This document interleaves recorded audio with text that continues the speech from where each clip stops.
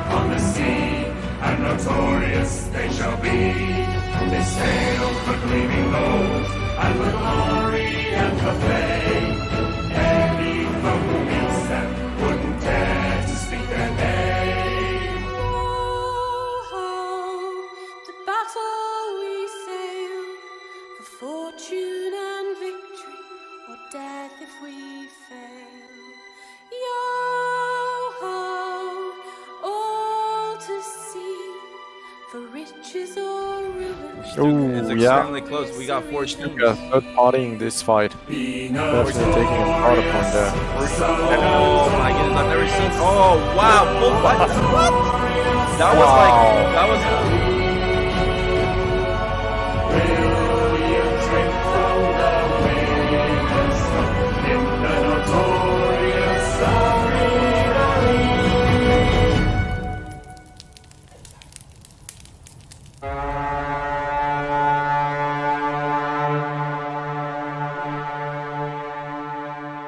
The NAL champions those? Nah. Yes. That is an NAL. That's an NAL galley, by the way. All right, everybody, and welcome to the Notorious Arena League, home of the best crews on the seas. Oh yeah! Let's go. That's what's up. As always, I'm your host, Rage Strux, and joining me, bringing the hype, Potter Sauce. Wow! Let's go, man. It's been here since season 2. I love it. And also joining us, Lord Veden is back. What's up, man? Sup, boys? We're gonna see a lot of epic gamers tonight. Frick, yeah. Let's Heck go. yeah. League play week 3. Now things are really heating up. Potential for showdowns today.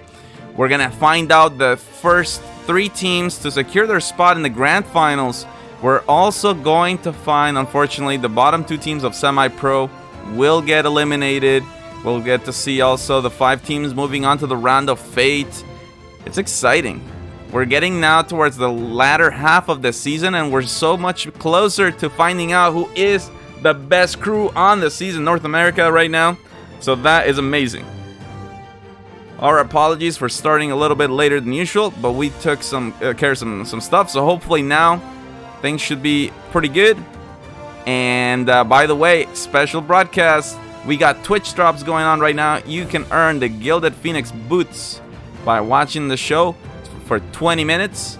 So that is awesome. In addition, Yo, also, you see that little check mark? I want to point that out. You see that? Beside the Notorious Arena League name in chat? That's crazy. That's new. that's new, and that's thanks to you guys, the community who supported the NAL. That checkmark means we are now Twitch partners. And that is what's allowing you to enjoy the NAL in full HD. So the 1080p 60 is on. And for those on mobile and tablets and stuff, you know, you can control the quality as well in case you can't get the full HD to make sure it doesn't lag. That is awesome. I'm so happy. We also added new emojis. So if you guys check it out, for those that are subs, we've added the Bucket XX emoji. And we've moved the Rage Umph. And we re-added the lit emoji back on there too, so lots of ways to interact in the chat. Scooter with the raid, thank you so much for your support. All right. So yeah. Oh, we got a Twitch partner, guys. That's thanks to you, the community. We are so grateful for that. Cannot thank you enough. Now let's get on with it. Let's introduce the teams that will be playing in the semi-pro division. Let's get on with it. Here we go. First of all, let's hear it for Crux. Here we go. There's Botwad, the team captain. Snapper, Cannoneer. Angel, previously on the Bobby the Bottle squad. And there we have it, Jellyfish. And we got Jotuni, deckhand.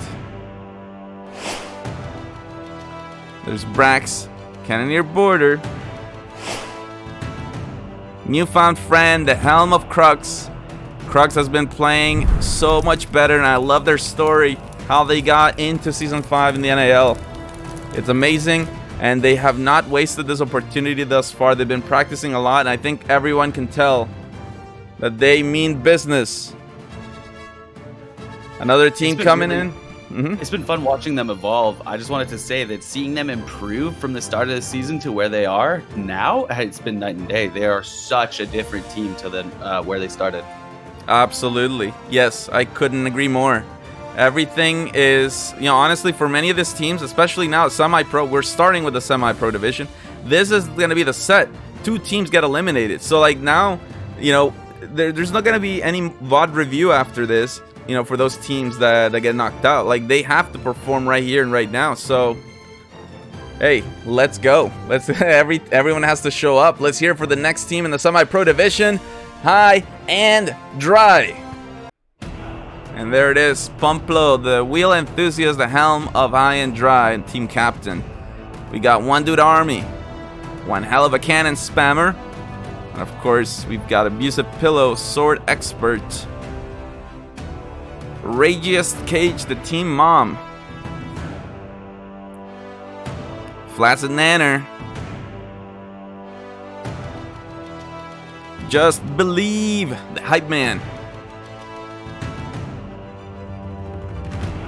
Now we got Recology, Repair Mate. There it is, the High and Dry squad coming in. An important day for them.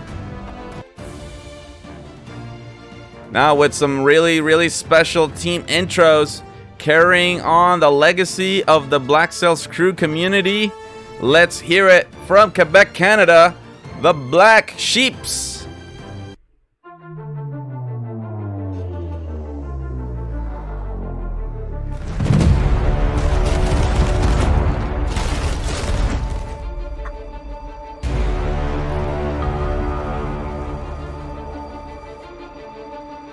There you have it, it's Super Hobo the helm.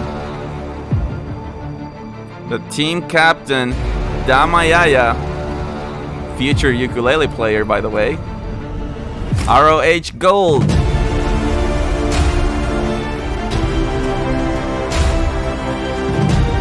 Evil Kid 12 support. Mility support player. Gaston support. This is the Black Sheep squad. Watch out for the buh, because that means they got the kills.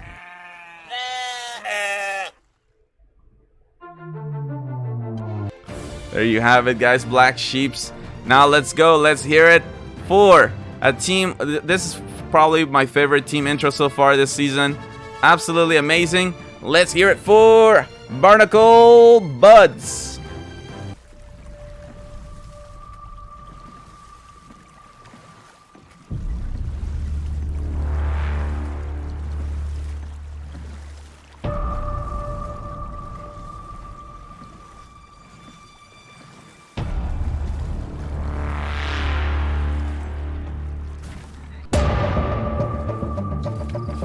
Barnacle Buds coming in. They know what they got to do. Serene Chaos with the sub. Let's go. Thank you so much for your support. Bohemian Sincere.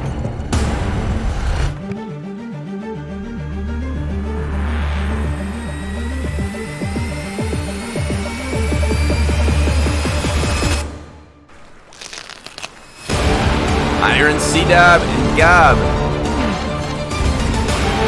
Harry, ex-lowered status. Zoranzo and Purple Turkey.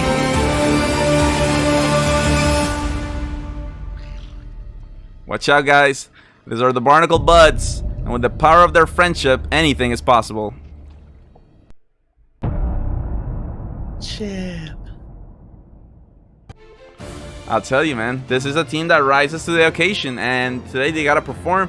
One more team in the semi-pro division. Unfortunately, their team intro is really outdated. They asked me not to play it, but I want to give them a huge shout out, and I'll show their logo on screen because this is a team that has improved tremendously, and I think they're looking to take some names and just make a statement here tonight. Let's hear it for... Let's see here. Whoa. Big Old Gal. Big Old Gal. This is their logo. Big Old Gal coming in. We're working on a new intro for them, so you can expect to see that in future episodes of this season. Big Old Gal coming in. Those are the 5 teams. Instructing staff to set sail. We're gonna do this. Their logo would be a pretty cool tattoo. That, like, the way that it's designed with all the borders and the outlining and the shading, that would make a really good tattoo. Someone should get that tattooed. Yeah, it would. Absolutely right. And in case you didn't catch up with us last week, let me show you the current state of the semi-pro division. This is what we got at the moment. So, Big Old Gal currently leading the table there with 47 points. So teams in the NAL are earning points based on their placement in the matches. First place gets 9 points, second place gets 7 points, third place gets 5 points, fourth place gets 3 points, and finally fifth place gets 2 points. Teams have now been playing for 2 weeks in league play. This is week 3, and these are the total points they've earned so far. So Big Ol' Gal at the top with 47, High End Dry second with 46, Crux in third with 41, and that is really the critical spot. Top 3 will move on into the round of fate. You do not want to end the night in the bottom 2. Those are the teams that will get eliminated. So right now, Barnacle Buds and Black Sheeps in that danger zone. But it is very close, and you can expect some heat coming in, especially to contest that third place. It's going to be an incredibly action-packed night of games. So I hope you guys are in for the long haul, because this is a lot. It's going to be a lot. We also have an Obsidian Capstan giveaway at halftime that occurs between Game 4 and Game 5. So if you're hunting that Obsidian goodie, you definitely don't want to miss it. We are currently in lobby. And that is really, really good.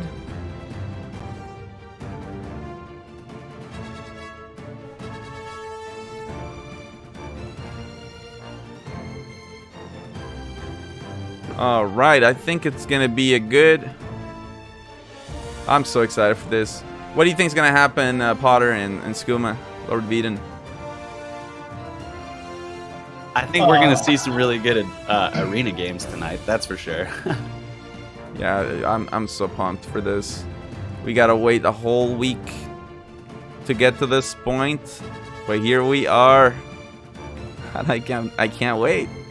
Yeah, no, I've been looking forward to this for the whole week, and especially knowing that today we will find out which 2 crews will be eliminated from the semi-pro division. So, you know, I've been just racking my brains trying to figure out who is going to be coming out on top from this series, and who, you know, if they do make it out on top, who could take it the entire way to contest the pro division for their grand final spot.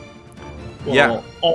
All I'm gonna say is I really hope Blood Tallyman. I'm really rooting for them right now.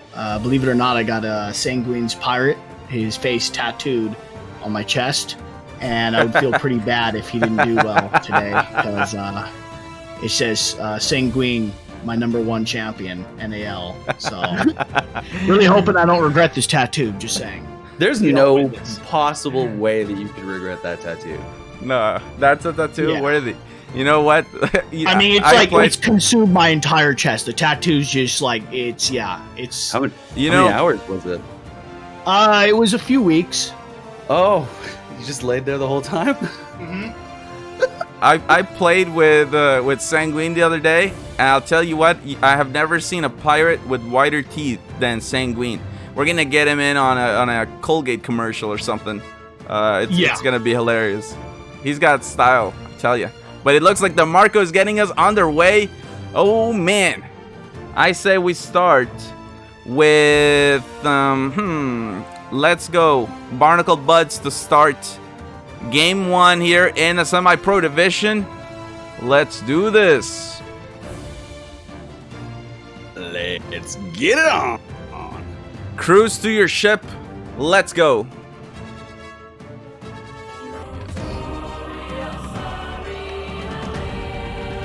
Oh, that was so sweet. Did you hear that, chat? Best of all, let's have fun. Hey, You want to have fun? Yeah. I want to have fun too. It's important to have fun. You play better when you're having fun. Toxic spawn. It's true. Well, I don't know. shoot Some people play really good when they're tilted. I don't know, man. It's like the anger kicks them up another notch somehow. Oh man, yeah. Well, I'm definitely not that kind of player, but yeah. I mean, who knows? This is not a time for any errors anymore, man. This is it. Teams are getting eliminated. Yep, from both sides, bro. Already, special balls being tossed by High and Dry. Dang, dude. They were already using blunder bombs. That might have been an accidental one, because this max range, I don't think you'd normally see anything like that. Big shots right, guys. But it happened, and it landed. Like, they actually connected it, got players off of the cannons on Barnacle Buds. That was crazy. I don't know if they meant to do it, but it happened. It worked. Barnacle Buds actually already picking up a kill. They're shooting both sides. Now they switch their attention towards the middle ship. Can't even hear my music. They got a kill on Crux. It was a player on the top deck. In front of us. Oh, wait a minute. Look at that. Hold on. I thought Harry was just filling Helm just for fun, but he's actually helming here in week 3 of League Play. And Barnacle Buds is down by 1 point. So, like, they're in 4th place. They have to perform today. Harry. Yeah, there's no option for them to make mistakes. This is quite the call. They put their border as their helm. Now, that being said, they did great yesterday. I was complimenting Harry how he was able to helm, but we've seen Bohem on helm a lot. That's the normal helm for Barnacle Buds.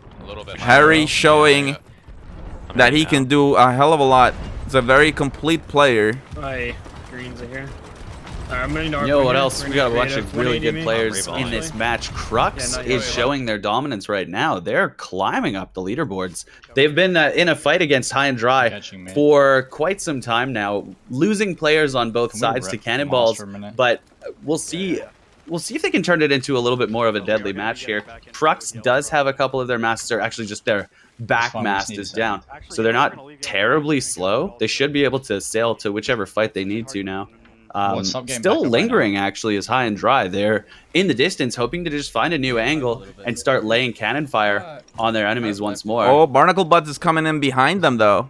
We gotta watch out here. Flats and Nanner on the harpoon, hoping to 180 towards the fight, but he couldn't grab. Yeah, he didn't get the ground though. No, and Barnacle's already kind of lining up here. Let's go back to Barnacle Buds and see. That's really good awareness for Barnacle Buds. They are fully in control of this area of the map, and they're able to get their mast up as a result. You know, there's no one pressuring them. If they're the ones putting the pressure on everyone else, you get to go wherever you want and do whatever you want. That's smart. Yeah. Well, I thought maybe Barnacles would come in and pressure High and Dry, but actually it just seems like they don't want to get into an isolated battle. They rather be in the group of 3. And so we see a period right now, everyone is just sailing around trying to be in the best of the fights. 3 teams in the 1000s. They pulled mid. Lots of action going on. So by the way, the numbers you're seeing below the team logos corresponds to the points that are earned on tonight's set, and that will be added onto the standings that I showed you before the games. Right now, alright, let's get our points, boys. High and Dry looking to come in. They need to get in the action. They need to get points. They're the only team below 1,000 points. Crux in the lead. There's been a little back and forth with Black Sheeps. Crux have it's been really close. The point totals constantly, you know, in one team's favor and then back the other way. Black Sheeps and Crux. It seems to have swung once again in the favor of Crux now, as they do have a really nice lined up side versus side broad here against Big Old Gal. They should be able to lay some cannonballs and special balls and any kind of balls they want downrange. Yeah, here comes Blunderbombs to get players off of the cannons. Oh yeah, this is the trade. I knew it would come. This is exactly when you want to start using your specials. Both teams feeling a little bit pressured. Actually, a lot pressured. Yeah, this is not an easy thing here. Big Old Gal they've been practicing a lot of the orbits. Almost every single fight that Big Ol' Gal gets into is an orbiting broadside. This is literally what they like to do, and it's hard to take them out. They got a lot of controller players on Big Ol' Gal, and I know it was kind of a meme at first, but I'll tell you what, those are some accurate cannons. Yeah, it's deadly. And if you are that reliable on cannons, if you are able to hit your shots and basically predict where that cannon's going to go every time, you're able to control what the enemies are doing on board that ship. If you're constantly lobbing balls at the top deck, they're going to get knocked around. They won't be able to grab the cannons. They won't be able to fight back. You pop a couple special balls below, anyone that's repairing gets knocked off the wall. They have to stop and ask for help down below. There is so much strategy each decision when they're using the special balls, when they're using the chain shots, you know, when they decide to board. Every single decision is extremely calculated. Yeah, absolutely, 100%. And earlier in this broad, we saw Jellyfish putting the holes lower pressure. It's not enough to just focus on the cannon line. You know, you got to also put the lowers, especially the front of the ship, force them to call for backup. And I think that had something to do with why Big Ol' Gal actually just ended up disengaging altogether from this. You just want to. They were getting blown to pieces in that fight, man. Like, Crux did not stop. They were, like you were saying, the cannon line shots were. It was like just a torrent of abuse. There was nobody on the other ship that could even get close to the cannons. It was just too much.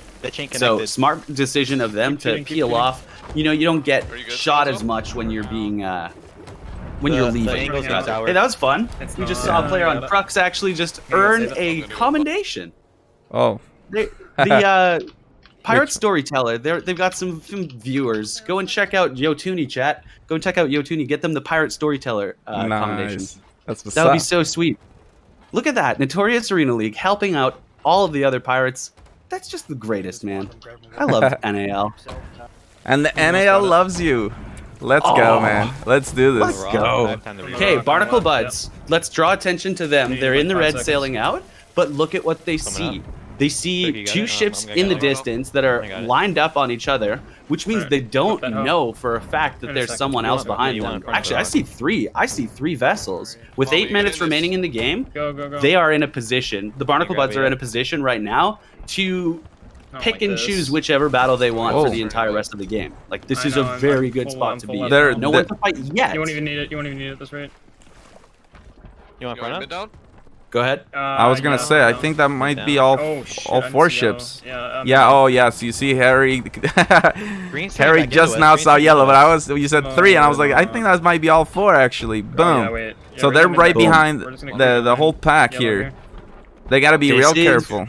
Yeah, well, okay, so based on where they position themselves, if they sail too fast and too furious, they'll put themselves in the middle of the entire battle and get dumpstered. If they sail smart and slow, they'll be able to rotate around the entirety of the rest of the game and shoot whoever they want whenever they want with crazy long distance cannons. We'll see what strategy they choose. It looks like Harry's trying to keep them outside of the center. Yellow ahead of them, peeling to the left. He wants to make sure that he doesn't join into their angle. Actually, Lowered Status has an angle on them. They're going to start earning cannon points soon. Yeah, that's an angle on the Black Sheeps. I know, but Crux keeps on earning points. I'm trying my damnedest here. They don't plan on stopping. And they're also shooting Black Sheeps as well. Let's go back over to them. Yeah, Crux are really showing us they mean business. They want this spot in the Round of Fate as a team in the semi-pro division. I mean, that is literally the end goal here after week 3 league play. That is what you want to do. Crux right now in 3rd place, but only by 1 point. So they have to be very strategic about this. The teams that are below them right now are Barnacle Buds and Black Sheeps. Currently, they're winning this game. That's cool. But let's check out the Black Sheeps in 2nd place right there. They need some big performances. They're the team that needs to make up the most points. And they have the potential to do it. Like, they're not, a team that you should sleep on. The Black Sheeps are ridiculously talented, and we have seen them come from the very back of the game all the way up to demolish and come to the top and win. It's not okay. Never mind. Oh no, he got shot off his own. No, that is a board. Drop front. Lowered Status is on yeah. the blue ship. On He's Crux. fragging out right now. That's on Crux. Oh, this is huge because they were middle deck last time I saw them. So we expected some targeting, and again, you know, We're so Barnacle many Buds points after below this, yeah, perfect. Crux by 1 point, so lowered status We're gonna try to get our on the board here. Already secured the anchor and using the balconies, man. staying alive. Yeah, he's jumping around everywhere. They go completely lost track of him there for a moment. Wow. He managed to juke out Newfound French, did manage to die. They picked him up. I think they got the anchor up as well. It looks like they're sailing away on the blue ship. Hard to tell. Well, let's see. No, I mean, well, so far Barnacle Buds is absolutely still cannoning them. Like they got the pressure, and this is such a close game. It's one of those heartbreakers. Oh, there it is. Crux about to backsplash themselves. Yeah, Crux goes down. Now that puts Barnacle Buds above Crux. If it finished like this, it would actually kind of revert the roles. It'd be Barnacle Buds in third, by 1 point ahead of Crux. No, don't even raise it. Don't raise it. Oh, mid's gone. Black Sheep's in fourth. Why are you guys raising? A little bit scary there. High and Dry currently leading the pack, but it's a very, very close game.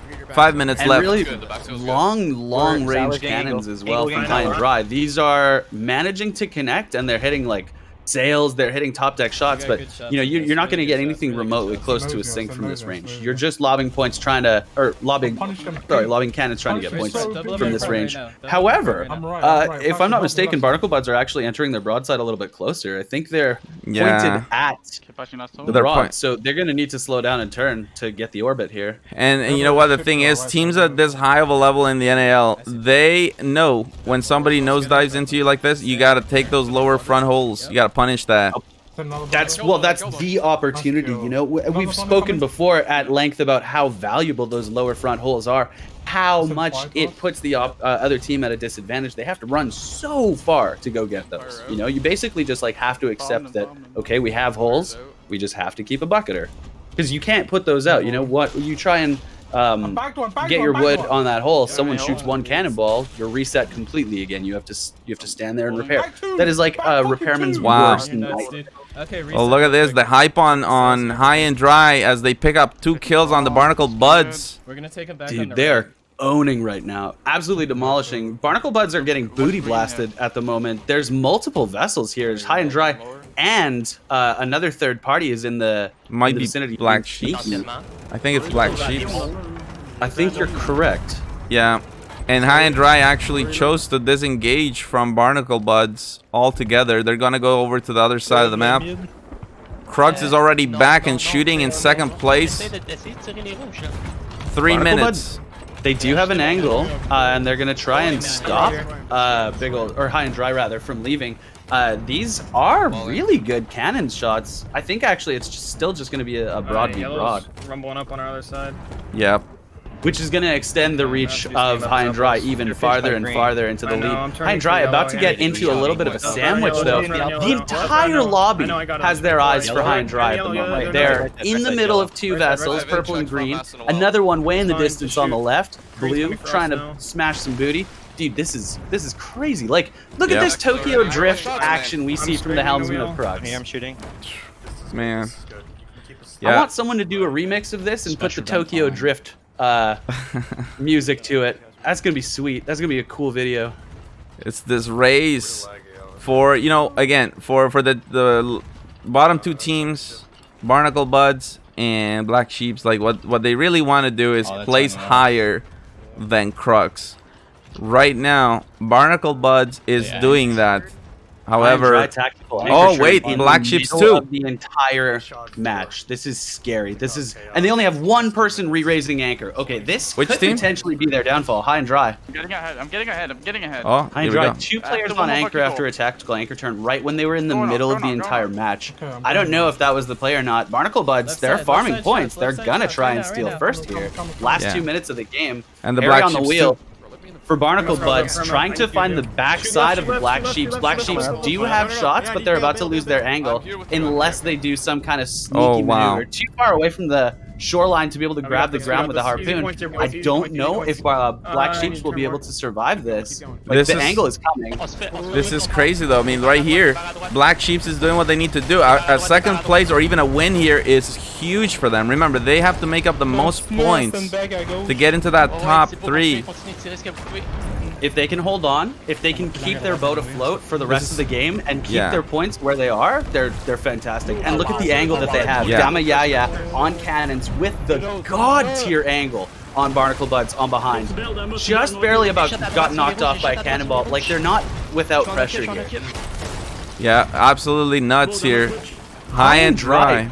They're laying it into Black Sheeps from the other side and have not stopped once. They don't plan on stopping either. I see players in the chat room for High and Dry are just excited, man. This is a match to watch. GG! Let's go. Dude, that could have been anybody's game, man. It was that close. What the hell? It literally came down into the last minute. The last minute. High and Dry picking this up, getting them a step closer to the round of fate. Black Sheeps a really well-deserved second place. Barnacle Buds in third, Crux in fourth. Finally, Big Old Gal in fifth. So things really getting shaken up here. Let's fucking go. Every team is here to win. Like, you can tell by the point totals. You see how close that was the entire way to the end. Every single team is currently trying their hardest to get this win. Yeah, no, absolutely. It just means a lot. They know these are the real games for points to progress in the season, to get one step closer to that grand finals where they'll get the chance to prove that they are the best crew on the seas, sail away with the NAL sails. Oh man, you know, it's cool to see the hype coming through, teams delivering. Yeah, that was particularly a huge game for the Black Sheeps, and I'm really looking forward to showing you guys the standings, because yeah, surely that will shake things up dramatically. They need to keep, like, they need to keep this momentum going. It's good that they got this win. Well, not win, they got second, but they cannot let off the pressure. They cannot let off the gas pedal, not even for a second. Yeah, currently showing the overall standings so far. So with that win, High and Dry now in the lead, the top of the semi-pro division. Barnacle Bud sneaks into the third spot. Crux is in fourth with just 1 point behind, and now Black Sheep's cutting down the deficit. They're getting in the mix, 41 points. 3 more games remain.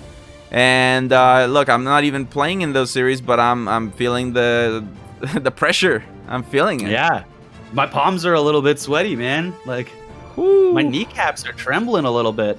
My toes, they're growing hair at an extraordinary rate. Mom spaghetti.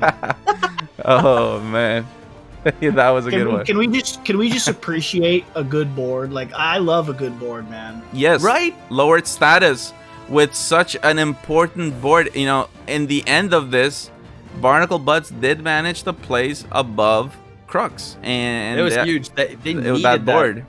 That board secured them that sync 100%. We're loading into game 2 though. Let's go on board with High and Dry. Let's do this.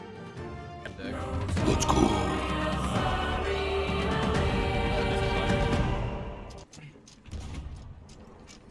There is a strategy that does happen sometimes. We do see teams opt to scuttle at the start if they don't like their spawn. It does not look like that is going to be the case for our High and Dry squad, though. 3 players on cannons. They are hoping for early points. Yeah. Angle left. That's super good teamwork, super good strategy. Literally calling out where each player is to go as far as sails after their anchor is up. Like, ultimate teamwork. I love that. That is so cool. Our cannons were just going everywhere. And now they've spotted the fact that they had the wind. They focus on angling the sails. Right now. I'm on right. And now catching up to Barnacle Buds. They got to race so they don't go too fast. In parallel broadsides, you want to go either same speed or slower. Just shoot. Now they're lining up to get closer, and I feel like chain shots might come out soon here. Yeah, this is absolutely when you want to start thinking about demasting your opponents, crippling their speed. You know, knock their legs out from underneath them, and then start punching them in the boobs. That's what you. That's how you do it, man. It's the art of naval war. Drop mid. Don't punch chat, just use cannonballs. This is a Sea of Thieves, not any other crazy game. Pumplo, so smart. He gets the most out of that broadside. With Barnacle Buds, they put the lower front holes and everything, and doesn't tunnel vision. Now spots Black Sheeps and basically is doing exactly the same thing. Yeah, we're zooming. Exactly the same. Fucking That's perfect, bro. what you need to do. You know, start aggressive, start strong, create the tempo, create the pace at which everyone else has to play, and then control the game from ahead.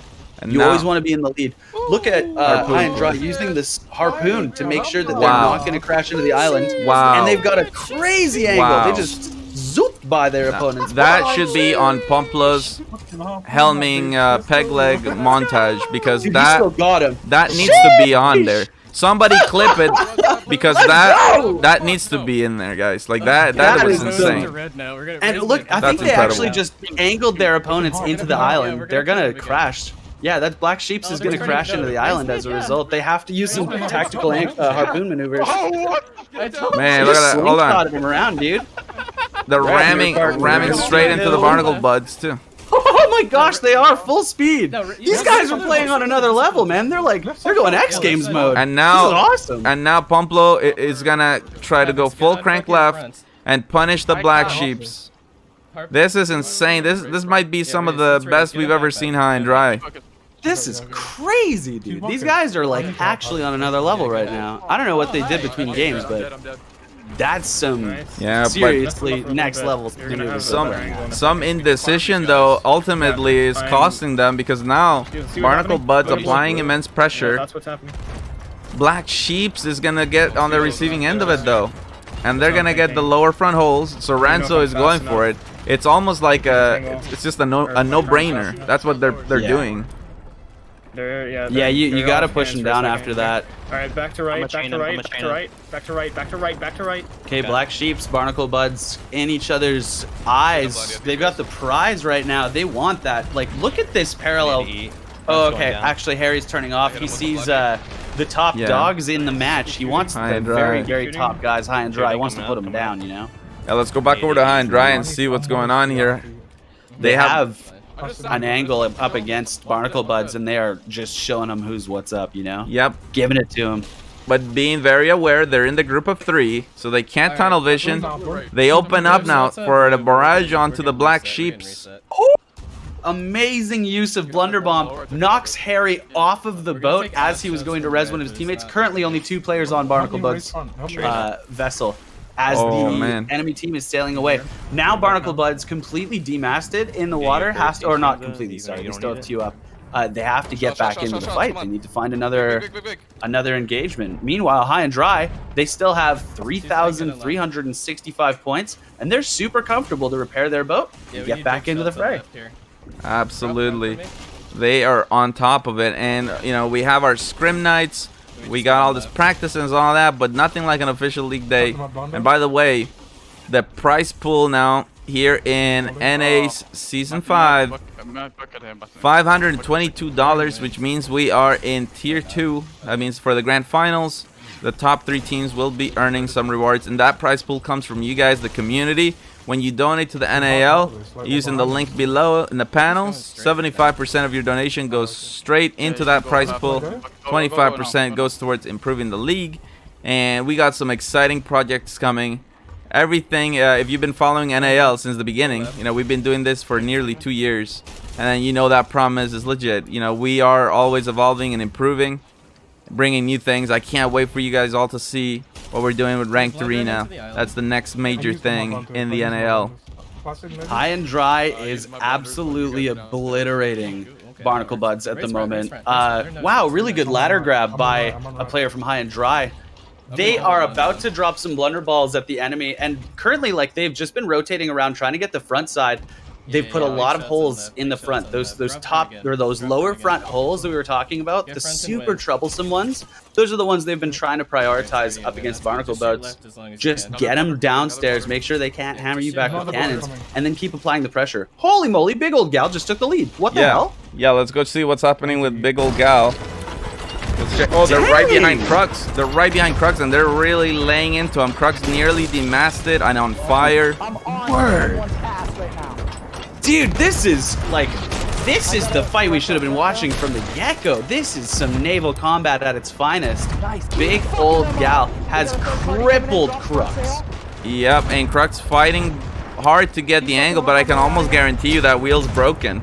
Big Old Gal is fully aware, though. Third parties are inbound, so they call drop sales. Let's go. They're happy with the amount of points that they've gotten, and they just want to leave Crux to someone else. They can't go anywhere. Crux is just, all hands on cannons at this point. Yep. Now Big Old Gal trying desperately to cut behind Crux, but Crux is rotating on the axis perfectly. Go over to Crux, see how they're doing. They're actually... They got 3 on cannons. So, and they're like stationary. They don't have to worry about being bucked up and down by the waves whatsoever. These are the easiest shots of their entire lives. Yeah, and they have no lower holes. They're absolutely dry, Crux. Dang. So like all of those shots that they were trying to make at the lower fronts, it looks like they were only hitting the middles, and middle front holes do absolutely nothing. They're like some of the most useless holes in the game. You just farm. Yeah, it's just literally just a farm. And so, yeah, I mean, look, Big Old Gal definitely took a lot of points out of there, but for Crux, the fact that they took that, they also got points of their own. They didn't sink. That is a huge play, but they are now fully demasted, and they're getting surrounded, so they have to consider their options. Big Old Gal on one side, here is the scuttle. Here it is. That is the right play, I think, because you're fully aware you can't get those sails up. It's not going to happen. So you play as a turret for as long as possible. You let it go down as soon as it's time. Really smart. Good job by them. They knew when it was time to go. They're going to take the elevator down with the vessel. Let's go. Hopefully Jellyfish can make it on the inside. Go back to the Barnacle Buds. They're on the backside of the Black Sheep. That's a nice angle, and they have a fully operational wheel too. Like, it's not gonna be difficult for them to maintain angle whatsoever. Well, the problem is they don't have mass advantage. You can see they've lost their main and front. They're only going on back. Black Sheep has the front and back sail.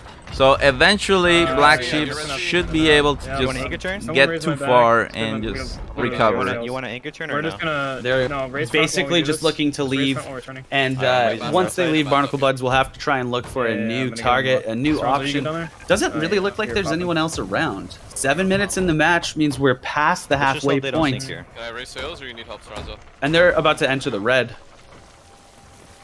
Oh, let me get out the cannon, bro. Holy hell.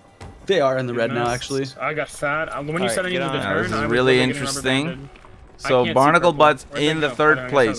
They're by that So rock. so for Krugs and for Black Sheep, those are the teams. If I were them, I would put more focus on Barnacle Buds than really anything else, just because that is the team I got to bring down to get into the top 3. I just took a look over at Black Sheep, and they're struggling. They're out in the red. They're almost water up to middle deck. Only have one of their sails down, but it's the power sail. It's the middle sail. So you're not going to be getting out of the red anytime soon. It seems like they've managed to get themselves out, not taking too much damage from the environment anymore, but there's not really anyone for them to fight. And let's go over to Big Old Gal. They're racking up the points, and if you go and see the broadside with Crux, long range broadside, and both on cannons teams are hitting. Crux. 2 on cannons for Big Old Gal, and they are connecting. Big Old Gal does have the points advantage, but for how long? Yep. Barnacle Buds in the lead. That is absolutely huge, increasing the gap they have with Crux and the Black Sheep. I'm gonna turn us around. Yeah, and they've got an angle again. They're gonna try and pursue this for, as long as they possibly can. I think this is High and Dry that they're fighting up against. High and Dry did use the majority of their special balls earlier, so I'm not sure what they'll be able to use. Oh, I spoke too soon. Here they go, shooting a whole bunch of chain shots, trying to take down the mast of Barnacle Buds in the distance. I don't know if they're going to connect. And check out on the other side, Black Sheep is coming in to attack the Barnacle Buds. Some of this targeting that I was mentioning, like, if you are in 3rd place, you can expect the heat to come your way as a 1st place or 2nd place team in the standings. Barnacle Buds middle and back mast are both down now. They're getting lit. This is problematic for them. This is full sandwich mode. They're panicking. This is desperate mode. They got to get some points for Scuttle. Yep, and now quad cannon, almost quad cannon for High and Dry. There it is. pump on High and Dry. cannon. So if there's quad cannons from High and Dry, and there's at least from Black Sheeps, that is 7 cannonballs at a time flying in the air at your one target. Can you imagine being the one boat standing underneath 7 cannonballs at a time? Dude, that would just be disastrous. But they're holding on. They're completely okay. Like, able to fight back. Barnacle Buds versus their opponents. High and Dry is the broadside that's continuing, I guess. Very close in points.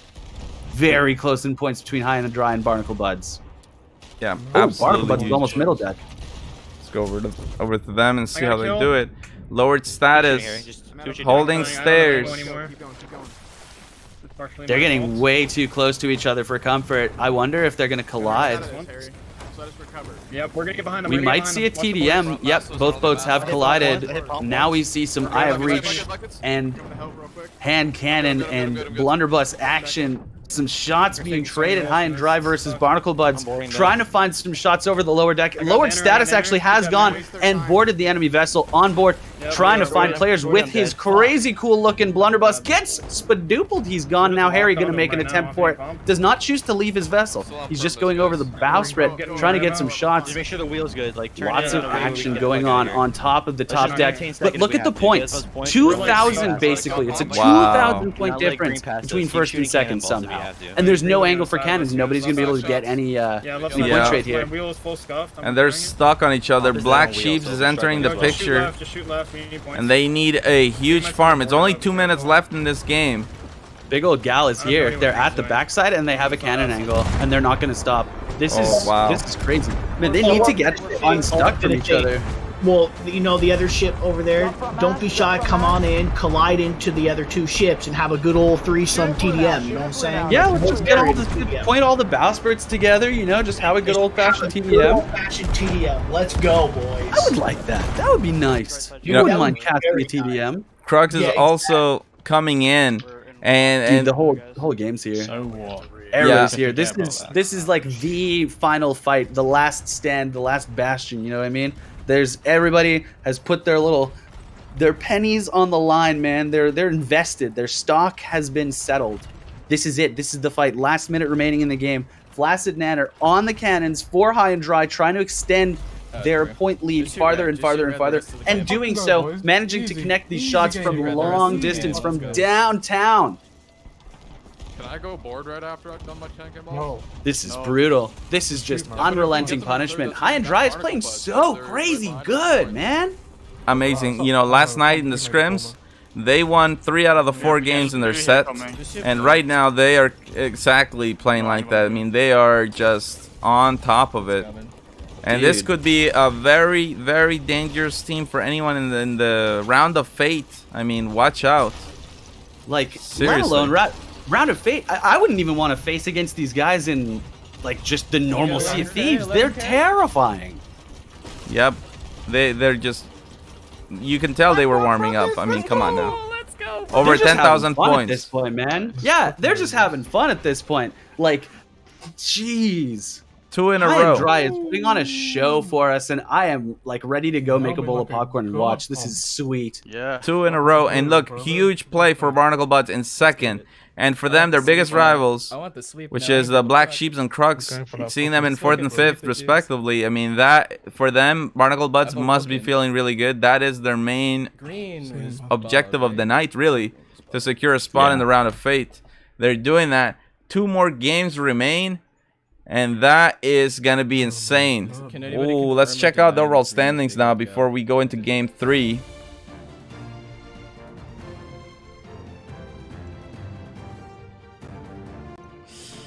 Man, there is really no more room here. I mean, both Crux and Black Sheeps, they've got to come after the Barnacle Buds. They have to. There's really no other way. I don't see any other way.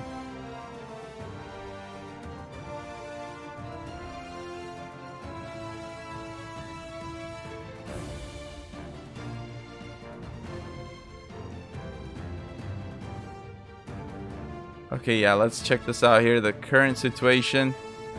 It's looking pretty interesting. Here we go. These are the standings at the moment.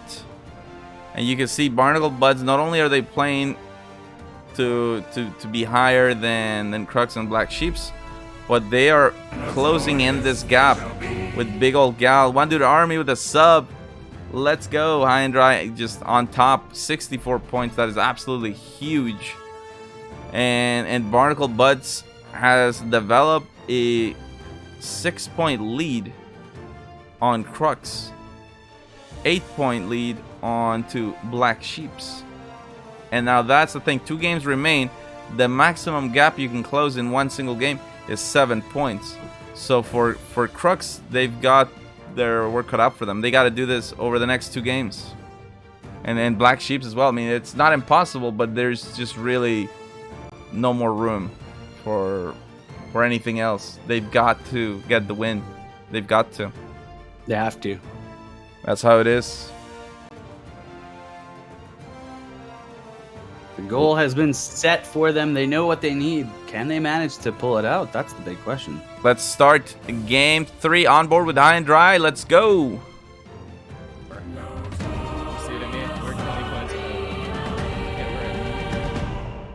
Good shit. Keep off, man. Yep. See left. There we have it. And you know, High and Dry, one of the teams that actually keeps somebody to shoot cannons before the anchors even raise. Actually, only one person on anchor. Stonks, come on. Stonkers. You don't see this often at all. It takes 30 seconds for one person. And they're landing. They're honed in. Holy hell. They're 200 excited, points. man. They're having fun. And Pomp literally raises anchor by himself. His team racking in the points. Angle for win. I think we saw that last game as well. And Black Sheep has even more points. So like, what? I wonder if they did the same. Yeah, I think I remember seeing another team do that at the start of last game. I'm pretty sure it was High and Dry. It might have also been Barnacle Buds. I'm not 100% positive. Crux goes down early on. The 3 cannons, though, it's we. Keep that in mind. Oh, was that a scuttle? I think so. Yeah. Yeah, there's no way that was a sink. Oh, that's not true. Look at all those bottom holes. Oh wait, those go there when you settle. It's got a part of your dummy. Oh, so right Never now mind. for Crux, they're hoping they get the RNG, the respawn that's closer to the island and not the one that's super far away. You guys better bag all of them. They're all shooting at me. But Barnacle Buds on the parallel, and they're not messing around here. No. They don't. Straight out of the gate. It's right against their nemesis, High and Dry. Right now, hold up. Yeah, they don't just want They're gonna be running into us. to have you know, to be in the top 3. They want to get in there. They want to contest for second at least. What's the saying from Conor McGregor? We're not just here to take part. We're here to take over. Exactly. The notorious Conor McGregor with that one, and yeah, Barnacle Buds not messing around. For those of you who remember the Ranked Arena Alpha Finals, man, Barnacle Buds almost ended up winning the whole series. So this is a scary team, man. They rise to the moment. That is this team.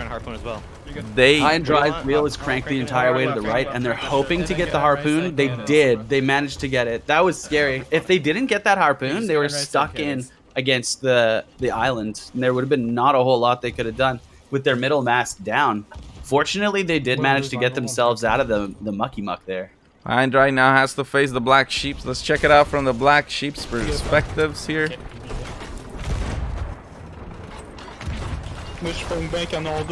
And again, the teams that have to perform this game are Black Sheeps and Crux. Currently, they are at the bottom of the score, but there we go. Black Sheeps climbing now into 3rd. Keep an eye on Black Sheeps for sure. We need to see some points from them. They really, really, really want to win this game if they're going to be able to compete in the rest of this competition. But they've got a decent angle right now against, I think that's High and Dry in the distance. High and Dry using a lot of special balls already, actually. Managing to connect fire on their opponents. Oh, and Pop getting spanked in the face by a cannonball. That's problematic. Wow. Black Sheeps has so much water. Their one backsplash could be a disaster for them. 2 people on perma buckets right now.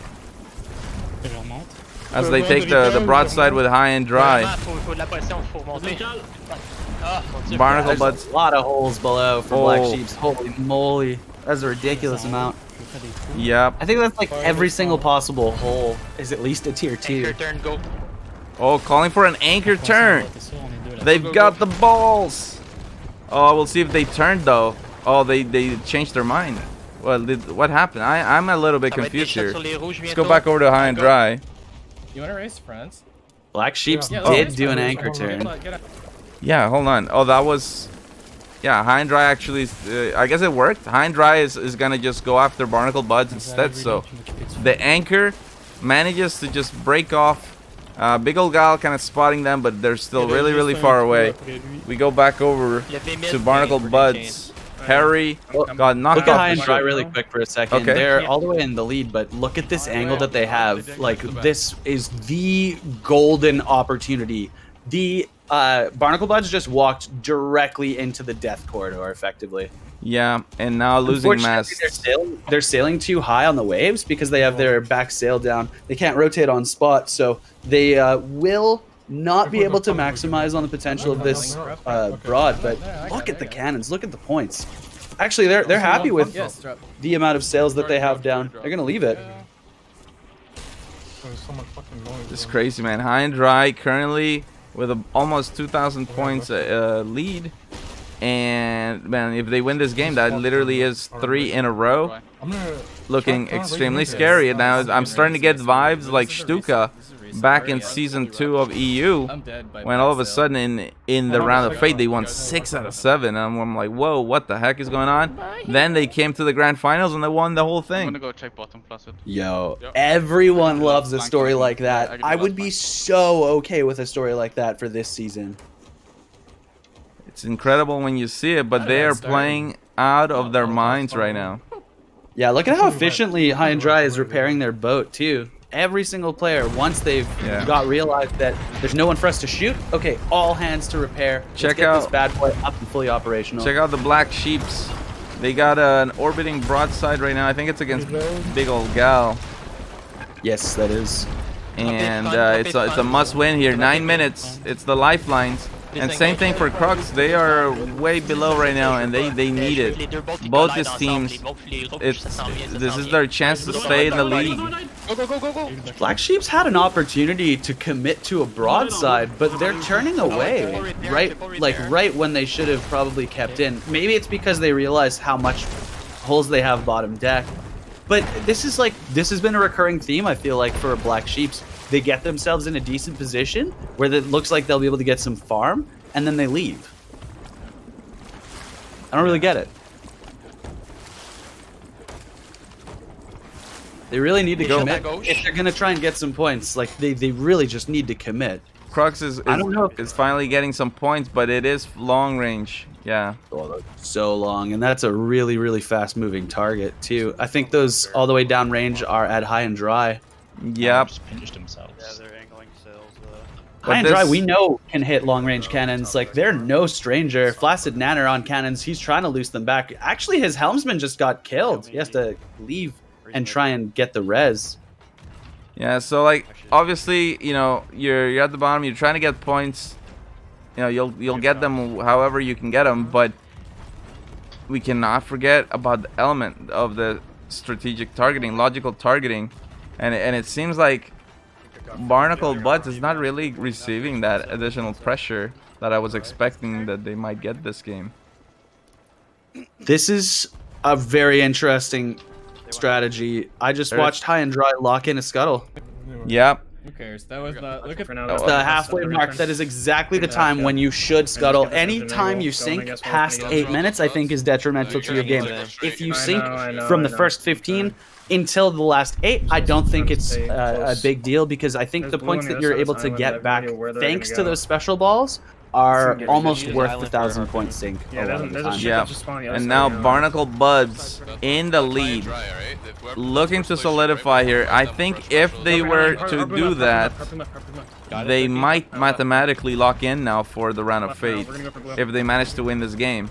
Or even I think it depends on whether or not High and Dry got a good respawn. Because if they're anywhere close to the action, and if they can continue what they've been doing for the rest of the series, just like find a ship, lock them down, dominate, and don't let anyone else come into your party.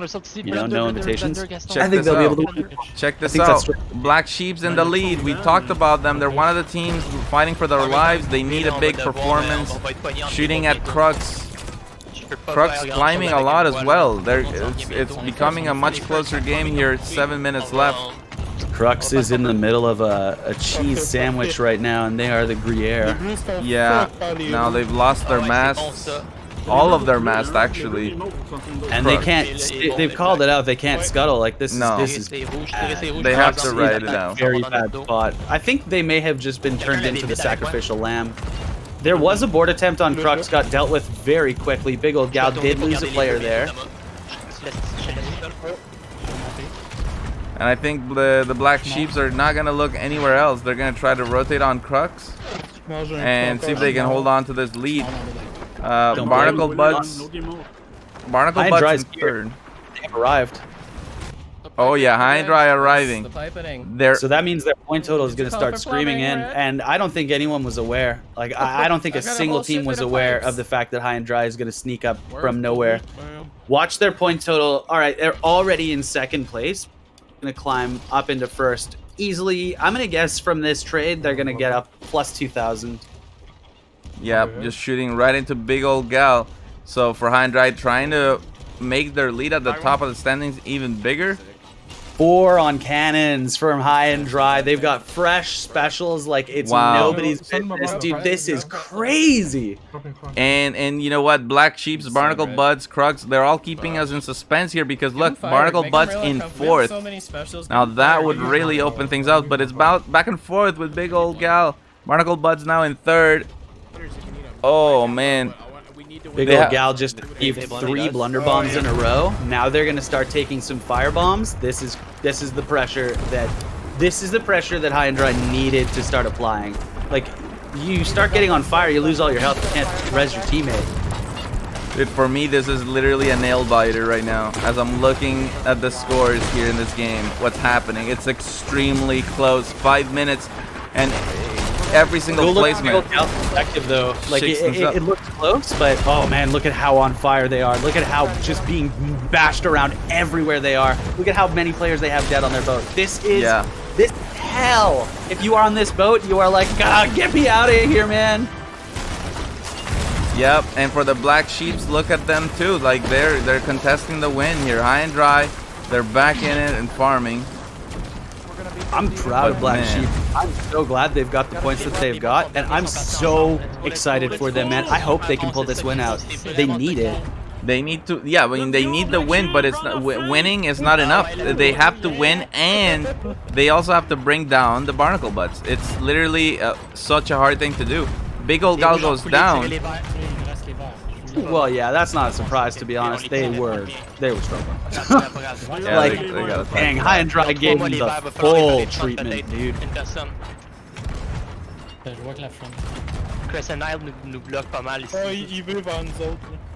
So it's like the last 3 minutes of the game are the most important 3 minutes of this particular game, because we could potentially see an upset. We could potentially see Black Sheeps peel away with points, or we could see high and dry continuing the lead and domination that they have managed to establish for the first 2 games and pulled out a 3rd game win. And I wonder if they're going to be able to pull a sweep. They're hoping for it. And for Barnacle Buds, this is not really that bad of a position either. I mean, there's just only one gap, position gap here between them and the Black Sheeps. That means the deficit that they have just only gets reduced by 2 points. They currently enjoy 6 points. Well, sorry, hold on. No, 6 points on Crux, but I think even more on the Black Sheeps. Now, I mean, really good scenario for Barnacle Buds still. 2 minutes left. 2 minutes left. I think they have eyes on Black Sheeps. Who is that that's sitting way in the distance there? Yeah, Black Sheeps. Black Sheeps, all sails all the way up. Pointed towards the island, just gonna shoot cannons for the rest of the game. They have entered turret mode. Oh yeah, and they have the red crew, Big Old Gal.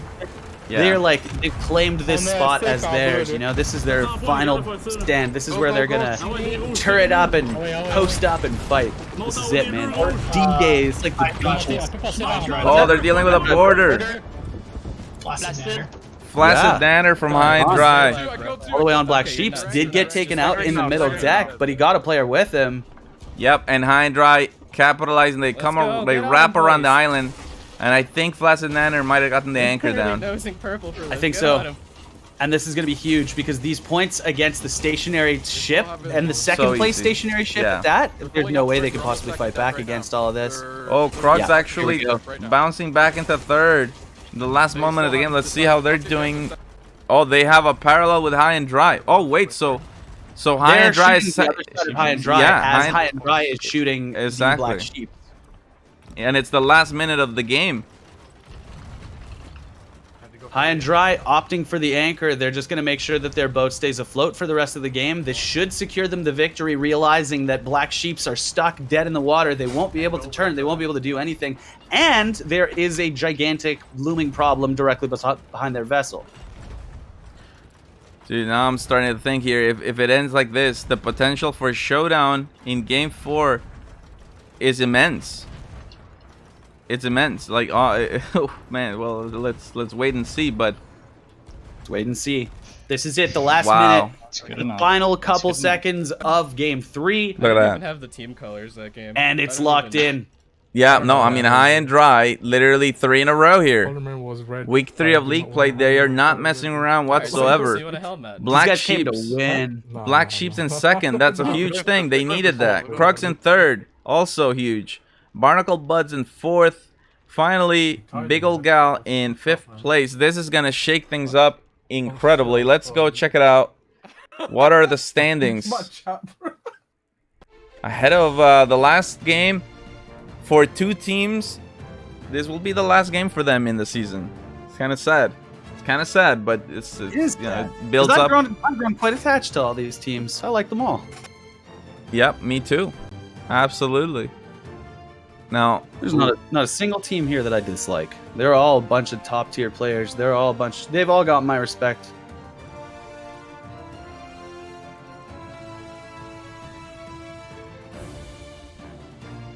Oh man, it really is close.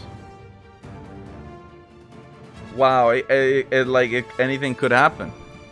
No one's mathematically out. Let me show you guys. This is the situation. This is the situation. Well, right now, High and Dry is locked into the round of fate. 73 points. That is an insanely high total. I mean, that's mind-blowingly insane. That's crazy. They're having the night of their lives. Big Ol' Gal, well, they are with 56 points. Yeah, I mean, it's very close. It's really, I mean, Black Sheeps and Crux 51 points. That's a 4-point gap with the Barnacle Buds.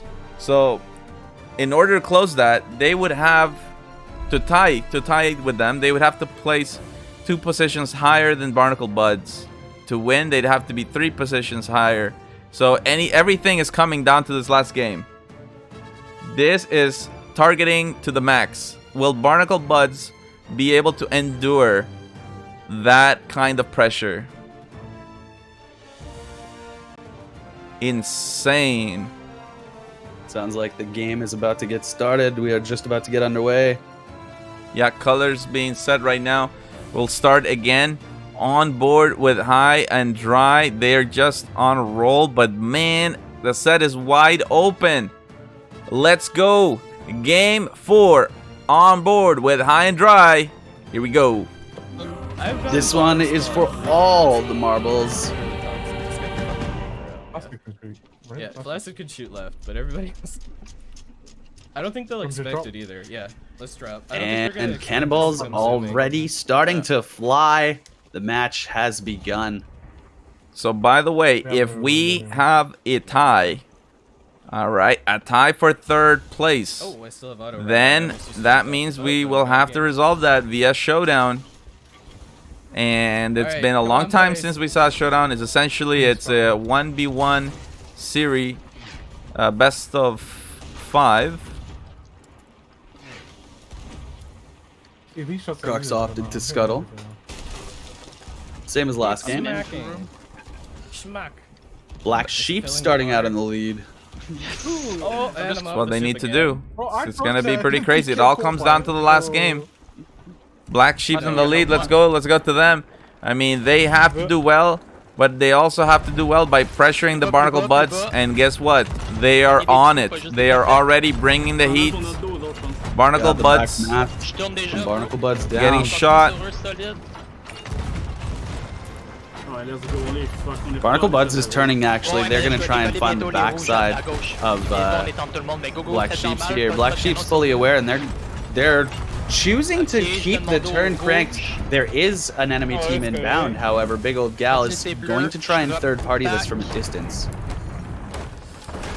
But the Black Sheeps are their tunnel vision on this. They know. They know. It's Barnacles have scuttled. Interesting. And you can hear them say, "Oh yes," so they're very happy about that. On the other side, I think potentially a smart play because they were being seriously pursued.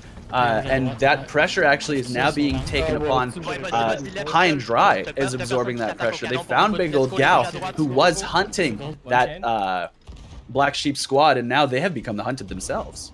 Yeah, for Crux at 0 points. Not sure if they had an early scuttle or what's going on with them. But they did. Okay, they started early scuttle. Okay, early scuttle for them. 13 minutes left. Anything can happen. Big Old Gal is calling for a scuttle now as well.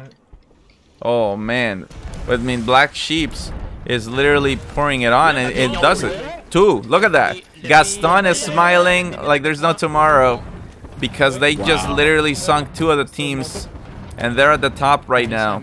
2 teams sunk in 2 minutes, dude. Woo, that's gonna feel good. And you know what? Their win condition is met right now. They have to go, if they want to avoid the showdown, they need to be 3 positions higher, and they are doing that.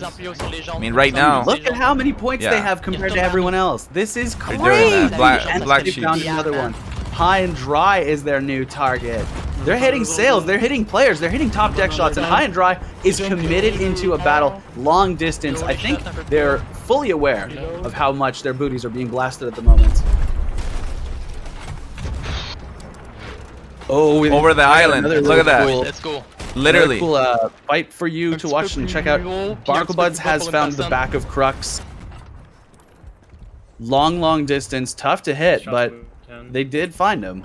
Oh, they find that, but really, I wanna go back to Black Sheeps. That they're shooting over the island, over at High and Dry, and they're hitting each other. Across the island that has the chest. Is that Snake Island? It is, in fact, a beautiful map.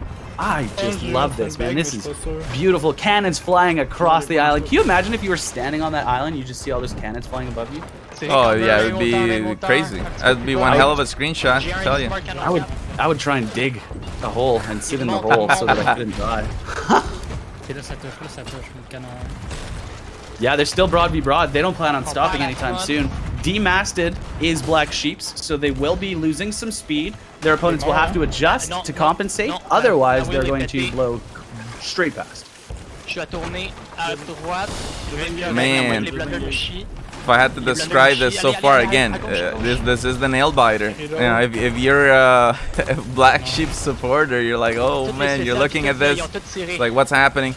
Barnacle Buds now in 3rd, so that scuttle in the beginning, very smart, because I mean potentially Black Sheeps would be on him, but yeah, no, now you know Black Sheeps, yeah, they're winning the game, but hey, you know that is not only that. They don't just have to win the game, they have to be much higher than the Barnacle Buds. In order to do that, they gotta go attack them. They have to. And so this is a great opportunity for Barnacle Buds to bounce back. High Dry board. Pompo's in the water. He's gonna make it. He's Black Sheeps. Oh, he stood up on the ladder and shot the shotgun. He's on them. That is a very bizarre strategy. You can only do that in this. Oh, he's gonna get. Can you guys save it by any chance? He's gonna get the sink. If you guys can anchor turn, do it. Wow. So just like that, the black sheeps have gone down. You can save it, Pomp just do with it. the board, making a huge impact. Oh my god. It's And this game is still wide open. Wide open. 10 They're minutes. trying to find players in the water. There's still there's a Black Sheep's player in the water, Yeah. and You guys can do they're it. still You trying to guys- get you him. guys I will think do they something. actually sent 2 players from High and Dry to I'm go still fight. learning That's Silva. awesome. Just get us out. I'm still learning Silva. And they're out in the red. So High and Dry, after that battle, are Wait, you are? over 1,500 points in the lead and sailing clean out into the red. Wait, okay. Yep. Oh, let's go back to Barnacle Green's Buds. coming in. They are on the broadside with Big Old Gal. Firing 2 of them. Fuck these guys. And they also identify Green. Crux is coming. Green's nosing. I know. I'm Oh, man. High and Dry goes down to a backsplash, but they were so far out in the red that I don't know if they would have really been able to save it, honestly. I wish I could go through that. So their points do fall, but they're still in first. That keeps the dream alive there for the Black Already Sheeps seeing it. to come back Yeah. and then regain that lead. If Oh they my were God, even so the funny, dude. slightest bit Oh, disheartened man. about that sink, Black Sheeps are going to be super happy that they just saw that they just saw the enemy sink. Or- Like they have to know and they have to feel like they're Wow. still in this match. We have We're gonna need fire. I killed one. I killed one. Dude, for Barnacle Buds, taking so much fire, wheels broken, in danger of ramming in the island. Yep, keep shooting. And not just that, but There's an island here. in order to avoid the ram, they have to kind of Keep sail shooting, keep towards shooting, the keep shooting. Crux broadside. Let's see if Crux can deal with this. Crux hopefully should be able to monopolize on it, but they aren't actually able to stand on cannons and fire back. And it looks like their wheels turned too hard. They're going to lose their angle. So it was a Crux is basically blunderbomb. dead in the water. Oh, sorry. Yeah, Blunderbomb to spin them. I was about to, then I died. Yeah, blunderbomb. They have the angle again, and it's just this is it, man. It's All of them? they cannot lose this broadside. It's as simple as that. The Black Sheeps, are they? They're almost tied. One cannonball behind. Easy. Oh, they are right there. Oh, they are. Yeah. Wow. Black Sheeps back in the lead. That's insane. Back in Black Sheeps. Back in black. They got a player in the water. I'm not sure if he's trying to make a board or if he's just got knocked off. But they're going to try and continue extending their lead for as long as they can, sailing really fast. though. Okay, good. Screaming past these enemy ships. They want to get from one engagement to the next. They have Big Old Gal on their booty, though. They got to be a little bit worried. Here comes some chain shots at the direction of Black Sheeps. They could very well take down masts here. Yep, middle mast just got cracked.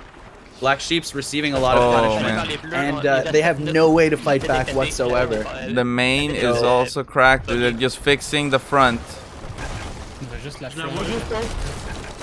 They cannot lose front sail. Gaston is on it. That's the only sail that they have up. If middle gets hit one more time, it's back down. There we go, it's back down. So this is disastrous for the Black Sheeps. They're just getting hammered. Like all of their players can't even really fight back. They're just trying to get sails up. Damayaya always there on the cannon, able to try and fight back. Doing a really good job though. I'm seeing players get hit reg over and over on Black Sheeps. They're down. That's a sink. Yeah, I think it was one of those things. They were so focused on not losing their mast, and unfortunately the water just kind of caught up on them. But now, I know. Barnacle Buds in the lead, Yeah, go to fire. Go to fire. and for that, Oh, is that a 6 minutes left There's the fire. to be in the lead when they were, you know, under so much focus fire is absolutely huge. Harry is down. They're working on the revive. 6 minutes.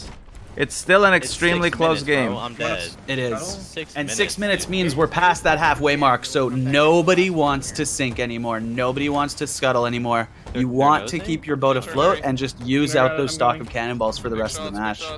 Big Old Gal sneaks into the top spot. I'm dead. Oh my god, bro. Yeah, they're doing it.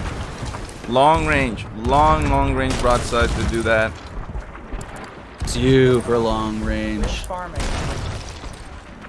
Crux They're farming hitting. at an alarming rate. Let's go see. Oh, Crux is hard targeting the Barnacle Buds right now. They are not messing around. They are literally going after them. And this is that is targeting that we're talking about. Mode. Yeah, they're like full turret mode. They've got all hands to cannons. They're just going to try and spank them as hard as they possibly can.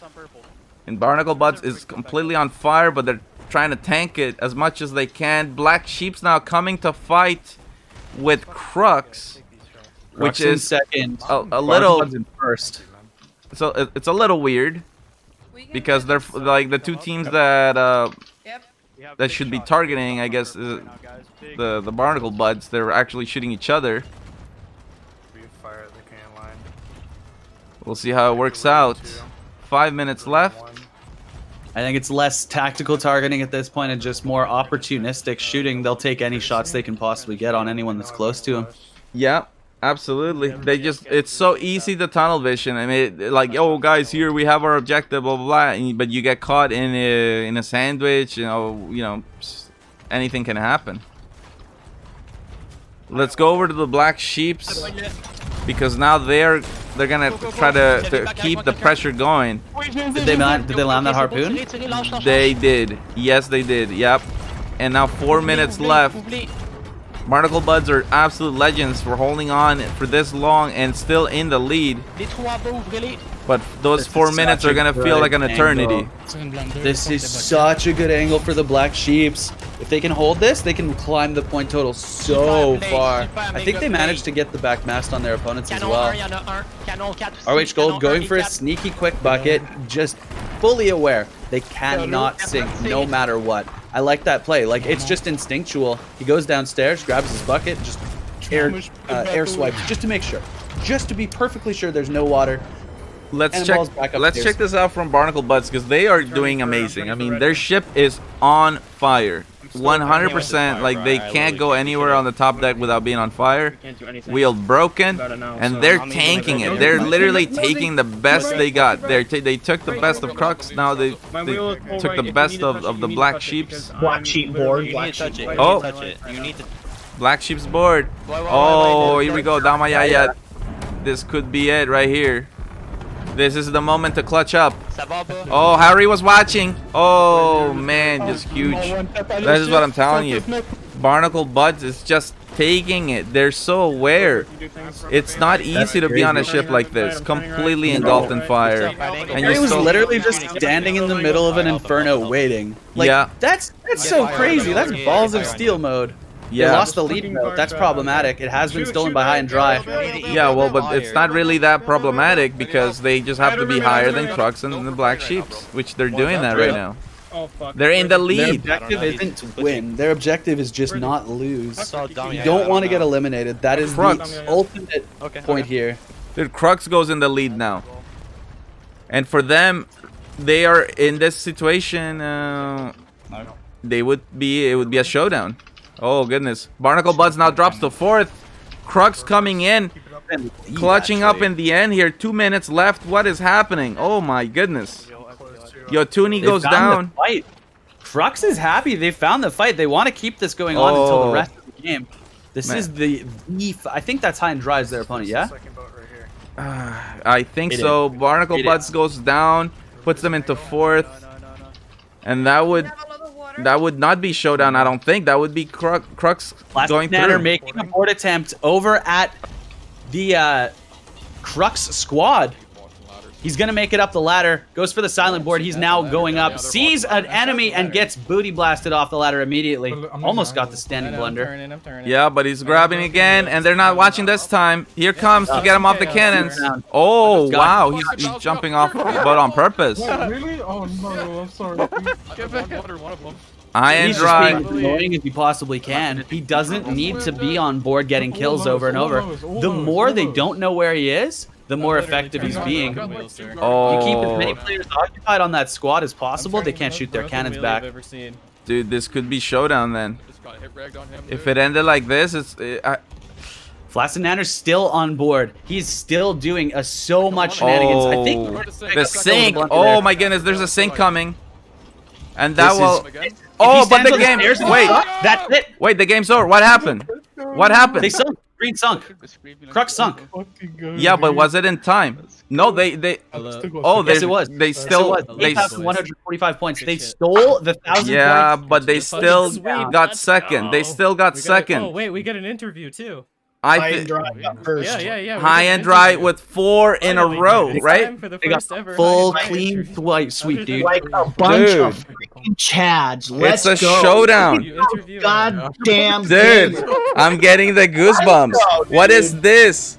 Let's go. Hold on. Whoa. Let me rewind here. Let's check out the standings before I get too excited. But oh, what did we just watch? We just witnessed What? Tell a me. bunch of epic gamers. We just witnessed a bunch of epic gamers, man. Let's freaking go. That was Oh, I was on the edge of my seat the entire Dude. last Oh, yeah. 4 minutes of that game. That was wild. That is exactly why I love watching the NAL. You never know who is gonna win. You never know when guys. it's not over until the very last couple seconds of the game. That is crazy, man. I The literally ultimate last second thing. I feel too much adrenaline right now. We have a showdown. Confirm. Yo. Confirm. Let's go. Confirm. Oh. Crux and Barnacle Buds showdown. That is insane. That is insane. That is insane. Crux Jack, get your clipping fingers ready. versus Barnacle Buds showdown. Get your clipping fingers ready. So, wow, that is something else. Okay, so I'll tell you what's going to happen here. We know this showdown needs to happen. It's not clear if it's going to happen tonight. And that's just based on scheduling, really. Because we have to start the Pro Division here in just a few moments. We already started the stream a little bit late. We're gonna have refs talk to Crux and Barnacle Buds, and we'll see about that. If we can do this after the Pro Division, then we will definitely do it. Everyone wants to see it now. But if we had the showdown now, then Pro Division has to play much later, though. Showdowns take a lot longer. Everyone wants it now. Oh goodness. Okay, we're gonna ask all the Pro Division teams, and if the Pro Division's teams wants to see it now, then we're gonna have to do something here. Okay, guys, I'm gonna take a moment and we'll talk with the staff and we'll figure this out. I'll be back in a few moments. We are getting a showdown. Oh goodness gracious. Let's go. Just 1 second here.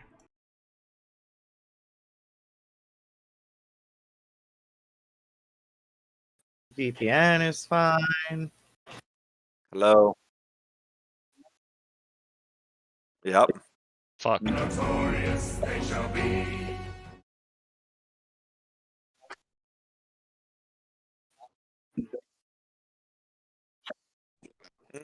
No. Nope.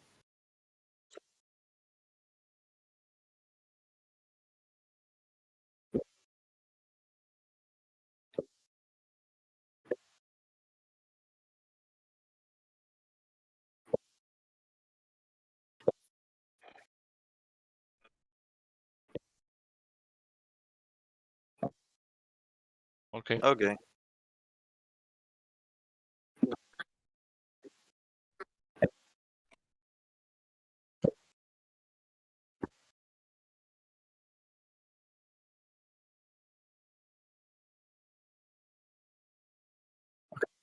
Okay.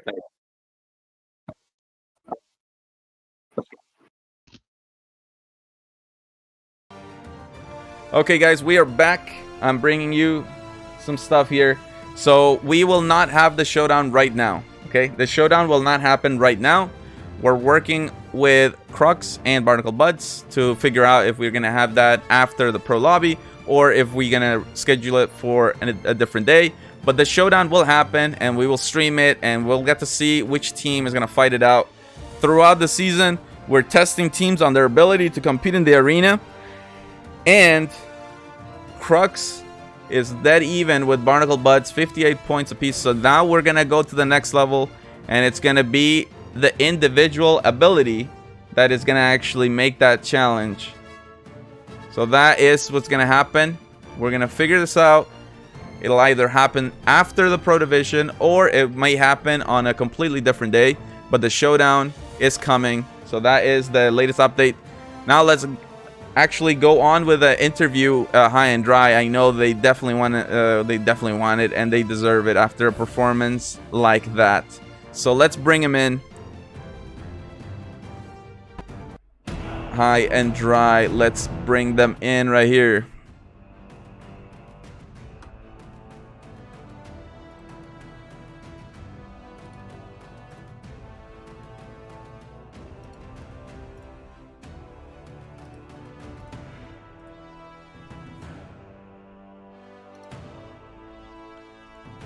All right, welcome, High and Dry, joining us right here in the Shoutcast box. How are you guys doing?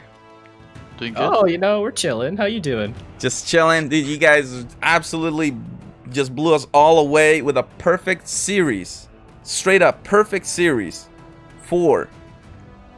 You are at the top of the semi-pro division. This is the last week. That means you've secured your spot in the round of fate. And I think every team in the NAL is shaking their boots a little bit because you guys are not messing around. And the NAL season, it's not really how you started. It's how you're how you evolve and how you get there. By the time you get to the round of fate or the finals, how you're doing. Your team is trending up in an amazing way. I want to get your thoughts on tonight's matches. We just came in with a simple plan. We're gonna play our game and see what happens, and it went perfectly. What can I say? Yeah, I mean, you guys were on top of it. You were deadly on the cannons. We even got to see you pump with a board of your own, which actually led to a sync. It just seemed like everything was going really, really smoothly. For those who have not heard of High and Dry before, what should they remember about your team? Chest play OP. Trying to redefine the meta. You heard it there. And your team also won the Gauntlet Trials. I never forgot that. That was really cool.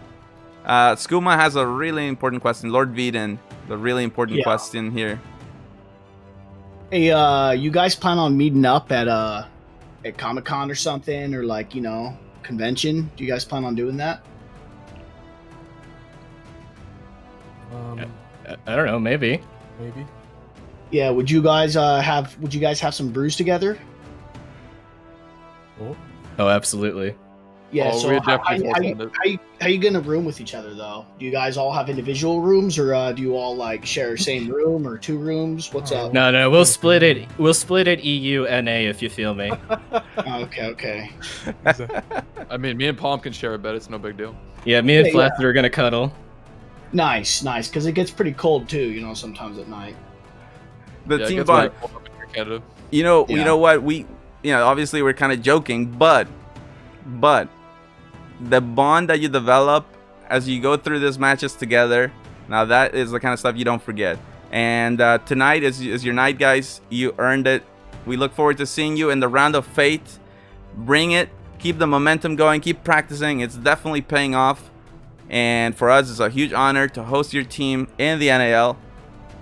Have a great night, and we'll see you back in the round of fate. Thank you. Watch out, we're coming. Watch out, everybody. Oh, we know you are. Watch out. There you heard it. High and Dry are coming. They're looking really, really scary. What a talented team. So, no, the showdown, guys, I know, come on, guys. You're saying like, you're disappointed. Of course we want to see the showdown, and we're going to see it, but we just can't see it now. We have to respect the schedules, guys. Cringe questions are cringe. Well, yes, I guess that's the point. But now, we get to a point that many of you have been waiting for. Let's go. Obsidian Capstan giveaway time. Who will be today's lucky winner? Oh, it's exciting. Exciting stuff. Okay, so yeah, I'm pretty certain that the showdown will probably not take place today.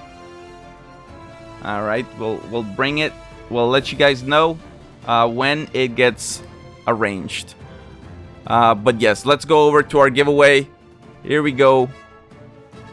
Giveaway time.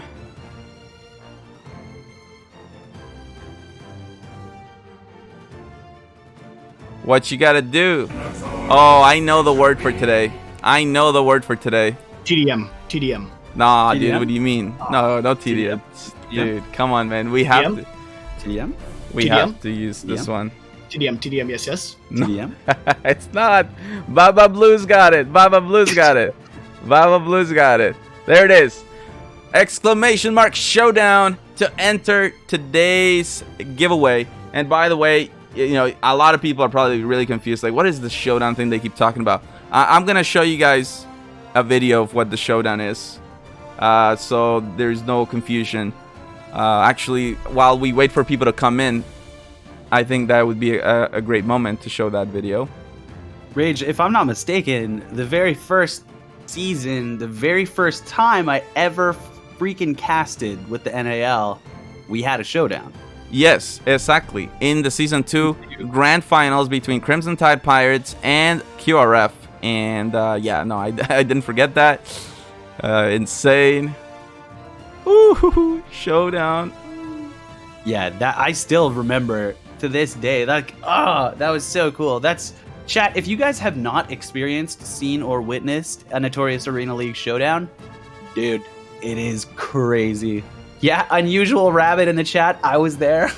It's true. I remember. Yeah, he was there. We haven't seen. Well, actually, there was another showdown later between Shark Bait and Big Brain. I think that was the. Yes. I think that was the last one that we've had. With which team had You're a dead? Big Was Brain. that Big Brain. Big Yeah. Brain. Yeah, Big I Brain. miss that guy. I miss that guy and his crazy yelling. He got so Man. excited all the time. You know, I don't even know where to find the showdown video because it's one of those things I always hope for, but it doesn't happen. So I was like, man, we made a whole showdown video to explain it, what it's all about. I think I posted it on Discord somewhere. Oh yeah, hold on. I let me see here. Oh yeah, I found it. I found it. Welcome to the showdown. How ties are settled. Oh boy. Okay. Alright, bear with me here, guys. I'll show you the video.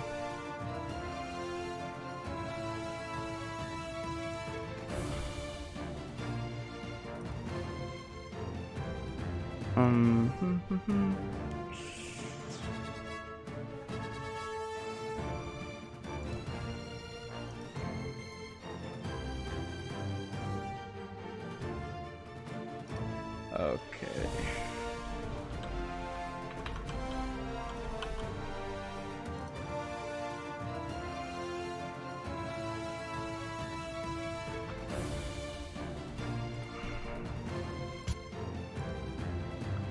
Welcome to the showdown. How ties are settled here in the Notorious Arena League.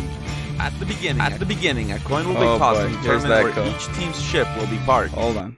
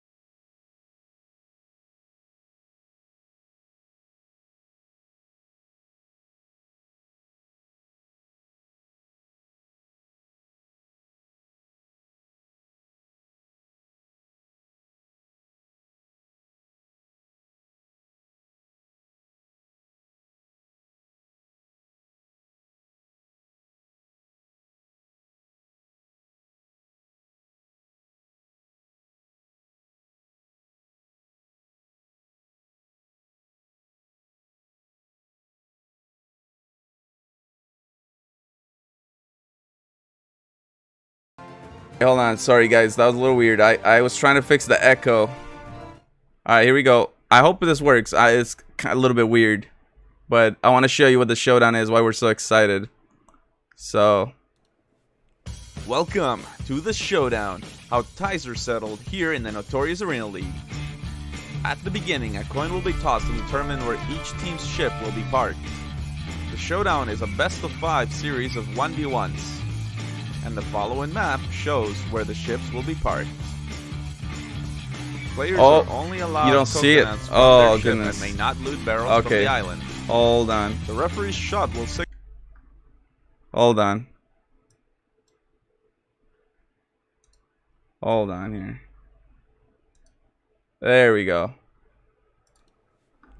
Welcome to That, the now we're showdown. talking. How There we go. ties are settled here in the Notorious Arena League. At the beginning, a coin will be tossed to determine where each team's ship will be parked. The showdown is a best of 5 series of 1v1s, and the following map shows where the ships will be parked.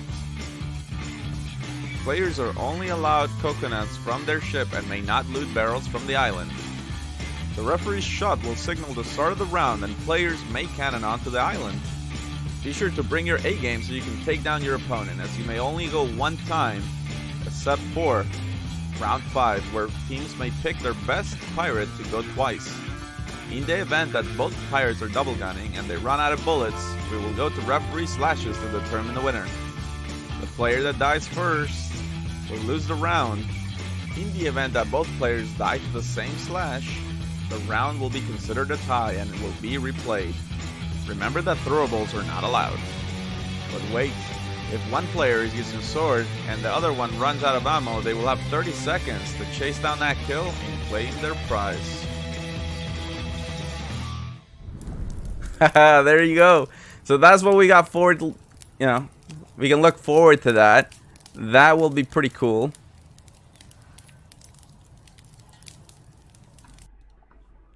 Welcome to the show. And now comes the echo. Okay. All right. So let's roll this giveaway. I think it's time.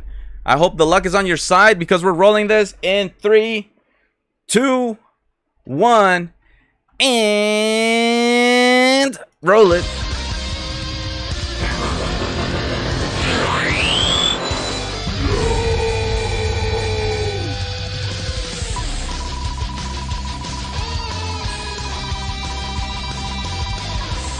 Oh man, who will it be? Who will it be? Dude, I can't believe we got a showdown. We gotta arrange this thing. It's gonna be legit. Oh, Myro. Oh, Rageous Cage. Oh, so close. Pummel. The Obsidian Caps. You gotta pay attention though. Interact in the chat again. Boom. And just like that, Pummel secures today's Obsidian Capstan. Now, the way we're issuing rewards in the NAL, it's changing a little bit. In the past, we've been issuing codes, but now what happens is the rewards get applied directly into your account. So right now, one of our wonderful mods will be in contact with you. Make sure that you give them your gamer tag, and then you can expect to get those rewards early next week. Axed with the sub, that's Flame Lamb from Stuka. Thank you so much for your support. So Monday or Tuesday, you will be getting this in your inventory in the game. So one thing I want to tell you as well, make sure that you check us out here on our Twitter at Notorious Arena. We will be posting it there when those rewards are issued. So if you are anxious and you're waiting for that moment that you get those rewards, then yeah, make sure you check it out because we will post it there. For those who did not earn the capstan today in the giveaway, don't worry. What happens is tomorrow actually we have another giveaway for Obsidian Capstan. It's EU's League Play Week 2. And that will be another opportunity. And then throughout the week on Wednesdays, we do the EU scrims. Those are for the Obsidian 6-pack. On Thursday, we're going to come back with a South America scrim night, hopefully. Fingers crossed. And then on Friday, we've got the NA scrim night. Those are all 6-pack opportunities. Now we put our focus on the Pro Division. Let's go. Let's introduce the teams. Let's go. Without any further wait, let's hear it for Reavers. There it is. Dragon Slayer lands a veteran player of the NAL. Then you got Villa, support. The Helm, most improved player from Season 4, Captain Reverse. One of the best boarders here, Tater Tooth. And of course, cannot forget about Hunter. Or their team captain, JR Gamer. Actually won in the past sloop in the Sea of Champions event. Solanum for the sub. Thank you so much. And Kush Smoker, last member here of Reavers. Let's go. All right. Up next, let's talk about a team that really is probably one of the most popular teams at the moment. You know, if you're wondering about a player that needs a bigger shelf, well, we'll see if they're gonna need a bigger shelf. Let's hear it for Sloop Deluxe. Here we go. And there it is, Kelladine. We've got Seductive, Cool of the Black, Overdrive, OD Birdlaw, PhD Pep's main cannoneer, Gilly Gilly aka Slip Fiasco,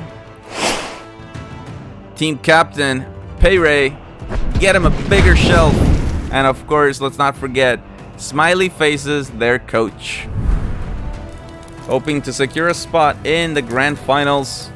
We'll see how tonight goes. And up next, you know, this team, they have their intro. You know, they have their intro, but I am sorry, sorry guys, I can't stop playing this one. This is from the heart, and anything that we're doing in the NAL comes from the heart, and it has the love and it has the passion. So therefore, boom, shout outs to Sanary, because we're going in right now. Hello, my name is Sanary, and here's a quick shout out to the Furious Flamingos. Thank you all so much for playing with me and teaching me about the game. You guys are great, and I'm super proud of you on making it to the Pro Division. Especially Chen, as he is the love of my life. Yukaning for introducing me into the rest of the team. Dontu for staying so cool and totally not toxic at all. And Stone for just being the best big brother ever. Go Flamingos! 没有赢的话，今晚都不能睡觉咯。 There you have it. Go Flamingos! Everything that happens in the NAL happens with the love and the passion and the heart.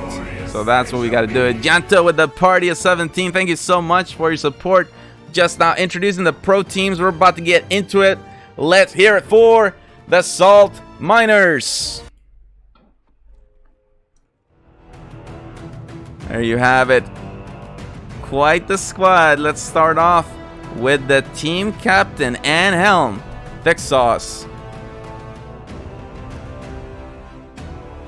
And now, Relix, the Bilge, Somnos Taco, Support,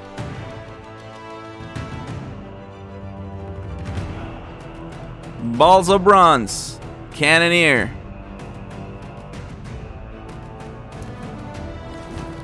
XD Mopar, Flex,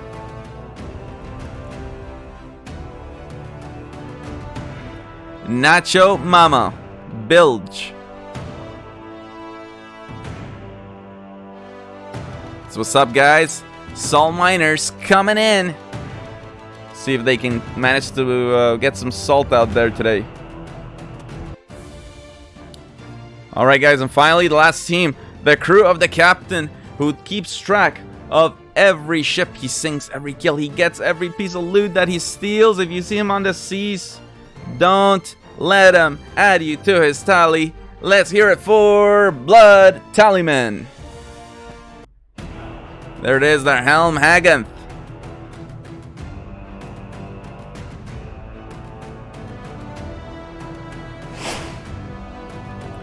Another veteran player, Top Dog, Let's go. One of the best trolls you'll ever see. Liamena, the deckhand.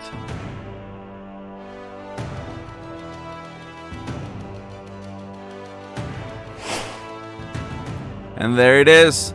The one, the only, Wesley Sanguine. Lord Veden has a tattoo of his face on his chest. Watch out. Yeah. Plastered all over my chest. That right there, those are the teams. Let's go. Thank you so much for the cheer. Appreciate it. Oh, happy birthday, Leah. Whoa. Hey. Leah's birthday. We're going to have to sing happy birthday. I'll make sure to remember that. But right now, we've got to go into those games. Let's keep an eye on the lobbies, telling the refs to sail. Hey, is Supreme Impulse not there? Not in the intro, but he is part of the team. Okay, I was gonna say that dude's one of the best boarders I know, man. Oh I was yeah. like, where is he now? No, that's true. So then also questions about Creep Your Word, not on Salt Miners. Like those intros, you know, unfortunately, like teams swap rosters quite frequently and stuff. So some stuff is not there, but you know, you kind of get it. Those are the main guys that started the season at least. So let's keep an eye on those lobbies, looking at getting game. And but you know what, I really must talk about something else here before we fully delve into the Pro Division, because we got so caught up into talking about all the hype with the showdown and all that, and we didn't talk about what happens here, because unfortunately Black Sheeps is eliminated. So it's true, the road, yeah, their journey in the season is over. But I'll tell you, they played with all their heart, and we got nothing but love for the Black Sheeps. Can we please get a very quick bah in the chat for the Black Sheep and their phenomenal performance this season? I think that would be appropriate. I think so. I mean, I think we should all do our bow. Even Lord Veden. Are you ready, Skooma? Can we get a bow to you? Oh, dude. Yeah, sure. Okay, here we go. We're gonna do it in the honor of the Black Sheeps. Honestly, a team that lives in my heart, because you know, their journey is amazing. They came close. They came very close. They came very, very close. All right, here we go. 3, 2, 1. Bah. Let's go. All right, well, here it is. Hopefully we see them back for the next season. Absolutely great team. Hey, can you imagine if Sheeps didn't actually make that noise, but they made this one instead? Can you imagine if they all made that noise? Yeah. What noise? Can you repeat that? Yeah, there'd be I think people would like sheep a little too much. So yeah. Damayaya in the chat saying there will be next season, so watch out. It's not the last we've seen from the Black Sheeps, and that is something we're very excited for. What an honor to host your team in the league. It's really been awesome. It's really been awesome. Gaston as well in there, guys. Nothing but love for the Black Sheeps. And then the showdown will not happen today. It will happen on another day. We'll obviously, that's a big priority to get that figured out. So another reason to follow us on our Twitter at Notorious Arena, because we'll definitely be posting it there. But now we're in lobby here, and the colors are being set. It's just a few moments before we get underway with the Pro Division. And actually, let me show you guys the current state of the standings in the Pro Division. This is how it's going. We start off the night like this. Sloop Deluxe in the... not Sloop Deluxe. Salt Miners in the top. 55 points. Sloop Deluxe in second with 48. Furious Flamingos in third with 42. Blood Tallyman with 32. And Reavers with 30. So Flamingos, right now, they're in the top 3. They got a 10-point lead ahead of Blood Tallyman and Reavers. That is going to take some hardcore focus fire to see if that can get shaken up. But these teams are very experienced, and I wouldn't put it past them. Anything can happen. I mean, we got to see it right there. in the semi-pro division. It came down to the very last game, and we still don't even know what's gonna happen. We got a showdown. Bakes with the cheers. Thank you so much for your support. Yeah, we literally have a showdown. Like, oh man, it's exciting, guys. Who will be victorious in that battle, the 1v1s? Not happening today, but it will happen in the near future. We'll keep you up to date on that. And the Furious Flamingos with 10 points. It's not the first time we've seen teams like get ahead with so many points in Season 1 of EU. Back to Skull was going into Game 6 of the Grand Finals with a 10-point lead, and they actually didn't win that season. So, like, it really is something you gotta push all the way. All the way.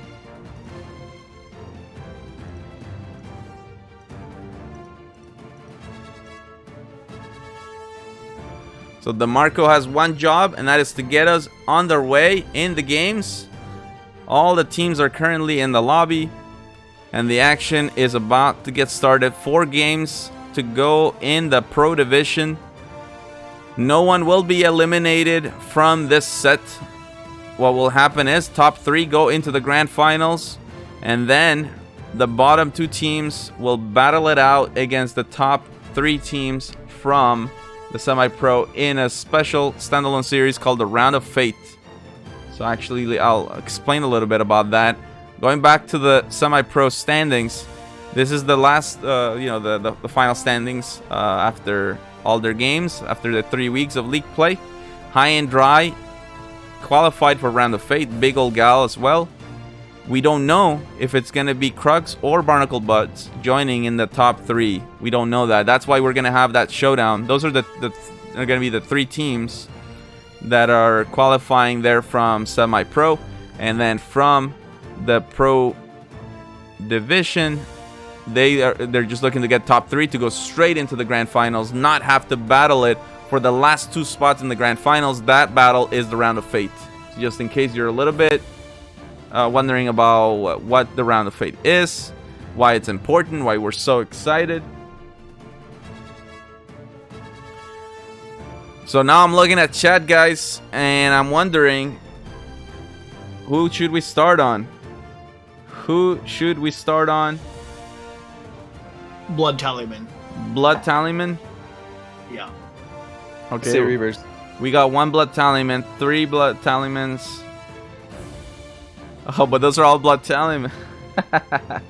And Soul Miners. Oh, it is. Okay, now let's do Blood Tallyman. Let's start. It is. Let's start with Blood Tallyman. Here we go. The first game. Okay, all sails to the right side. That's a nice looking capstan right there. Ooh wee. That's the insider capstan. Silver blade. Left side is Reavers. It's like the anti-obsidian capstan. Yeah. Drop them. Drop that front. I'm coming up. Oh man. If the pro division is anything like the semi-pros, then we're in for quite the treat, because yeah, it was a nail biter. We're gonna deny red for now. That's first flamingos. Aim in front of them. Yeah, I think we've got quite a lot of good matches ahead of us. The pro division are definitely in the pro division for a reason. If you thought that the semi-pro really knew what they were doing and had it nailed down, you guys, you are in for a treat. You are in for a surprise, because wow, it's like, I don't want to say it's night and day difference, because it's not. They're both equally talented and comparable, but the pro division, it's just like, it's another level entirely. The teams ramp it up for this. Absolutely. 600 points already for the Sloop Deluxe squad. They are starting dominant. Here in a second, maybe. I love it when they do that too. When they start out strong and then they carry that momentum for the rest of the match. We'll see if they manage to do that this time around. But I'm watching some phenomenal Blood Tallyman shots. I think they're about to start punching into the front and get your bottom right side shots on those really difficult holes to patch. This was a good initial broadside, guys. Let's I don't keep it think up they that actually way and did. we'll be good. No, didn't manage to get any front bottom holes. choosing to raise sails. Okay, They're going to okay. try and turn and post up for this No, fight. not yet, not Sloop Deluxe, though, still really doing now you great. do. They've got a phenomenal cannon angle against a squad that has just rammed on the island. Furious Flamingos are stuck. They're dead stuck on the island. It broke again. We'll see if Sloop Deluxe manages to do a harpoon play and just 180. Or what they're gonna do. So the Flamingo's dead. Well, Pep's trying it, but it's kind of weird. It's taking longer than normal. Flamingos now with a chance to punish Sloop Deluxe. They really got that quick harpoon, man. I thought they were going to be stuck on the island for a lot longer than they were. They managed to get a very quick 180, and they've turned this fight around entirely. It is now them putting pressure onto Sloop Deluxe, with Sloop Deluxe not able to answer back. Furious Flamingos really showing that they're here to play. I love it. I love this squad. They are such a great squad. Phenomenal teamwork, phenomenal synergies between all the players. Middle mast has been dropped for Furious Flamingos. They are not going to go down without a fight. I love Salt Miners, Sloop Deluxe. They got that turn, the 180, and they're right back into the battle. They did not let up at all. You know, some squads would have gotten a little bit too much pressure there, maybe would have gotten stuck against the island and not been able to recover. Yeah, not Sloop Deluxe. These are pros. As far as I'm concerned, these are absolute pros. And look at the point total. It's, you know, it's so crazy how each of the teams, Sloop Deluxe with a chance to punish Flamingos, Flamingos with a chance to punish Sloop Deluxe, and now we end up in a parallel broadside, and it's just that battle of attrition. The favor swings like a pendulum. It's one way back and then all the way back the other. You know, nobody gets the upper hand and keeps it. It's so back and forth. I love that about the pro division. Yeah, and you know, I played some scrims this week against the Flamingos, and I've been in this situation, and I've been on the side where I'm like, oh, you guys, we're winning the broadside. Let's go, let's get them. But there's no, you don't put them away, man. The Flamingos are so resilient. Yeah, you think you might have gotten them to the point where they're down, but they just will surprise you. Suddenly all the water is out of their boat, and they've got 4 on cannons waiting to lay right back into you. They're also really smart. They don't put themselves in unnecessary risks. Like, look at how far they're staying away from all the rest of the boats. They're doing that absolutely on purpose. Yeah, and even if they get fully demasted, it's this is like their comfort zone. Like they have gotten comfortable in the worst case scenarios, so there is literally nothing you can do to make them feel uncomfortable. Facing the corner of the map, they do have to turn, and I believe they have to turn towards the enemies to their left. Sloop Deluxe, that's not a favorable position to want to turn into the broadside, especially of a team like Sloop Deluxe. Yeah. However, the Red Sea is unforgiving. You can't sail out into the Red Sea. Check out the Salt Miners, though. Check them out. They're actually third-partying in here, and they're trying to capitalize. It's gonna be long range, but every time we see the Salt Miners, we compliment them on their long-range cannons. Like they're very good. It's like when you go in the NBA, you get that one guy whose specialty is those free throws, those 3-pointers. Yeah, well, Salt Miners have 4 of those guys. Yeah. Most of those. Our line was Dude, how salty would people be if Barnacle Buds or Crux, either of the teams, they fail to submit the VODs? That's like one of the sanctions is they lose points for that. So... Oh, dude, don't say that. I mean, the thought just it came to my mind. Like, yeah, I hope they have the clips, because otherwise they're oops, yeah, that would suck. They don't have the clips. They don't have the clips. They're listening in right now. They're like, oh. I'm imagining that one scene from Talladega Nights where he's like, "Don't you put that evil on me! Don't you put that evil on me, Ricky Bobby!" That's probably how they're feeling right now, man. I hope they have their recordings. That's all I'm saying. I hope they got their VODs, because if they don't, then they're gonna break not only their own hearts but everybody else's hearts. As we built up our emotions already, you know. Furious Flamingos are out here breaking hearts, man. Look at how many freaking points they have. They are demasted. I told you. As we have spoken about. I told and they you. don't even care. I told you. I played this, guys. I know what they're like. There's no putting them away.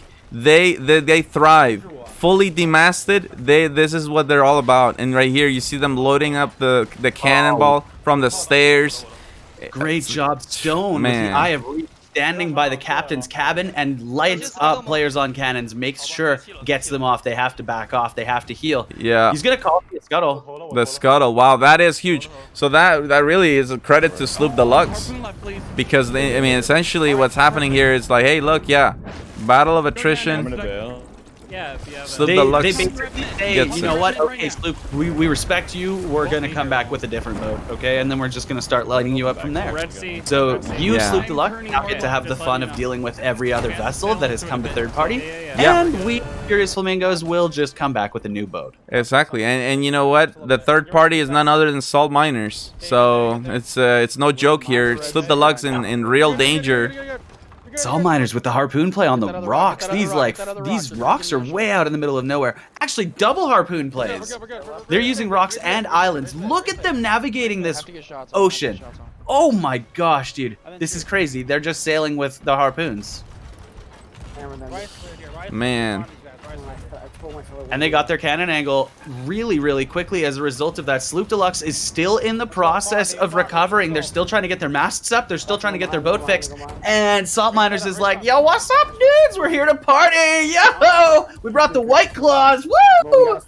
Oh yeah, Salt Miners, and they need it. They're currently in 4th place. They need a big broadside here, but Sloop Deluxe is recovering. And now, look at that. Raising sails to make sure that they don't lose their angle. Sloop Deluxe is not, like, they're not doing much about this. They're recovering, they're keeping themselves afloat, but they're not fighting back. They're not getting points. Now that I say that, no, they are.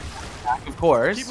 Yeah, you definitely have the curse of the caster, because Payray is going to town here, encouraging everybody, and we'll see here. We got a sink on Blood Tallyman. They're down in the 7 minutes remaining mark. Oh man! Wow! Dude, fight! Crazy! The Salt Miners literally shot a cannonball, almost went down the stairs.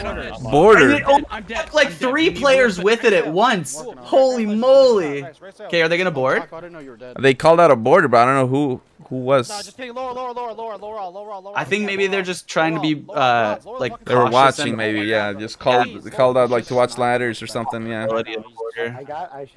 I don't think they actually had any intention of sending a border though. Salt Miners want to try and get their cannon angle back as quickly as possible here. They're just trying to crank the wheel, get sails back into position, stabilize the boat, and then get right back into the fight. They know they're comfortable on cannons. They know how strong of a team their opponents are. So, you know, it's do or die. Get those first cannons in and just start hammering. Actually, they see an enemy way in the distance. They're going to shoot super long distance cannons for them. Dude, Texas just dies on the helm of the Salt Miners. But yeah, wow, Sloop Deluxe is managing to stay in the lead.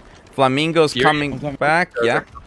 Yeah, I just wanted to point that out. They're strong now, man. They're right back into this match. A fully repaired ship, all of the special balls they could ever dream of.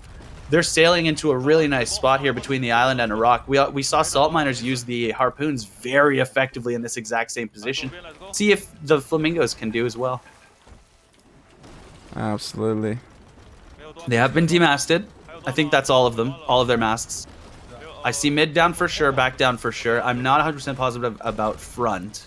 No, the front, their front's still going, but Stone is really fighting to hold on to the back mast. It's bugged. Oh man. Nope, he can't repair that. Yeah, he has to let it drop completely. Yep. He's gonna have to wait, let it fall. Oh, he's taking fire as well. He just said scuttle. I don't know if that's the right move. They have so many teams pointed at them, though. Yeah, Reavers. Let's go check them out. We haven't seen them too much yet. They're not on cannons. And they are the ones punishing hard here. I'm reballing on 2. Yeah, they're very happy with this position. This is like the dream you've been waiting, you know, whatever 15 minus 4 is. That entire amount of time. You've been waiting for this opportunity. So the Flamingos are... Remember, the Flamingos in 3rd by a 10-point lead. Cannons are low here. That is the situation. For Reavers, they are down. They're currently in you know, last place. Yes! There it is. It's the sink. Man. So huge play I'm putting reps in, for Jared, Reavers. you, Jared, It's not Jared, enough to you, win. Jared, you. It's they have to bring down Flamingos every time, as much as possible. Cut down the deficit as we go throughout the series. Sloop Deluxe is still fighting and calling out that the specials are inbound. You know, this is the last 4 minutes. This is when teams really start to let all of their pockets empty. All of the specials you've been holding on to for the entirety of the match, that's when they really start to make the most impact. Look for the chains, look for the firebombs, look for the blunders, try and do as much damage and havoc as you possibly can. I mean, we saw Crux, they were like completely engulfed last match in the semi-pro division. We can see how much damage fire can do and how much destruction it can cause. Sloop Deluxe, they're just hammering as much as they can, fireballs, cannonballs, pay ray on the helm, making sure to maintain a constant broadside, not letting the yellow squad out of his sight, even for a second. Yeah, that is Blood Tallyman. Check it out from Blood Tallyman's perspective real quick. We gotta go behind purple or something. So it's a must win here. I'm going lowers on him. Sanguine going for the lowers on the front. In the red. Oh, wow. And they really are presenting the angle. Yeah, hop on them, please. Wow. And with the harpoon. Oh, it's breaking. Oh, I got him harpooned. He needs to pull. They have. Hold. He's got it. He's got it. They have to be very careful. The moment they get into Sloop Deluxe broadside, they have to be ready for the cannon line. They have to be. Take pressure from the other side, though. I don't think players on Sloop Deluxe are ready and waiting for Blood Tallyman. I think they're currently distracted, which means Cannon one. freedom to shoot the entire side of this boat. Oh man! Wow. Let's go back to Sloop Deluxe. I mean, Birdlaw. Oh, Birdlaw is in danger here. This is about to hit middle deck here. Oh yeah, they need 2 buckets at least minimum. Oh no. Yeah, they're and no one's planking. There it is. Birdlaw starts the plank.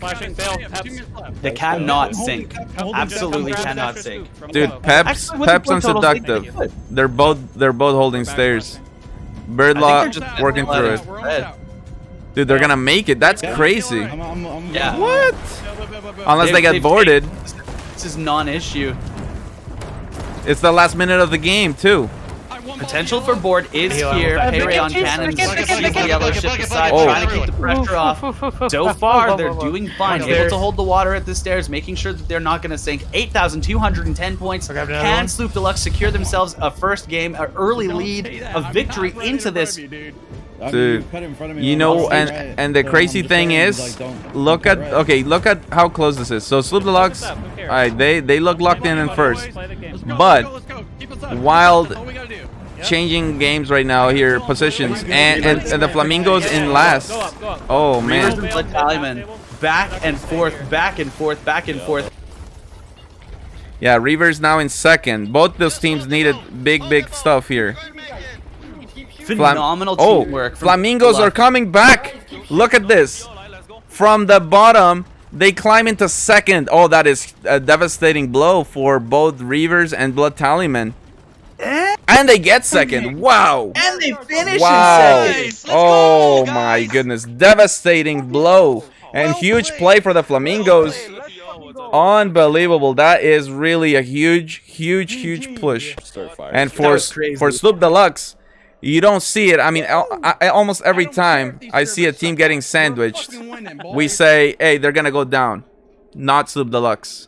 They did it. Yeah. I want to say just unbelievable. Shout out to Sloop Deluxe. They were so on point with their communication there. Every single player was talking about where they were bucketing, where they needed to be to make sure they weren't going to backsplash. That was the best communication I've ever seen as far as making sure your boat does not go down. Yeah. Sloop Deluxe is crazy, man. I can't say how much I think these guys are good. Like I just can't say enough. No. I mean that was some of the best coordination ever. For a moment when I saw Birdlaw on buckets, and then I think it was Peps or Seductive on the second person bucketing, and they were just bucketing, and I was thinking, if they just bucket, they're gonna sink. You know, that's as simple as that. But then as soon as I had that thought in my mind, Birdlaw goes straight to planking, and then the other two on buckets to hold the stairs, and that is how they made it. That's how they made it up. So many teams, they get caught up on the bucket. Guess what? If you're just bucketing, it's never gonna get any better. It's never gonna get any better. It can only get worse. And it's so stressful being in that situation as well when you have just smash after smash after smash on the side of your boat. The water does not stop coming. You have everybody is like yelling, getting louder and louder as the water starts rising higher and higher. You just have to maintain your composure. You have to know what you're doing. You have to just execute it well in the situation. That's the caliber of these players. They know what to do and they know how to do it.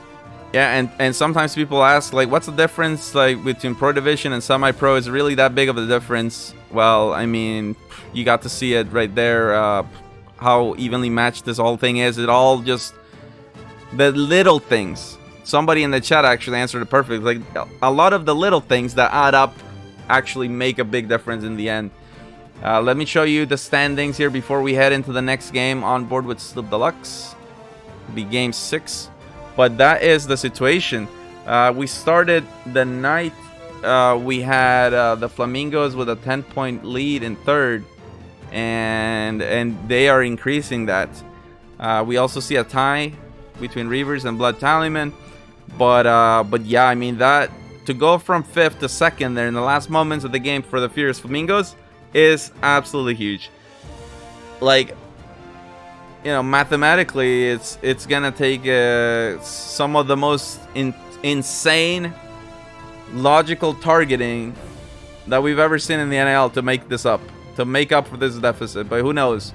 On the top, it's a tie for the lead. Sloop Deluxe and Salt Miners, both 57 points, looking to get the swagger of finishing the Pro Division on top. We'll see who ends the night at the top of the standings. Well, we're going already into game 6 on board with Sloop Deluxe, who won the previous game. Here we go. And not only did they just win the previous game, but they won it handedly. It wasn't even close. There was no one even close the entire game. They were on top, in charge. I loved it. That was a really good match. Absolutely. Sloop Deluxe on top of it, and you could basically see it. You know, I talked about Flamingos and how hard it is to put them away, and Sloop Deluxe is no different. If you want to put them away, probably you're gonna have to board them, honestly, because they got it down here. When it comes to their buckets and they're planking it up and all that, they've got it down. They sure do. All of these teams, I mean, they're in the Pro Division for a reason. They are phenomenal. And you know what? I think that they absolutely have what it takes to show any other crew out there. You know, every single team in the Pro Division has what it takes to be ridiculously good top dogs in their servers. If they log in adventure mode, every other person on the server is going to be absolutely terrified. We're going to have options. Absolutely. And by the way, again, reminder, prize pool now, $522, and that's coming from you guys, the community. So whenever you donate to the NAL using the link below in the panels, 75% of your donation goes straight to the prize pool. 25% goes towards improving the league, keeping things running, and we got some really cool projects in the works. But I'll tell you, the winner of the NAL, not only do they get that the sales, but also that sweet cash prize always sweetens the deal. In Season 3, we got to see the biggest prize pool ever for the NAL, and in Sea of Thieves, the second largest. The only largest has been Twitch Rivals. The prize pool for that was amazing. But NAL Season 3 was the second biggest prize pool ever for Sea of Thieves competition. $1,500, and it was winner takes all to QRF, the 3-time champs. And it was quite a treat as well. Those videos are on the YouTube, so if you want to see, what it took to be a team at that caliber at that time in Arena, go and check them out. Go and check out all the videos on the YouTube. So far in this game, very, very close. Sloop Deluxe starts very well. Purple's nose diving into us, I think. And now they almost gets. Salt Miners I was watching. Salt Miners is doing a really, really good job this match, but they're about to sail in the middle of like the whole rest of the enemies. Potential for points, absolutely gigantic. Potential for damage as well, huge. They're being fired upon super long distance by the Blood Tallyman. Actually, no, that's the Reavers. My mistake. but they're also trying to punish down on the Flamingos as hard as they possibly can. Oof. Lost their middle mast. Tons of cannonballs flying at them from the Blood Tallyman, though. Man, actually, let's go to Blood Tallyman. Let's check him out. I'm on target. Follow theirs. See Impulse on the bottom screen, just trying to lead those shots, is aware of the distance that the enemy ship is traveling. Just try and shoot ahead of them, make sure that those land directly on top. And eat.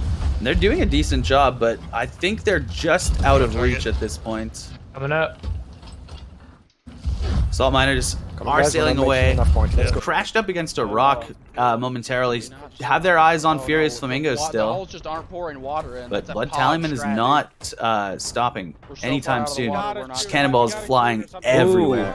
Wait a minute, let's go. Flame with the $50 donation. Let's do this. Prize pool is going up. The stakes are getting even higher. Thank you so much for your support. Be adding that up right now.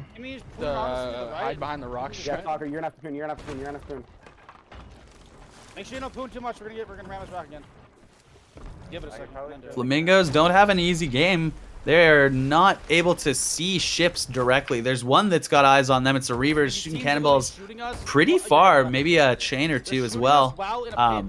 But the rocks from this island are blocking the shots on their right-hand side. They can't get a really clean angle. Oh man, I'm sorry, but Datinator with another $50. He says, oh yeah, let's go. Prize pool goes up even more. Chat, you guys are unreal. Sloop Deluxe has got a really, really good angle on Blood Tallyman. They are trying to maintain this broadside, and it looks like they're turning it into an orbit. I'm not sure if they have any sails down, though. Sloop Deluxe kind of looks like they're just rotating on axis. Beautiful hit. We hit their helm once. Which is fantastic because they've got a really good shot and angle on the Blood Tallyman as they're passing by in the broadside here. So just look for those points to go up, up, up, up. Man, so the prize pool now $598. Thanks to you guys. Oh man, and Sloop Deluxe still on top, right behind the Blood Tallyman. Yeah, it looks like they're still trying to maintain pressure on Blood Tallyman, trying to follow on the right-hand side. They do see multiple other ships inbound, though. The Furious Flamingo's left-hand side inbound does have cannons in the air. Don't want to make sure that they get sandwiched, though. If the enemy's Blood Tallyman decide to turn around, this could be disastrous. Payray got taken out, too. Alright, just line them up left-hand side. You're good on the others. Line them up. Let's go check it out. That's the Flamingos over on the other side. Yeah, the Flamingos aren't messing around. They are here to do business. Stone in the water because of a cannonball. He's not going to try and make a board attempt. It's way too far. Just needs to get a mermaid and get back on his boat. Yeah, so again, guys, we shouldn't be surprised if we see the Flamingos under immense pressure because they are in the spot they want to be. They're in the top 3. They have more. For their backside, they're not going to have an angle for very long. Sloop's actually going to be able to turn this around in their favor momentarily. Completely demasked. Oh, and they're going for the full demast. Payray's calling for it. Yeah, he wants this desperately. If they can get the demast in and start an orbit, they'll be able to just monopolize and push Flamingos down so hard. The problem is Reavers are on their other side. They're not alone. Oh man, and Datinator with the 9 gifted subs. Let's go. Dude, let's go. Man, now you guys can join in when we ask, oh, what is going on? What are we watching? This is the Notorious Arena League, home of the best crews on the seas. Oh, yeah.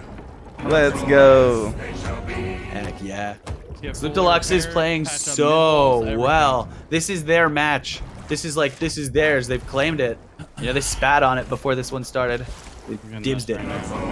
But the rest of the teams are still fighting it out, duking across the map. Cannonballs are flying, and Blood Tallyman are in second place. We want to see them do really, really good. This is a team, you know, the crowd loves this team.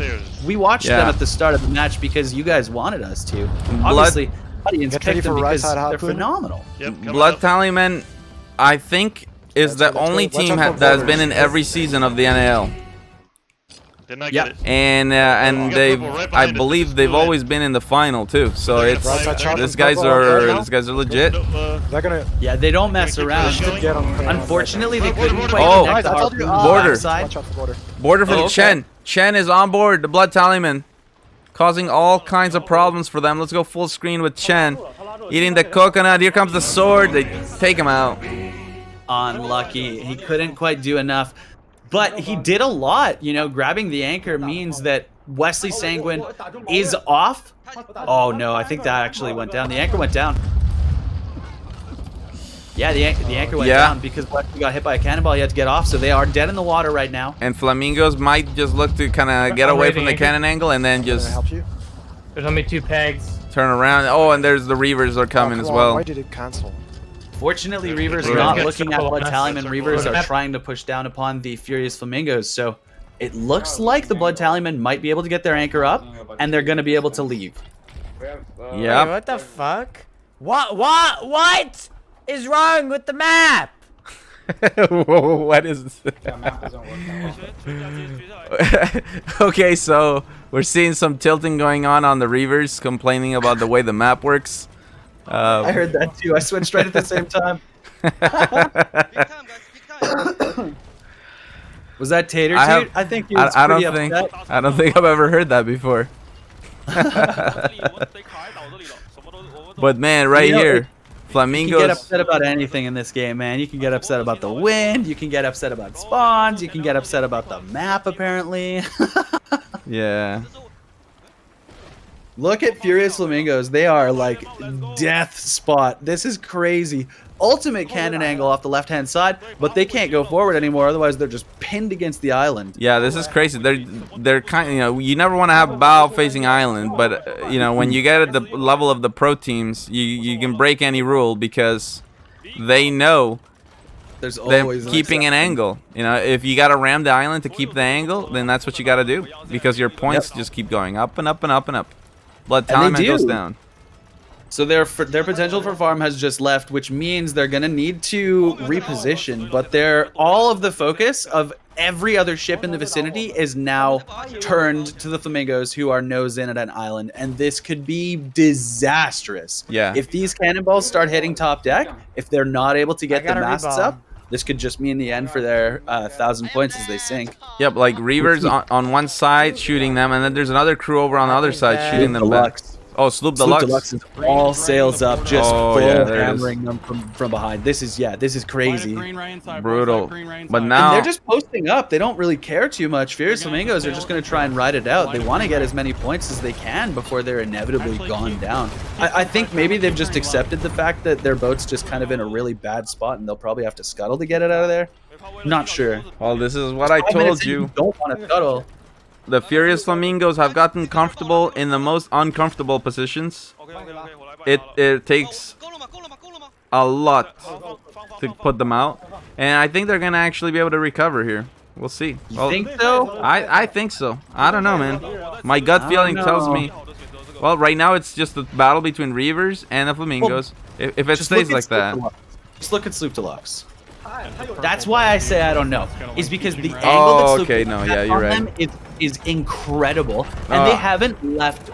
Like they're not planning on stopping. Yeah. Sloop Deluxe is the Oh, god. here comes the border. You see, now I agree with you. With border, yeah, that's gonna be it. Seductive. Chen as well one of is the best. also boarded. We have 2 borders. We have Chen deboarding from the Furious Flamingos over towards the Reapers, and he is actually about to try and make it on board. Yeah, but I gotta stay on seductive here. He drops anchor too. This is really the board that can force the sink here. Now he's just gonna mess with the deckhand too, and that's gonna be the sink. Yep, and that's what it takes. That's literally what it takes. A team that is that good, that is what it takes. It's almost impossible to sink him without boarding him, even if fully demasted and sandwiched and all that. But Chen has managed to sink the Reavers. With all of the disruption and distractions that he was doing, the Reavers go down. Wow, so both boarders got the job done. Seductive with the sync on Flamingos and Chen with the sync on Reavers. Actually, bucket. He did such a good job. He killed 3 players, went in the water to heal. There was just not enough. The Reavers couldn't manage to recover. He did too much. He got their anchor, got all their players dead, and then just survived and was annoying in the water. Watched him go down and then died. He's gonna go back to his team now. So they're still comfortably in second place from that sync. Furious Flamingos did such a good job there. And then line them up left hand side. I can't say enough how much I think this team is phenomenal. Furious Flamingos just keep proving over and over and over again that they have such a good game sense. They have such a really good awareness of where to be at all times, when to be sending borders, when to be staying still and farming and tanking it. I just have to commend their decision making over and over and over. It's just constantly the right decision. Yeah, well, and it's not even just that, man. Now that we're in game 6 here of the pro division, behind us though. if they get another second place, You know what? Fuck it.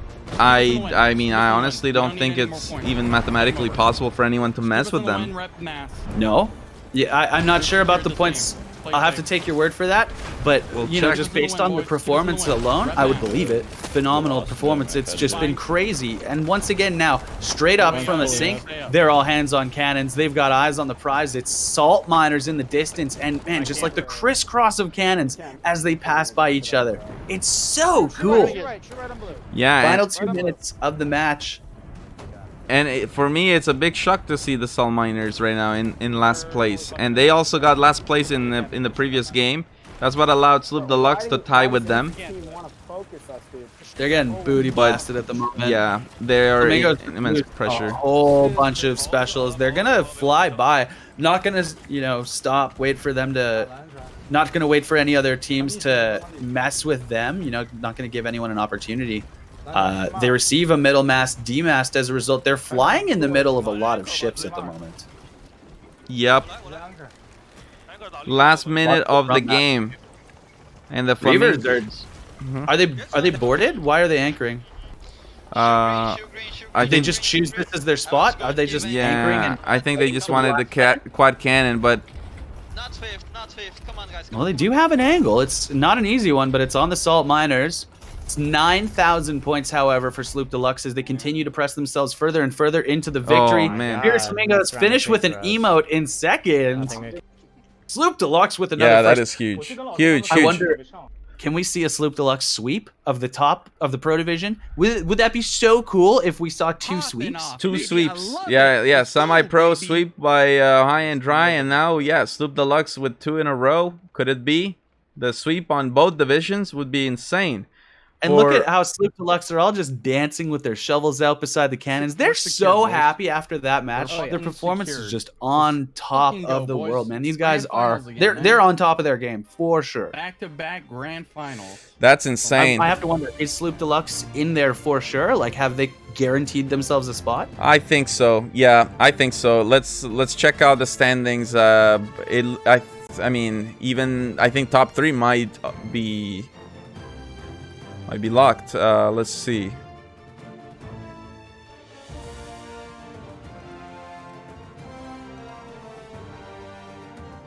Yeah, I mean, now what we have really is a battle for who's gonna finish at the top of the Pro Division. This is what we got here, guys. Sloop Deluxe currently leading it with 66 points. Salt Miners in second with 60 points. They've had 2 fifths so far tonight. That's really hurt them. The Flamingos with 56 points. They've now gotten 16 points ahead of the Blood Tallyman. And the biggest gap you can make in a game is 7. We still have 2 more games to go. That means the most points you can make up is 14 points. So literally Flamingos, Salt Miners, and Sloop Deluxe, those guys are going to the grand final. The last 2 games, who's gonna be at the top of the pro standings? I mean, it's still cool to know, hey, we finished league play on the top. And will Salt Miners wake up? I mean, I guess that's the thing. You know, it's fine to have a bad game now, but if you have a bad game, in the grand finals. Oh man, I'll tell you, that really stings. That'd be a very, very painful thing. Nobody wants that.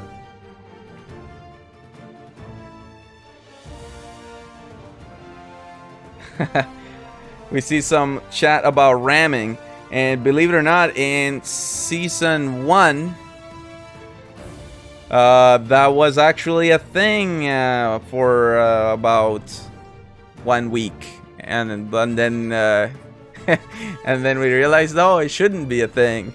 It was funny. Yeah, those were funny times, I guess. You know, the ram plays. You know, it works once, and you're like, hey, you know what? That we should try it again. But no. I mean, by now, in season 5 of the NAL, and now with chain shot and blunder bomb and all that stuff, it's literally clear that the ram play is 9 times out of 10 not gonna work. It's kind of more of a meme play. You know what? Sometimes meme plays can work. Alright, let's go on board with Slip Deluxe Game 7. Tartine in the chat saying, let's not forget the ram and board chest heist in Season 2. Well, that was also a thing, too, that made ramming more popular. Because, you know, you ram them, grab their chests, bring them on your ship. Or just dump them overboard so they can't cash them in. Yeah, that was a thing, and that was a cool mechanic because now you get chests in the water. Teams can't just drop sail and go because they're leaving their points behind, right? So it led to some really cool stuff. I remember fighting on the turn-in posts. Man, that was a time. The game was totally different back then. No. They could win it. Oh. Showdown. I actually love how this game just evolves over time. You know, you have to evolve with it. The strategies become different as new mechanics are added to the game. So, Payray's doing some math. He's saying that Blood Time and get a showdown, but I don't think so. How does that work? Shoot left. Right? The drop in cells. Shoot left. The most points you can make up is 7 because first place gets 9 points, 5th gets 2, right? Or sorry, 9. No, sorry. Okay, 9 points. Yeah, 9 points for first place. 1 shot, 1 hit. 2 points for last place. So the difference there is 7. And therefore, you know, even if everything goes perfect, the most you can do is make up 14 points, and they're already 16 points behind. But my big thing here is gonna be to look at the Soul Miners and just see what's going on with them. Currently 6 points behind Slip Deluxe for the top of the table. That's something that they can try to fight for. But Sloop and Soul Miners are actually fighting each other at the start of this match here. Yeah, let's isolate. Yeah, they need some big stuff here. Slip Deluxe. I'm destroying them in the outside. It's just kind of how the coincidence of their spawns is, I guess. Soul Miners are doing a lot better than they were last match, as far as the points are concerned. Oh, the chat is just it's on top of it. So if everything Top Dog says, if everything goes perfect, they make up the 14 points. And then the Flamingos, they forget to submit 1 or 2 VODs, and then all of a sudden, boom, they lose some points. Showdown, you know. Soul Miners, he's not wrong. I just want to eat a cannonball for breakfast, man. That was delicious. It's possible. I'm not going to say it's not possible, but I think it's probably a little unlikely, maybe a little unrealistic to think that we could have another showdown. I'm excited that we have 1 showdown. Oh, Two's yeah. greedy. No, I'm so excited for that as well. I can't wait to kind of take a breath and figure out when it will happen. It's not happening tonight. That much is for sure.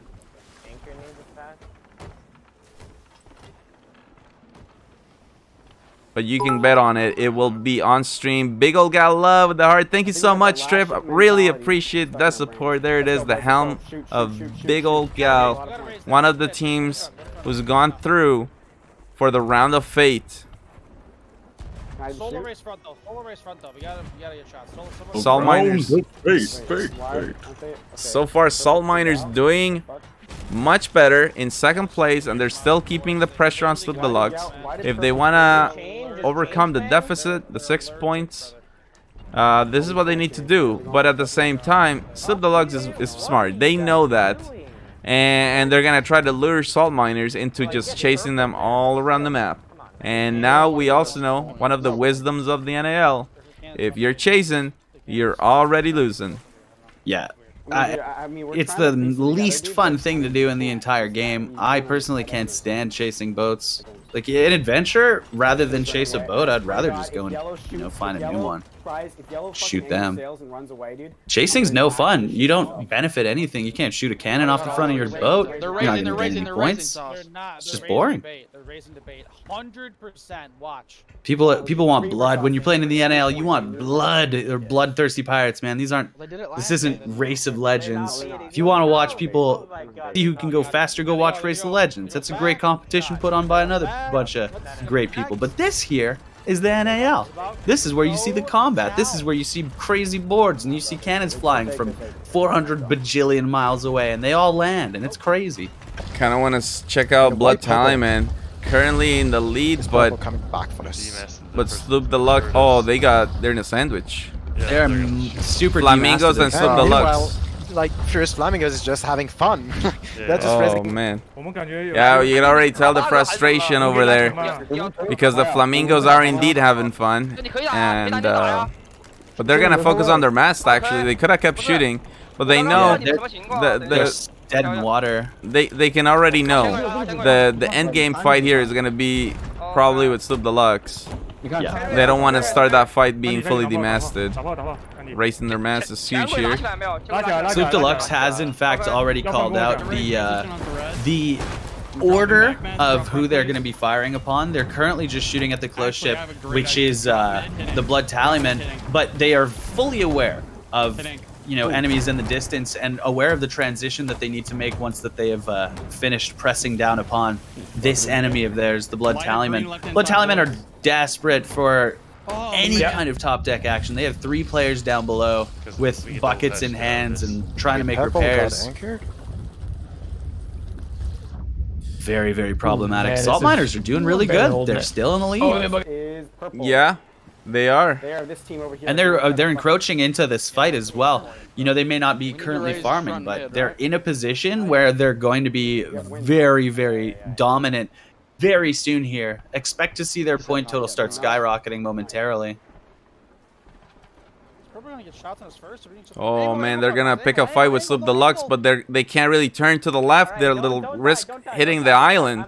So Sloop Deluxe is gonna probably get the angle first. You can hear Salt Miners are hoping to load a blunder bomb and maybe use that to kind of mess up the angle. Payray's not watching. Payray is completely unaware. They are oh, not completely unaware. No, I'm sorry. He's already correcting.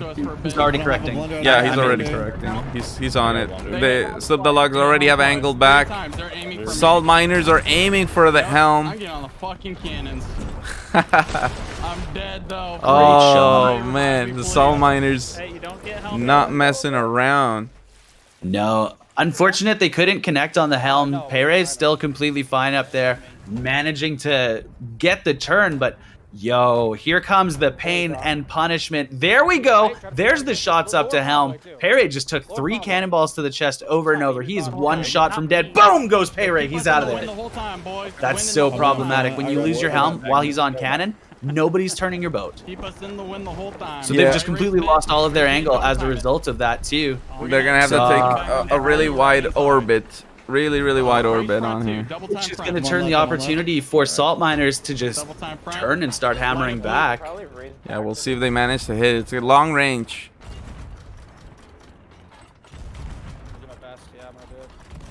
Payray's full wind. He wants to, book it out of there. They're going to disengage and re-engage into a new battle where they choose. I think that's a really smart play. Use the wind to your advantage. See if you can refresh, because I think you got some delays, man. Am I in the past again, Frick? Yeah. Sorry about that. Why are you mentally? What? Right now, we're watching the Salt Miners going to town here on the broadside with the Blood Tallyman. Ace one. We just need to sink them, right? Yeah. No, we need points now. Courtesy when you go down. Courtesy when you go down.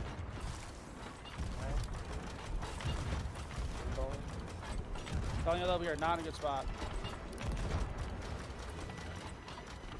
Well, Soul Miner's making the most of this. If we go over to Blood Tallyman, Wesley Sanguine dead. Oh man, and he died right at the top of the stairs.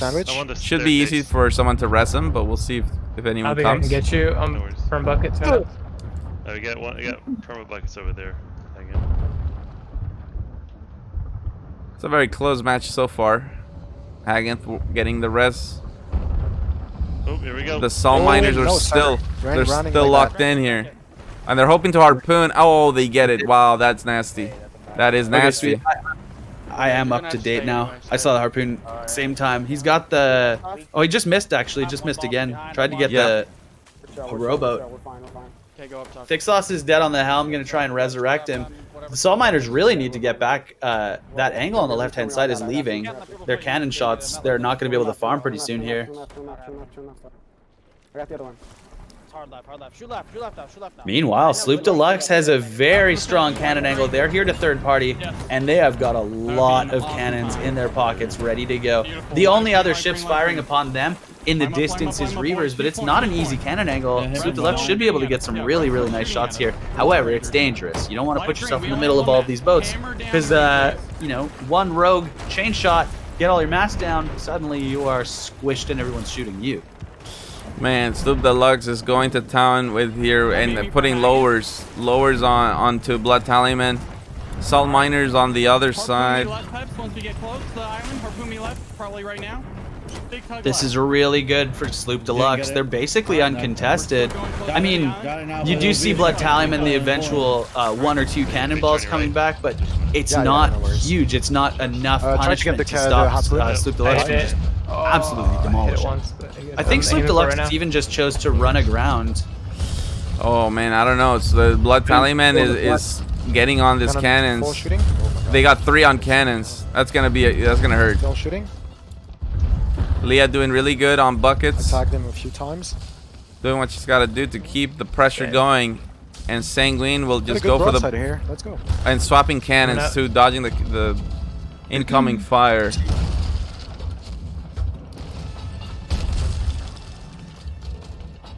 Shooting from one. My god, they toxic. Come on.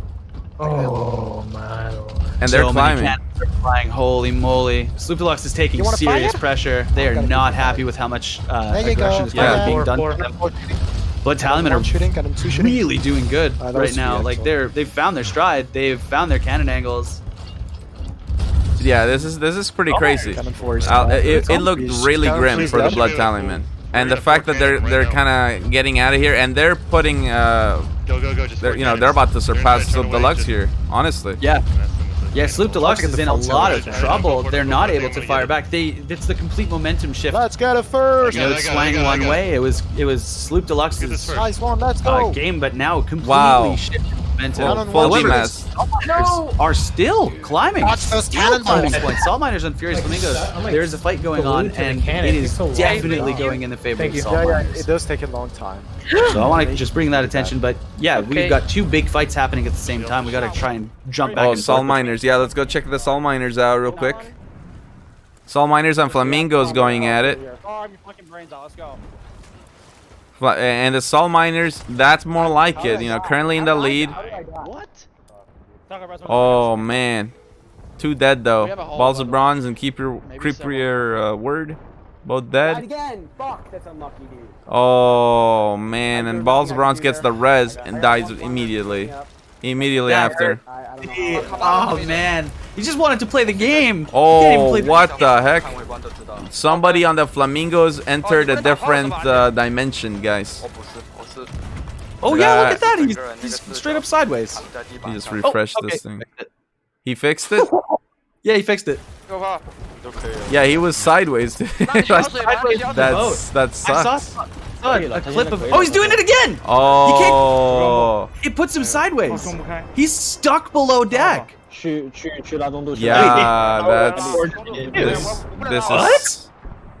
He's sideways, man. Hey, he's transcending. He's transcending to godhood. Sea of Thieves is Well, you know what? Look. Nothing wrong with when things like this happen in the beginning of the game, before the 13-minute mark, we actually can back out and restart the match. However, this late into it, with 3 minutes left into the game, there's just nothing to be done. Unfortunately, he's got to play through it. I feel so bad for them, but like this is ridiculous. I can't help but laugh, to be honest. Like, no, if I was him, I'll tell you what I would do. I would leave game and try to come back. That's what I would do.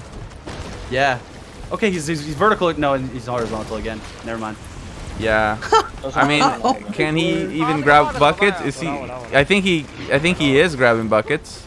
He is. He's got an invisible bucket, and it works. But I don't even know, man.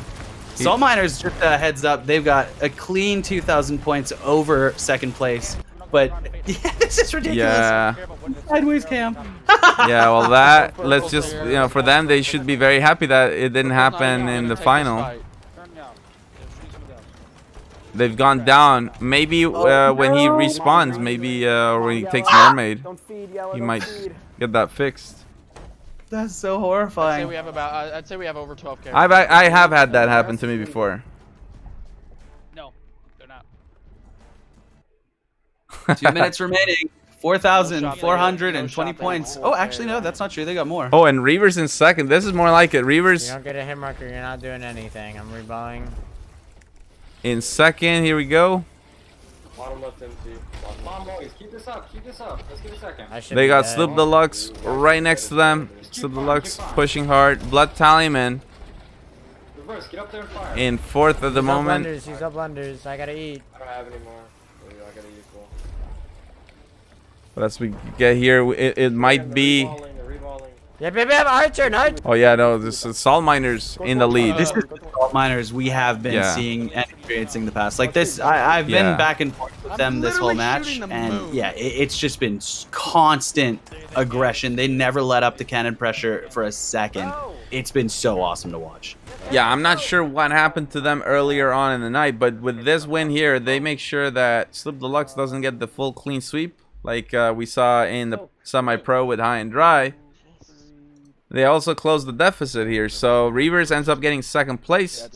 And you got Sloop Deluxe in third, Blood Tallyman fourth, and Flamingos in Nacho can play now, right? Is he? The fifth place. Nacho, stream. You gotta stream. He's gotta stream.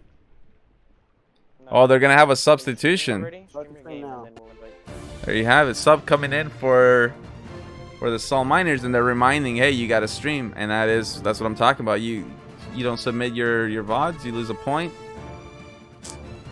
It's hard to earn points in the NAL. You don't want to lose them in a silly way. One more game. Work really hard for those points. You don't want to lose them just because you forgot to submit a VOD. Yeah. That's ridiculous. Crazy. And just in case, like, if you don't know what we're talking about, what is a VOD? That stands for like video on demand, and it's basically the replay of each of the perspectives of their players. So, we ask teams to submit those because we want to make sure that everyone in the NAL is playing in a fair way, following the rules, no cheaters, and well, not just that, but also those VODs are available for teams to study, and that becomes an extra element.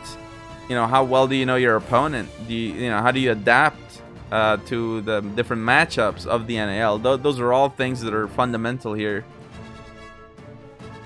And now it's time to check out the standings before we go into Game 8.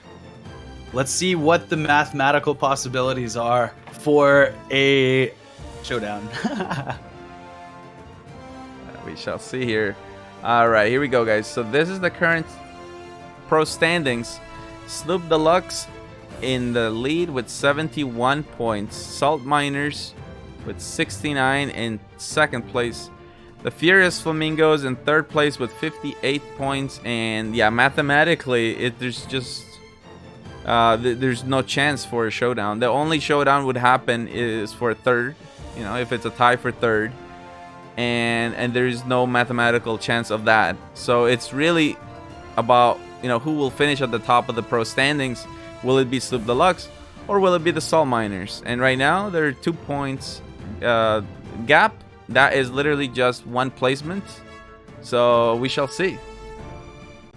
We'll start Game 8 on board with Salt Miners. Oh dear. And we'll see if they can pull this off. I think that they've got their stride. I mean, it took them a little bit to finally find their groove, you know, but now that they've got their groove, I think they're all comfortable in it, sitting nicely fit in their little slot. They should be able to play a little bit more comfortable this match, I feel. We'll see a little bit more of the Salt Miner squad style that we've seen in the past. Now, that being said, they are putting in a sub, so, you know, fresh fingers on the keyboards, or potentially fresh fingers on controller. We shall see. Whoa, Yukening with $100 donation. He says, let's effing go. Thank you so much for your support, Yukening. That is legit. The price pool goes up here in the NAL. I'll update that shortly, but let's start game 8 on board with the Salt Miners. Here we go.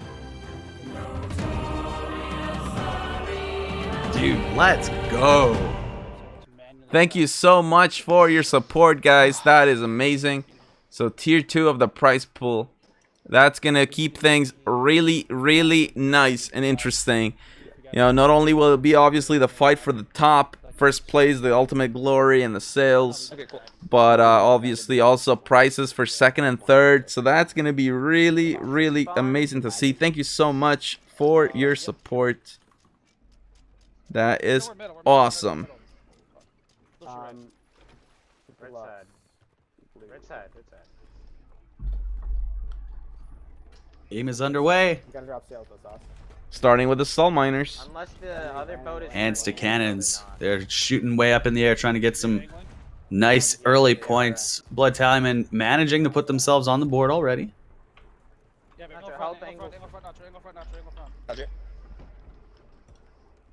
Price pool now $673. Woo! Let's go. That's you know what? insane, man. Let's double it. Why don't we double that? How does that sound? Oh man, well, hey, that would be amazing. I tell you. I think that we should double it. What do you guys think, Matt? This team's practice a lot, man. They put in mad work every day to be the best crew on the seas. And yes, the sales are amazing, and only 4 teams have earned them, and it's one of the most exclusive things that you can earn in Sea of Thieves. But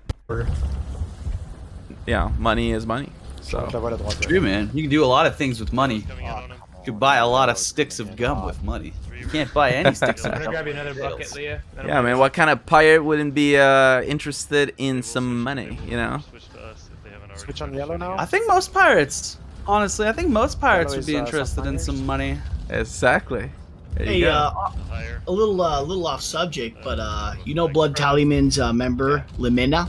Yeah. It's his 24th birthday today. I just got hit. Oh, you mean her? Hers. Yeah, we're gonna we're gonna do happy birthday. Oh, they're singing it. They're singing. Aww. I'm gonna do it properly. Leah playing on her birthday, and we're gonna have some ukulele happy birthday before we end the stream. You know that. You can count on that. Already guaranteed. I love it. The birthday hype, Leah. Look how close it is though so far. Every single team in the 1000s. Salt Miners is not messing around though. They really wanna finish on top. So for them, if they are 1 position higher than Slip Deluxe, that will be a tie for first. If they get more than 1 position, oh, Stone with a $100 donation. He says NAL is amazing. You're amazing. And the Flamingos right now, actually, let's go to the Flamingos because they're in the lead right now and they're taking it to Sloop Deluxe. I was like, are these guys donating while they're playing? What the heck, man? Okay, we got a border. We got the Flamingo border. I'm right between Flamingos going for a board. It will be a silent board. I don't know if the enemy's... Oh, he missed the ladder! Oh, no, Andy! That's a feels bad. That's a feels bad. Fingers were wet, dude. He slipped. His fingers were too wet. Arms were sweaty.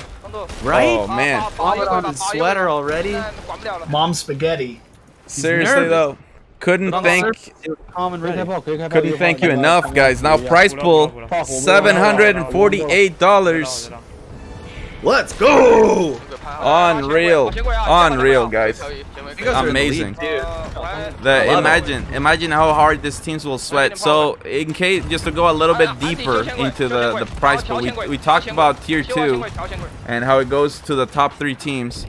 The winning team will get 80% of that prize pool and the NAL sales, Notorious Arena League sales.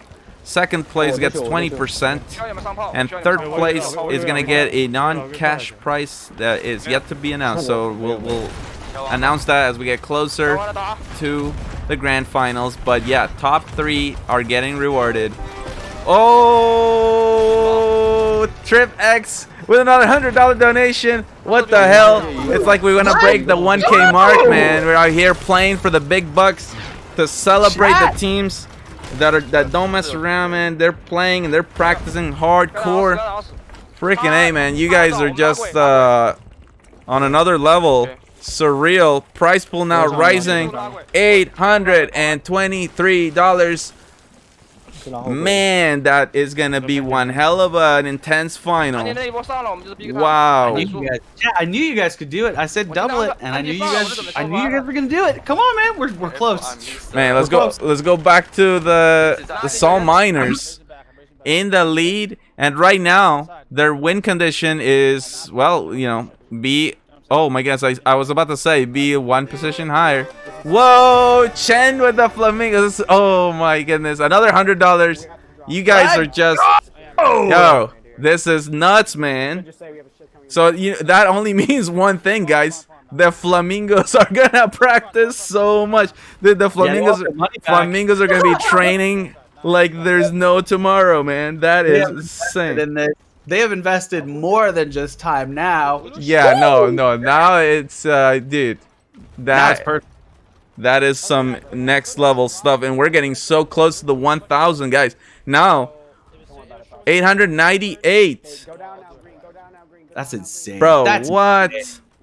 That is, yeah. I mean, that is wild. That is okay. Look at Blood Talisman. They have such a nice farm right now.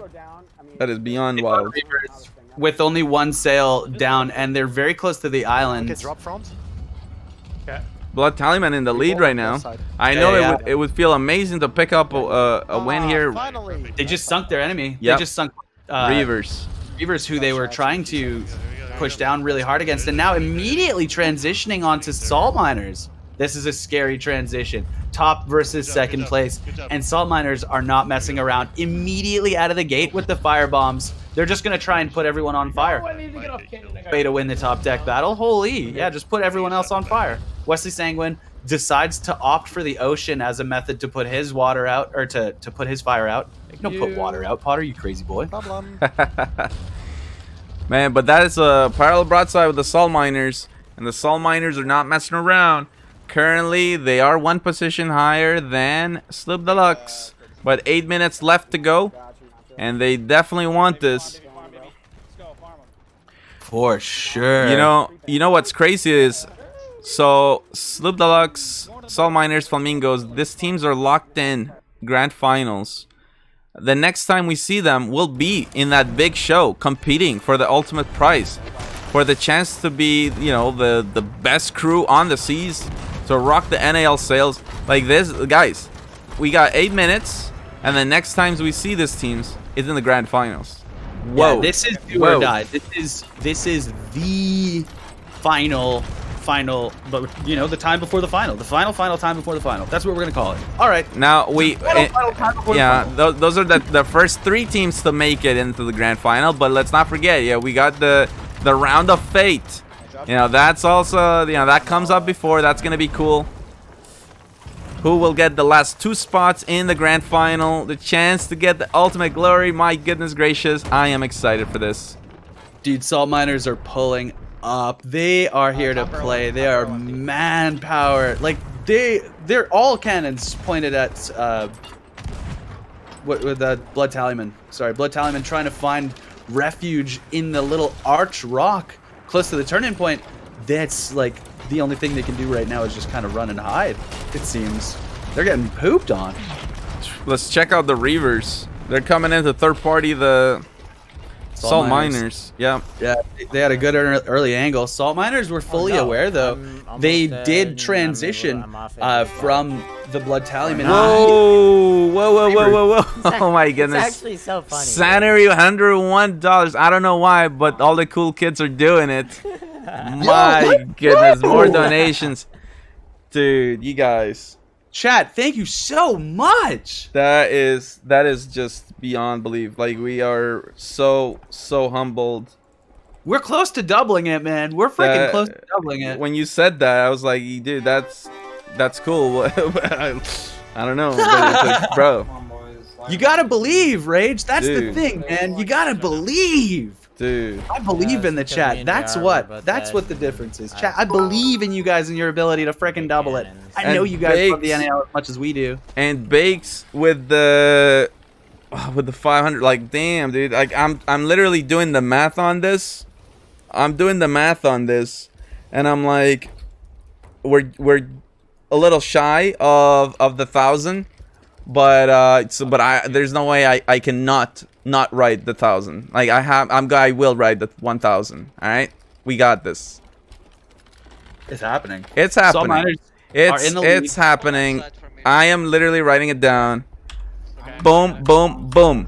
Okay, yeah, we were both. And that's us, guys, the community coming together. Oh, baby. Another $1,000 plus tournament in the Sea of Thieves, and we did it together. Let's go. Oh, man, let's freaking go. This is wild. This is wild. We are going to see such a high scoring point match. Salt Miners already 9,300 points and climbing. However, they have fire, they have water, they have to deal with the holes bottom deck. Blood Tallymen aren't even fighting back. They're just sailing super slow in the water, receiving ultimate punishment. Man, dude, I'm literally with the goose. I'm sweating, man. This is like, I am not in the game. I'm not competing, and I'm sweating already for this team's Salt Miners right now. And look how intense this is. If it ended like this, dude. If it ended like this, that is on the line now. Like, they might not. Yeah, they don't know. They don't know. Didn't know. They don't know this. Yeah, they don't know this, dude. If it ends like this, oh, okay, just shifted. But it was Salt Miners first place, Sloop Deluxe second. That would have been a tie for the top, like a tie for first. And imagine having that as the prelude to the grand final, man. Like, are you kidding me? Are you kidding me? That would be insane, bro. That's like the dream, dude. It really is, man. And here we go, Blood Tallyman, the purple squad. Let's check it out from their side. They're taking the broadside with the Salt Miners. I wonder if Sloop Deluxe are nearby. You have to wonder.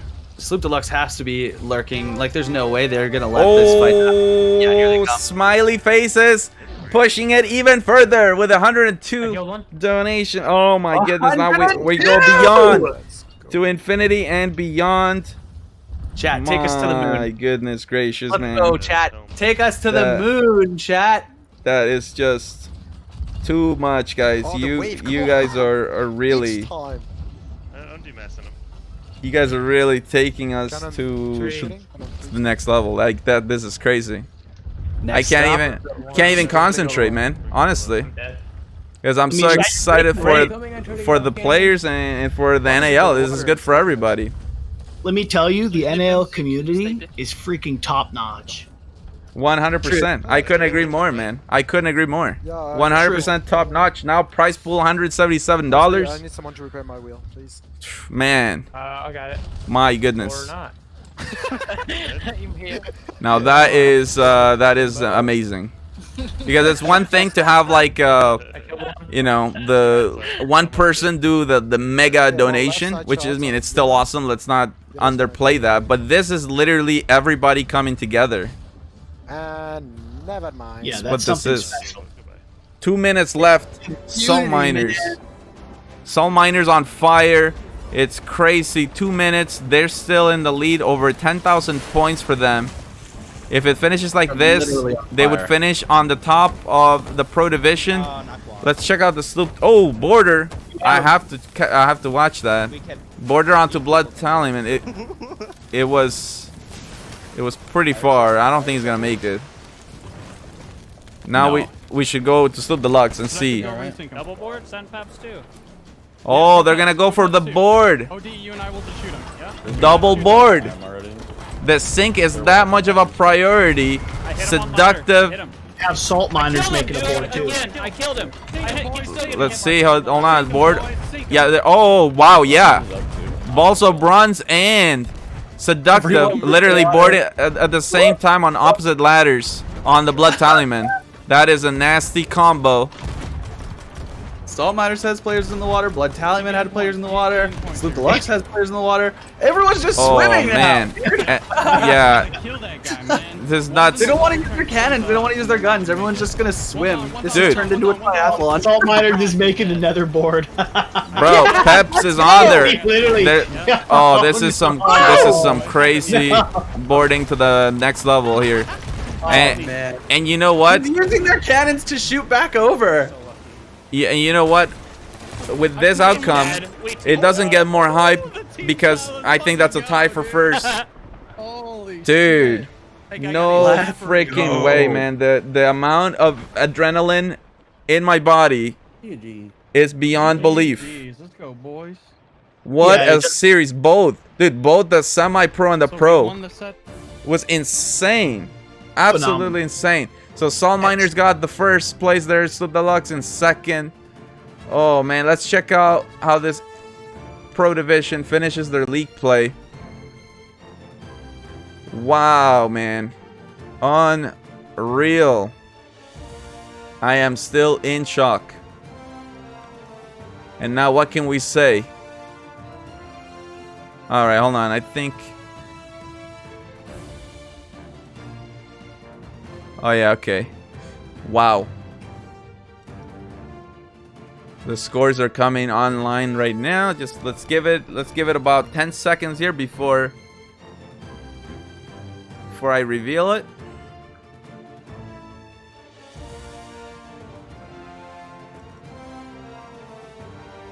Wow. Alright, here we go, guys. This is what we got. The top teams in the NAL Pro Division tie for first place. Sloop Deluxe and Salt Miners dead even, 78 points apiece. That means over 3 weeks of matches, these teams are that evenly matched. 78 points, man. The Flamingos in third place, they lock in. Grand Finals, Salt Miners, Sloop Deluxe, all of them locked into the Grand Finals. For Blood Talion and Reavers, it wasn't enough to go straight to the finals, but now they really have to show that they are at the level they need to be for the Grand Final. They gotta fight the top 3 teams from Semi-Pro. So what can we say about Semi-Pro? Well, high and dry. Big old gal, those teams are gonna be in the round of fate with Reavers and Blood Talion. But of course, look at that. We've got a tie for third between Krugs and the Barnacle Buds. That tie will be resolved in the showdown. I showed you guys earlier what the showdown is about. It won't happen tonight, but we are gonna schedule that with Krugs and Barnacle Buds. We're gonna stream it right here on the NAL, and you're definitely not gonna want to miss it. It's literally the chance to go into the round of fate, to compete for a chance in the Grand Finals. Over $1,000 here now in NA. Absolutely wild. Wild, guys. If you don't want to miss any of the action of the NAL, then what you got to do is make sure you check us out on our Twitter at Notorious Arena. We're going to be posting there all kinds of things. So for the winner of the giveaway, Monday, Tuesday, remember to check there. We're gonna be basically all of this week's winners will be getting their rewards early next week straight into their Sea of Thieves account. And of course our announcement for the showdown, that's gonna be huge. We're gonna blow, it's gonna be a party. We're gonna blow the roof off the house. It's been a very long time since we had a showdown. That thing is gonna be just absolutely bananas. Oh man. And now we got to do interviews, and there's no way we can interview only one team. We've got to interview both Sloop Deluxe and Salt Miners. Let's go. Let's start first with Sloop Deluxe. We'll bring them in, get some of their thoughts, and then we'll talk to the Salt Miners. Let's check this out. See if we can bring them in here.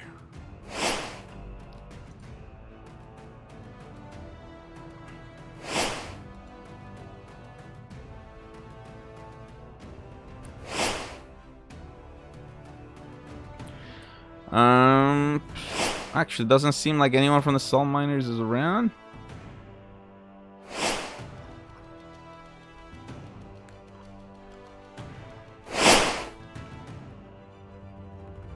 Let's message them real quick, and we might talk to Sloop Deluxe first, and then to Salt Miners.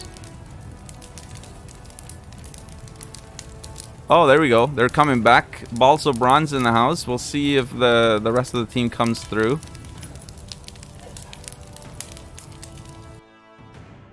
Oh, actually, I was going to bring in Sloop Deluxe first. What am I talking about? Sloop Deluxe first. Let's bring him in now.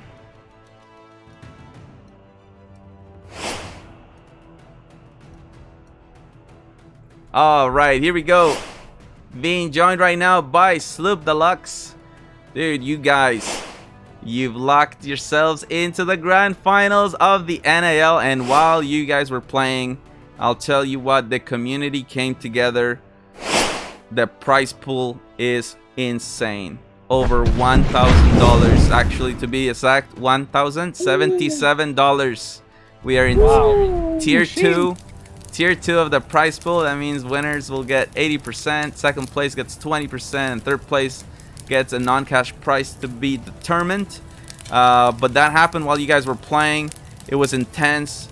We saw you guys with a very strong start in the series, and actually as it ended, your team tied with Salt Miners to top league play with 78 points apiece.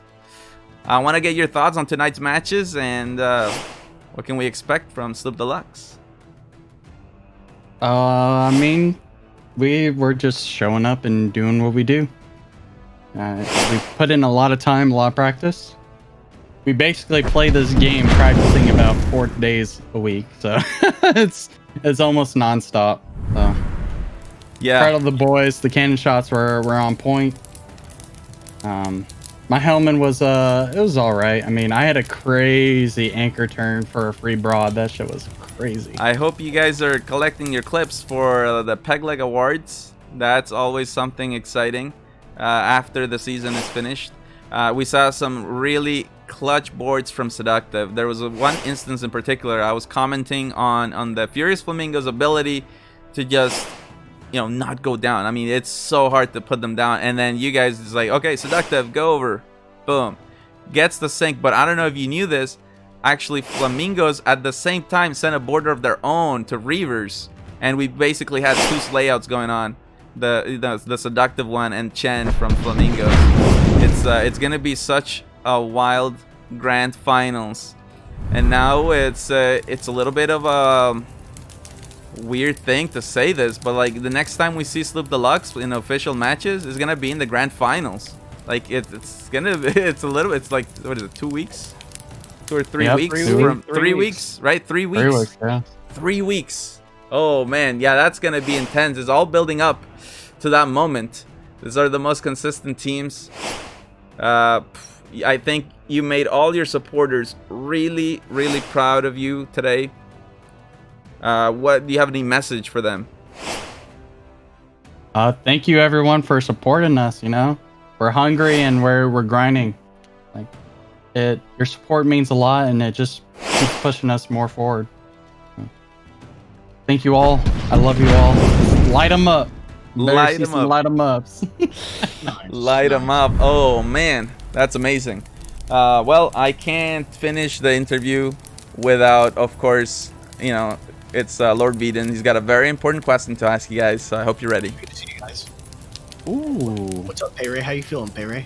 I'm feeling fantastic. I'm ready. What kind of question do you think I'm gonna ask? A fun one. I don't know. Nobody ever knows. I actually got. I'm gonna be normal here. I was gonna ask something, ridiculous, but I'm not. But oh yeah, by the way, I have this artwork that I'm doing right now. It's your pirate and my pirate embracing each other, staring into each other's eyes. It's you want a DM? Ooh, yes. Slide that in my DM. Yeah, slide it into your DMs, homie. Okay, there you got it.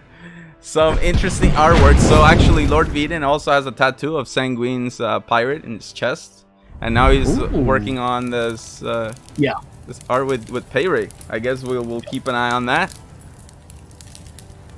All right, guys. It is a huge pleasure to host your team in the NAL. Man, we look forward to seeing you guys in the grand finals. Train hard. It is worth it. So close to being the best crew on the seas, rocking the NAL sails. Man, there's not a single crew that can say that it was easy to win the NAL. It is hard, but you guys are doing the work. So good luck. We'll see you next time in the grand finals. Thank you. Thank you. Thank you all for putting this on. Thank you. Yep, thank you, staff. Thank you, refs. Once again, as always, without you all here, this wouldn't be possible. And thank you, Race Trucks, for the amazing platform to allow all of us to compete at the highest level that we can. Oh, you can't find this anywhere else. It's amazing, and the honor is ours to host your teams here. It really means a lot. The NAL, when I say this is the home of the best crews on the seas, and I say that, oh yeah, well, that's true because of teams like you guys. So well done, freaking A, man. Exciting. We'll see you guys next time in the grand finals. That, by the way, the date, of course, that's important. Let me tell you guys the date for that. The grand finals is on Saturday, May 29, and that is gonna be the mega super competitive Sea of Thieves day. Because if you're into competitive Sea of Thieves, then you will know this date is familiar. This date is familiar, and that is because the NA Sea of Champions Galleon will actually happen on the same day as the NAL Grand Final. I don't know if any team will be brave enough to try this. If anyone manages to win the Sea of Champions and the NAL on the same day, that will be one of the biggest achievements in Sea of Thieves competitive history. No doubt about it. But that's going to take some... We're going for the three-peat. Yeah. We're going to go for that third win in Sea Champions. I'll tell you what. If anyone can do that to win Sea of Champions and NAL on the same day, oh, guys, mark it down on your calendar. May 29th, Saturday, May 29th. It's going to be the biggest day in competitive Sea of Thieves. Unbelievable. All right, now we got to talk to the salt miners, though, who actually came in. They're tied with you guys to finish the Pro Division on top. So we'll see you guys May 29. See you, Rach. Thank you so much. Thank you, guys. Thank you. Thank you. Steph. There you have it. Sloop Deluxe excited to cement their spot in the grand final. That's going to be cool. Now let's bring in the salt miners.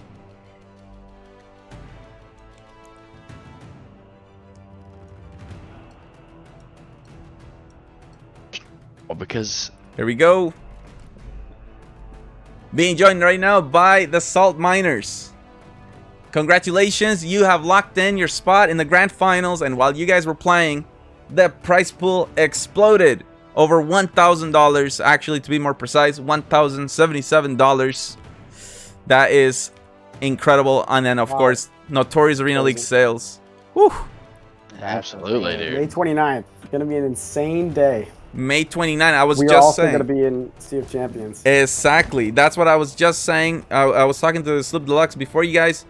The biggest day in competitive Sea of Thieves.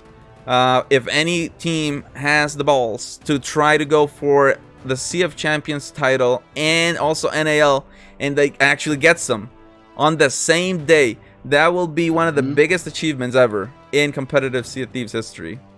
Unbelievable.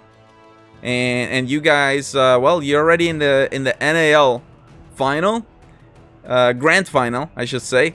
That means, oh man, one step closer to getting those sweet sales. And I know Thick Sauce has had in his status, I need those sales. You know, he's had that for a long time, and now you're close, man. You guys are close. Yeah, Thicksaw's gonna have to change that status to I need both sales pretty soon. True. Absolutely. Oh man, that's what it's about.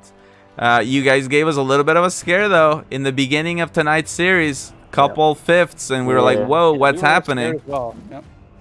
What's happening?" It's it's fine to have the little slip up, towards the end of league play, and even with that little slip up, you guys are tied for the top of the table in the Pro Division, 78 points, tied with Slip Deluxe. But now it's 3 weeks until the grand final, and it's the crunch time. No more. There's no chance for slip ups anymore. I didn't think it would come down to 1 point, but oh, there it is. There it is. The 1 point because of the mods. Yeah. Yep, toxic. Hey guys, that's how it is. We talked about it. We're also excited for the showdown, but if Krugs or Barnacle Buds, if they don't submit the VOD, then we'll have to make that heartbreaking tweet that says, "Sorry guys, they better submit the VODs. They better, right? They better submit the VODs. Yes, I'm with you on that. So, I want to get your thoughts on today's games. Like, what do you think was the issue in the beginning of the series? Starvation. Point starvation. Yeah. Point we starvation. Seemed to be able to fight a lot. Yeah, we got starved by points. I think just by chance, a lot of the teams just started going in the opposite direction, and then it just happened to be an opposite direction without wind. So then we were stuck there, and then when we would get to maybe 2 ships fighting each other, they would both scuttle right there in front of us, and then we would be left, and then the other teams would be driving away. It was just I think just a little bit of bad luck, but we pulled it together, and we came back the 3rd and 4th game. Yeah. Oh, you guys pulled it through. And many teams would have been tilted by the struggles early on, but not the salt miners, and that's a great quality to have. If anyone is finding out about the salt miners now for the first time, what is the thing they should remember about your team? Oof. Ooh. Team captain Thicksauce, I think he knows. Yeah. Oh. Yeah. This question was tough to answer the first time. Well, one thing we know, I don't know, we're here to win, here to compete, and just. Yeah, it's first or nothing out here. No second place, Andy. Yeah, well, trying to get first. Didn't you say that the first time? Well, we did, but Jesus. Always the hardest question to answer, man. You put us on the spot. Hey, man, you guys find your way into the Shoutcast box often because you're a very good team. I want everyone in the competitive scene to know the salt miners are here, and you guys are very, very good. But before this interview is over, of course, we got a very important question from the one, the only, Lord Veeden. Go for it. Yo, what's up, guys? How you doing? Great. How are you? Very great, dude. Nice. Would you guys ever have a picnic together and maybe like play some footsies? Absolutely not. Why not?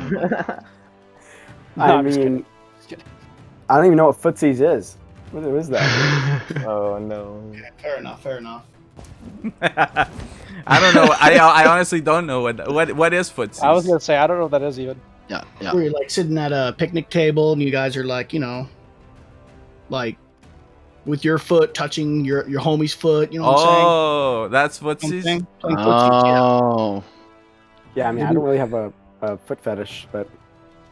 Well, it has nothing to do with a fetish. It just has, it's like, hey, homie, I'm right here. You know what I'm saying? It's like a homie thing. You bond with the bros. I mean, yeah, I'm down. If you just want to DM me, as long as you don't make eye contact, it ain't weird. Give me a place and a date. All right. I'll hit you up, dude. Thanks, man. All right, there you have it, Lord Veeden coming in hot, guys.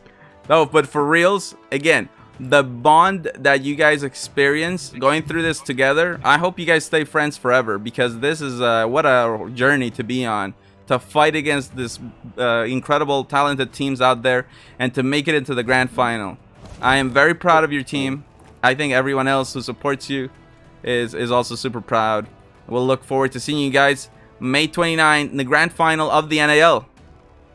Thanks, Rage. Thank you, Rage. Absolutely. Thank you so much, Rage. Thanks, guys. We'll see you then. Good luck. I'm looking forward to that picnic, man. Yeah, I'm looking forward to it too, man. No. Sooner rather than later. When time, date, location. How about a winner of the sales gets a picnic with Lord Vaden? Yeah, I'm down. Oh, Hell yeah. absolutely. Oh, We wow. can eat spaghetti together, have like a movie playing in the background, like maybe Lady and the Tramp, you know? Yeah. Easy And then picnic. at the Easy end, picnic. you open the lunchbox and you have your 4 codes for the sales. Oh yeah. Oh on man, with you the see now you're already dreaming about it, and I like it. You just gotta keep training, make it happen, eh? Make it happen. You gotta keep training. All right. 100%. Thank you so much, Rage. Thank you guys. There you have it, the Salt Miners. Man, that is gonna be one intense grand final, man. But hey, you know what? I didn't have the chance to do this at halftime like I normally do. And today is even more of an occasion to bring out the ukulele because we have a birthday to celebrate from the Blood Tallyman, Leah. So we're gonna do this happy birthday, and I hope I remember it.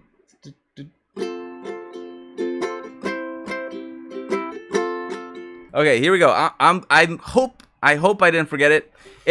If I forget it, I will quickly Google, and Google will save me, and I will remember it right away. But here we go. Leah, on her 24th birthday, playing in the NAL. Much love to you. Let's go for a happy birthday. Here we go.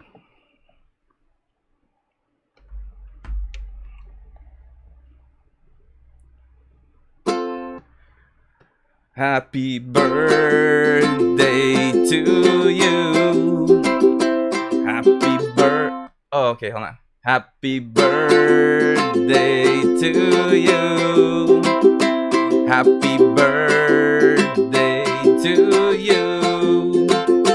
Happy birthday, dear Leah. Happy birthday to you.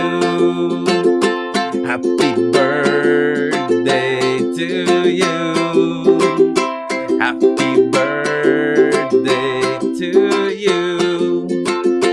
Happy birthday, dear Leah. Happy birthday to you. Oh, with much love from the NAL. Thank you so much for your support, and I really hope that you had a nice day. I know it's really late. Leah from Europe staying up late to play in the NAL, but we hope you had a nice day, and all the best wishes for you. On top of that, I think we should also play some songs. I didn't get the chance to play the NAL theme song, and it's like, whoa, what do you mean? On a day like today, with so much NAL hype, I think we gotta do this, and we gotta do it now. Here we go. He said songs, yes, songs. There's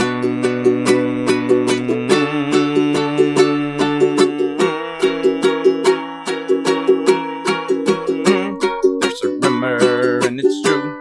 There's a league of fearless pirates. They fight upon the sea, and notorious they shall be. They sail for gleaming gold, and for glory, and for fame. Any foe who meets them wouldn't dare to speak their name. Yo-ho, to battle we sail, for fortune and victory, or death if we fail. Yo-ho, all to sea, for riches or ruin, in the notorious arena league. Be notorious, so notorious, notorious arena league. Will you drink from the winner's cup in the notorious arena league? Oh, Let's go. Okay, hold on. Now, I could go a lot longer, but we know there is a beautiful puppy out there named Buddy, and he needs a daddy, and that daddy is Mr. Potter Sauce himself.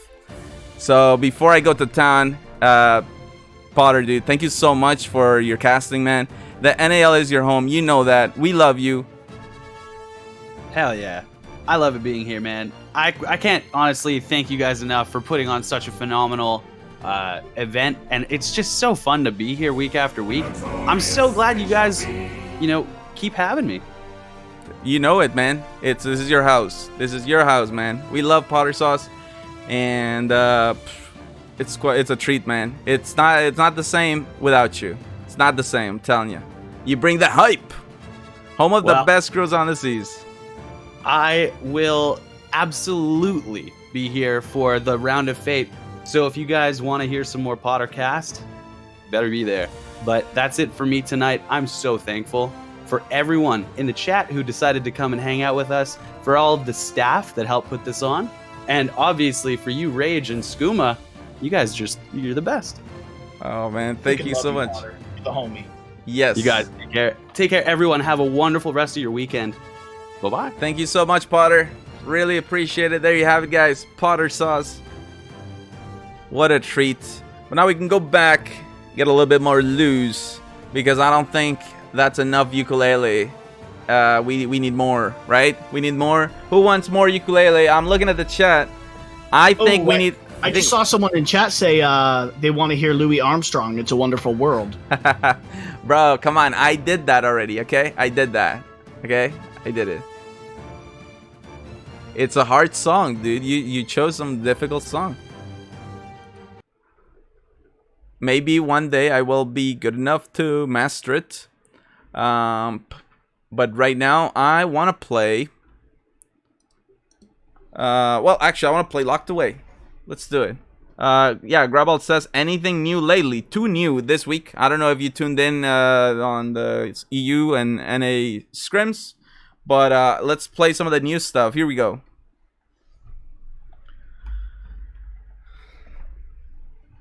Let's do this. I will also play that. Alpha. After this. Here we go. Okay. If I got locked away and we lost it all today, tell me honestly, would you still love me the same if I showed you my flaws? If I couldn't be strong, tell me honestly, would you still love me the same? Right about now, if I judge for life, man, would you stay by my side? Or is you gonna say goodbye? Can you tell me right now? If I couldn't buy you the fancy things in life, and shawty, would it be alright? Come and show me that you know. Now tell me, would you really ride with me? Tell me, would you die for me? Would you spend your whole life with me? Would you be there to always hold me down? Tell me, would you really cry for me? Baby, don't lie to me. If I didn't have anything, I wanna know, would you stick around? If I got locked away and we lost it all today, tell me honestly, would you still love me the same if I showed you my flaws? If I couldn't be strong, tell me honestly, would you still love me the same? Let's get it diddly done down. All I really want is a girl who don't need much, a girl I know that I can trust, to be there when money low. If I didn't have nothing else to give but love, would that even be enough? God, I need to know. Now tell me, would you really ride for me? Baby, tell me, would you die for me? Would you spend your whole life with me? Would you be there to always hold me down? Tell me, would you really cry for me? Baby, don't lie to me. If I didn't have anything, I wanna know, would you stick around? If I got locked away and we lost it all today? Tell me honestly, would you still love me the same if I showed you my flaws? If I couldn't be strong? Tell me honestly, would you still love me? Tell me, do you want me, Tell me, would you call me if you knew I wasn't ballin'? Cause I need that girl who's always by my side. Tell me, do you need me? Tell me, do you love me? Or is he just trying to play me? Cause I need that girl to hold me down for life. If I got locked away and we lost it all today, tell me honestly, would you still love me the same if I showed you my flaws? If I couldn't be strong? Tell me honestly, would you still love me the same? Woo-hoo-hoo! Let's go. And by the way, hold on. I think I need to catch up on some stuff here. Bakes 135. Thank you so much for the bits, man. That was 35 minutes ago, and I don't know what happened. I think I missed it. But I really, really appreciate it. Dadinator with the gifted sub to Trovata. Thank you so much. Kill Code, also the sub. Oh man, today's just been a day full of love. Let's go. And talking about love, somebody wants to hear Elvis, so let's do this.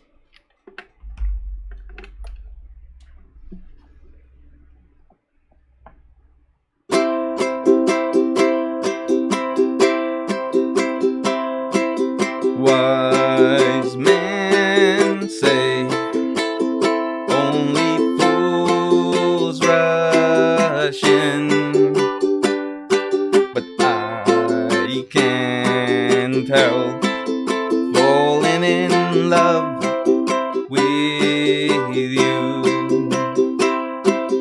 Shall I stay? Would it be a sin if I can't help falling in love with you? Like the river flows surely to the sea, darling, so it goes. Some things were meant to be. Take my hand, take my whole life too, for I can't help falling in love with you,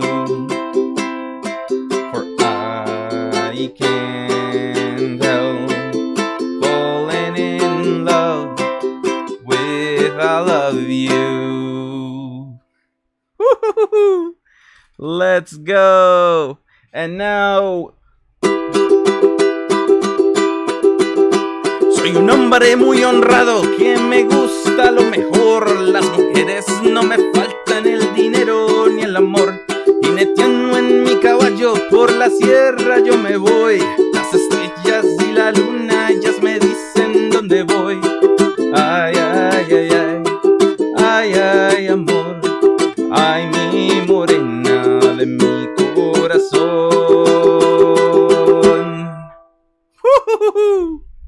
Let's go. All right, I'm gonna try to get away with another of the new ones, and so we'll see if I can.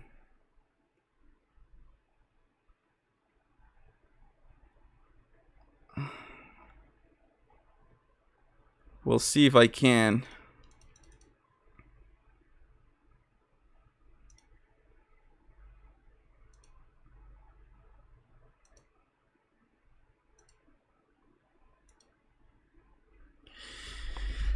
Okay, this might be...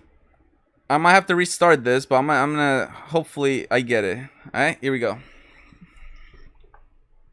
Oh, I toss a coin. No, the Witcher's for the finals. The finals. I don't have that one. The Witcher's. That one is. I know how to play a little bit of the Witcher, but no, that one on the finals. On the finals.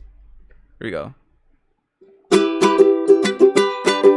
Oh, I gotta take my headset off before I play. Little tip there. Yeah, no, sorry. I'm sorry, guys. The toys according to the Witcher will come in the finals. Okay, here we go. Yeah, yeah, yeah, yeah.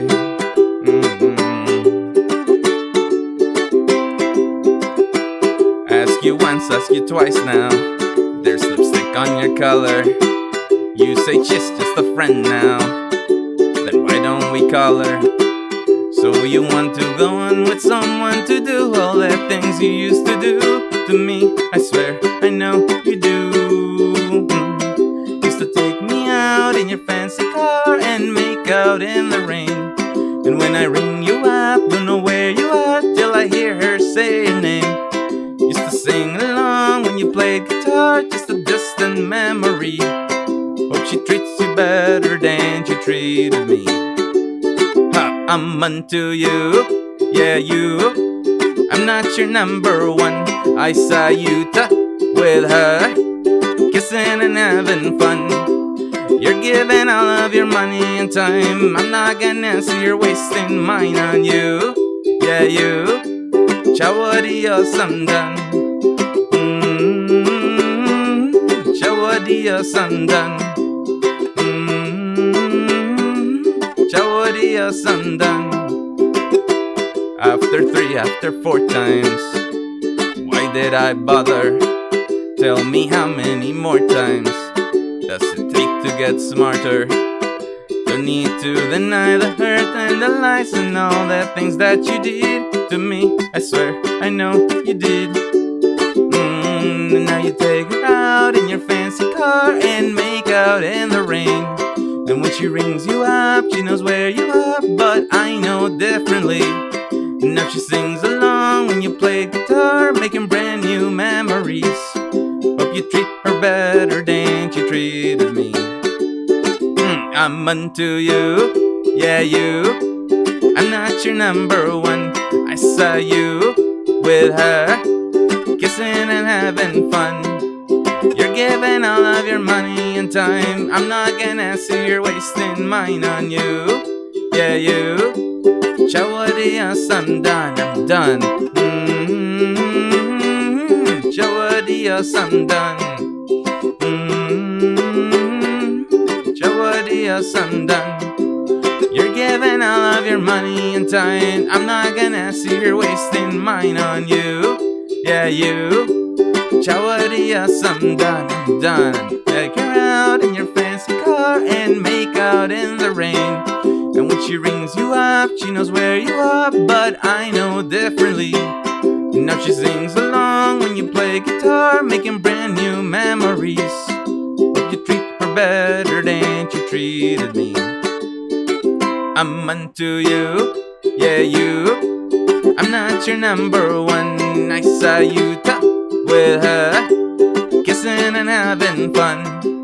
You're giving all of your money and time. I'm not gonna see her wasting mine on you, yeah you. Chawadiya Sandan, I'm done. Chawadiya Sandan. Chawadiya Sandan.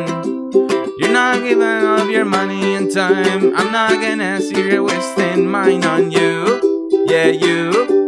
Chawadiya Sandan. Woo-hoo-hoo-hoo. Let's go. Epic ukulele is epic. I see stone in the chat, and that can only mean one thing. Here we go.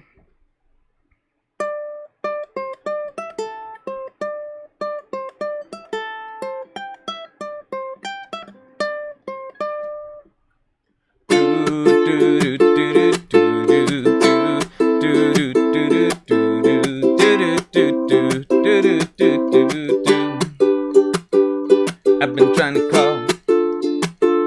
I've been on my own for way too long. Maybe you can show me how to love. Maybe going through withdrawals. You don't even have to do too much. You can turn me on with just a touch, baby. Since city's cold and empty, no one's around to judge me. I can't see clearly when you're gone. And I say, ooh, I'm blinded by the crowd. No, I can't sleep here till I feel your touch. Ooh, I'm drowning in the night. Oh, when I'm like this, you're the one I trust.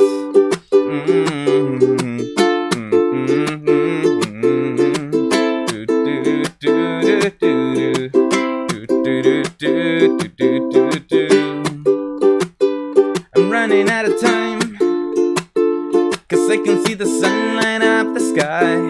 So I hit the road in overdrive, like the Sloop Deluxe guy. Yeah. Since city's cold and empty, no one's around to judge me.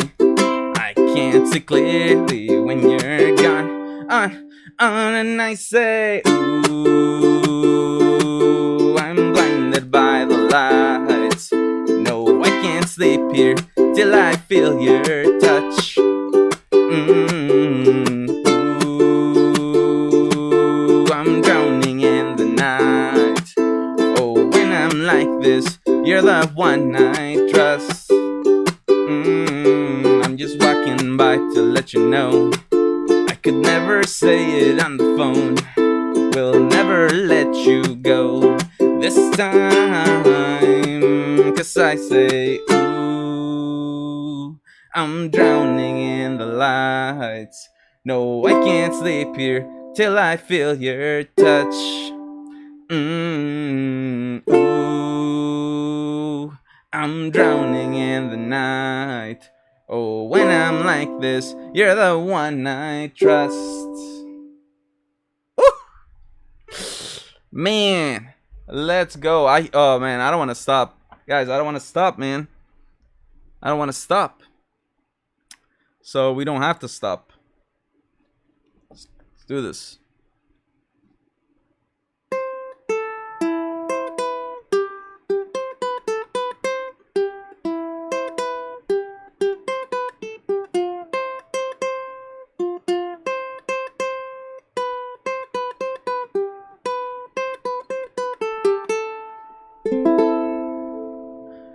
I love it when you call me señorita. I wish I could pretend I didn't need ya, but every touch is ooh la la la. It's true la la la. Ooh, I should be running. Ooh, you keep me coming for you land in Miami. The air was hot from summer rain, so dripping of me before I even knew her name. La la la. It felt like la la la, yeah, no. Sapphire moonlight, we danced for hours in the sun, tequila sunrise. Her body fit right in my arms, la la la. It felt like la la la, yeah. I love it when you call me señorita. I wish I could pretend I didn't need ya, but every touch is ooh la la la. It's true la la la. Ooh, I should be running. Oh, you know I love it when you call me señorita. I wish it wasn't so damn hard to leave ya, but every touch is ooh la la la. It's true la la la. Ooh, I should be running. Oh, you keep me coming for you locked in the hotel. There's just some things that never change. You say we're just friends, but friends don't know the way you taste. La la la. 'Cause you know it's been a long time coming that you let me fall. Oh, how your lips undress me, hooked on your tongue. Ooh, love, your kiss is deadly, don't stop. I love it when you call me señorita. I wish I could pretend I didn't need ya, but every touch is you, la la la. It's true, la la la. Ooh, I should be running.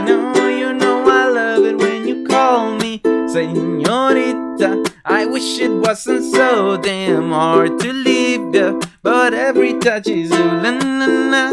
It's true la la la. Ooh, I should be running. Oh, you keep me coming for you. Woo-hoo-hoo.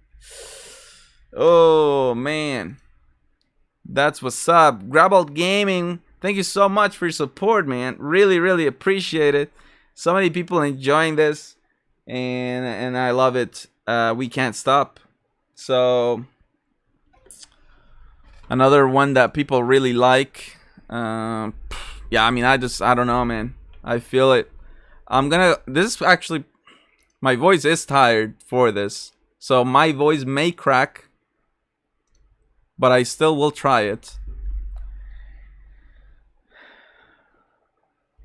Free Bird. I have to learn it. I have to learn Free Bird. I haven't learned it yet.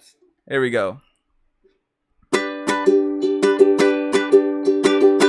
Almost heaven, West Virginia, Blue Ridge Mountain, Shenandoah River. Life is older, older than the trees, younger than the mountains, blowing like a breeze. Country roads take me home to the place I belong. West Virginia, Mountain Mama, take me home. Country roads, all my memories gather round her. Modest lady, stranger to blue water. Dark and dusty, painted on the sky. Misty taste of moonshine, teardrop in my eye. Country roads, take me home to the place I belong. West Virginia, Mountain Mama, take me home. Country roads. I hear her voice in the morning hour. She calls me. Radio reminds me of my home far away.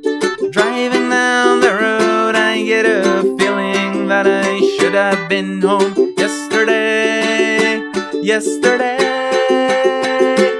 Country roads, take me home to the place I belong.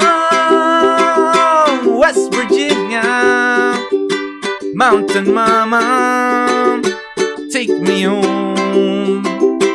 Country roads, take me home to the place I belong. West Virginia, Mountain Mama, take me home. Country roads, take me home. Down country roads, take me home. Down country roads. Woohoo! Oh man, oh man, that was cool. And now we go to the next one, because the people are loving it and I'm loving it too.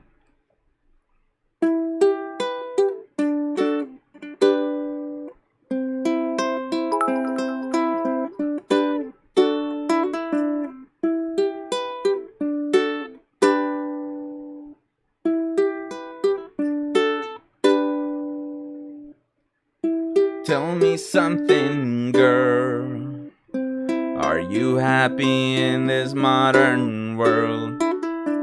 Or do you need more? Is there something else you're searching for? I'm falling, and in the good times I find myself longing for change. And in the bad times I fear myself.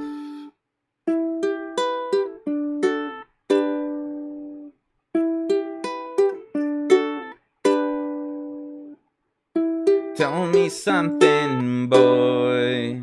Aren't you tired trying to fill that void? Or do you need more? Ain't it hard keeping it so hardcore?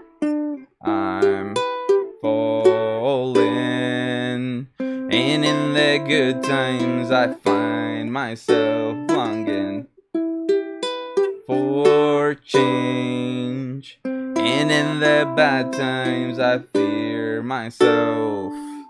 I'm off the deep end. Hold on. Oof. I'm off the deep end. Watch as I dive in. I'll never meet the ground. Crash through the surface where they can't hurt us. We're far from the shallow now. In the shallow. In the shallow. In the shallow. Far from the shallow now.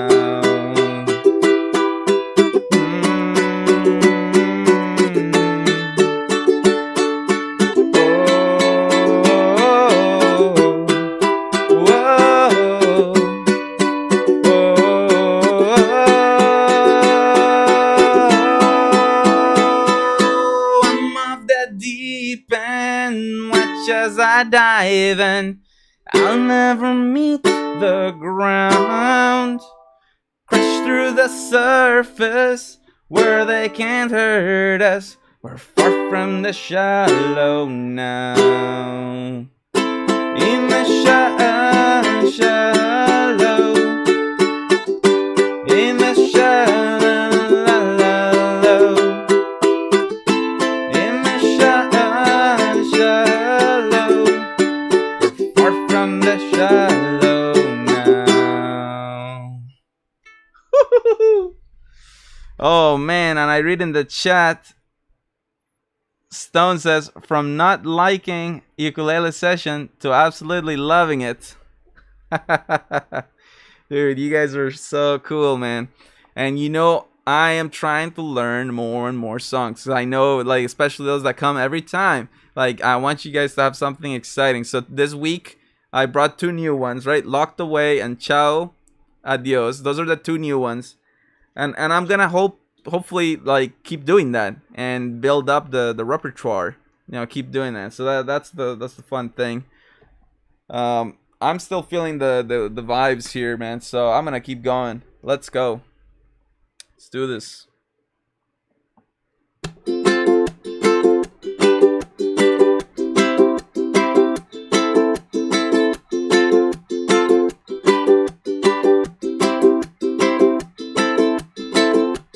Saturday morning, jumped out of bed and put on my best suit. Got in my car and raced like a jet all the way to you. Knocked on your door with heart in my hand to ask you a question, 'cause I know that you're an old-fashioned man. Can I have your daughter for the rest of my life? Say yes, 'cause I need to know. You say I'll never get your blessing till the day I die. Tough luck, my friend, 'cause the answer is no.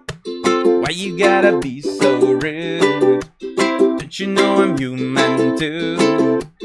Why you gotta be so rude? I'm gonna marry her anyways, marry that girl. Marry her anyways, marry that girl. And no matter what you say, marry that girl. We'll be a family. Why you gotta be so rude? Yeah. Rude. Yeah. I hate to do this, you leave no choice. Can't live without her. Love me or hate me, we will be boys. Stand standing at that altar, or we will run away to another galaxy. Oh no, you know she's in love with me. She will go anywhere I go. Can I have your daughter for the rest of my life? Say yes, cause I need to know. You say you'll never get your blessing till the day I die. Tough luck, my friend, cause the answer's still no. Why you gotta be so rude? Don't you know I'm human too? Why you gotta be so rude? Gonna marry her anyways, marry that girl. Marry her anyways, marry that girl. Yeah, no matter what you say, marry that girl. And we'll be a family. Why you gotta be so rude? Yeah, hey. Rude. Yeah, hey.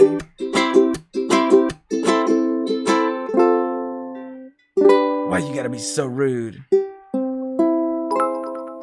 And I'm reading the chat. You know, guys, I'm actually getting better at this. I'm playing and I'm reading chat, and I see I guess I'm not sure how to pronounce this. Tetis, he says, can't say I regret coming here for drops. And that means a lot. So, you know, right here, you know, the drops is a great chance for people to click on the channel and be like, hey, do we like this? What's up? What do we do here? This is the Notorious Arena League, home of the best crews on the seas. We do competitive Sea of Thieves here. And just me personally, I'm not even playing in those games. I get the adrenaline going through my body, and it's like, man, like before that the stream's over, it's like we gotta decompress. And the ukulele for me, it sounds amazing. Oh yeah, okay, I'll say it properly, but you guys join me, okay? All the subs with the oh yes, I want to see you guys join me on this one. I'm gonna get inspired, okay? Here we go. Here we go. So you clicked on this channel and you're like, what is this?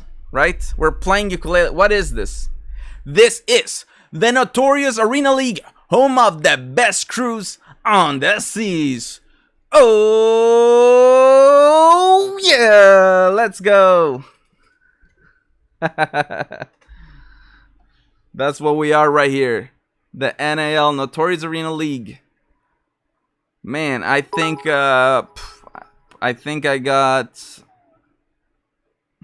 somebody asked me if I know something else in Spanish. And I kind of have to.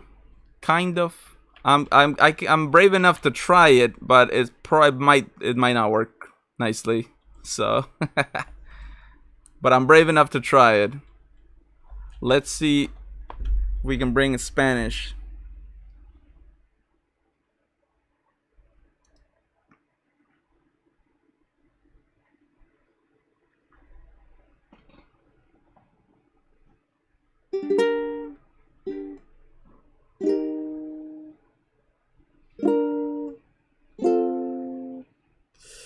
Oh man, and the chords are not even easy for this one.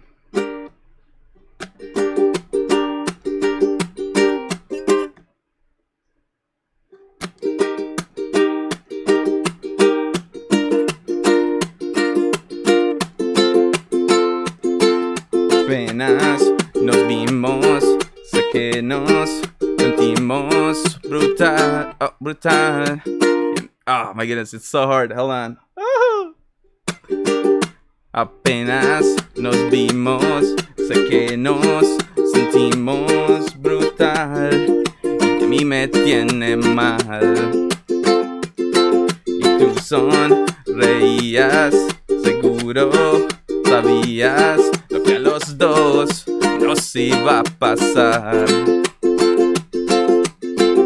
Esta es mi forma de decirte hoy, que donde tú me digas voy. Hay un lugar tan especial donde si quieres. Hold on. Hay un lugar tan especial donde yo contigo quisiera estar. Es ese lugar tan especial donde si quieres nos besamos y me voy enamorando. Oh, dude, it actually is kind of working out. It's kind of working out. Me voy enamorando. Oh, oh, me voy enamorando. Oh, oh, me voy enamorando.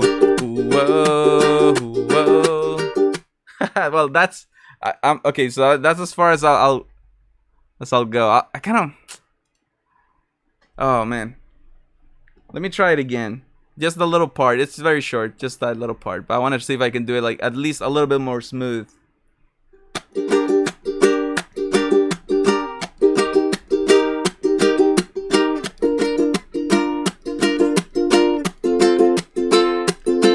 Apenas nos vimos, sé que nos sentimos brutal y a mí me tiene mal. Y tú sonrías seguro. Oh no. Okay, you see, that's what practice is freaking all about. So yeah, I see. I'm brave enough to try it. Not guaranteeing you that I'm gonna get it right away, but okay, more songs to practice and learn and hopefully master.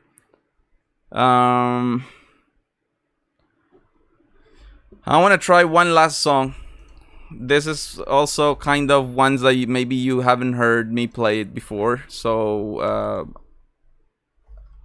I'm gonna try it, and we'll see how it goes.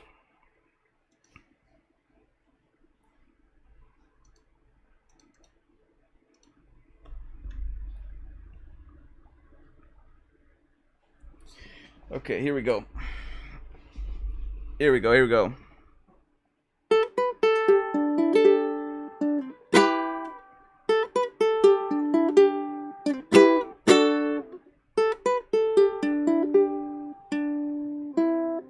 Oh. Okay, I gotta restart that. Hold on.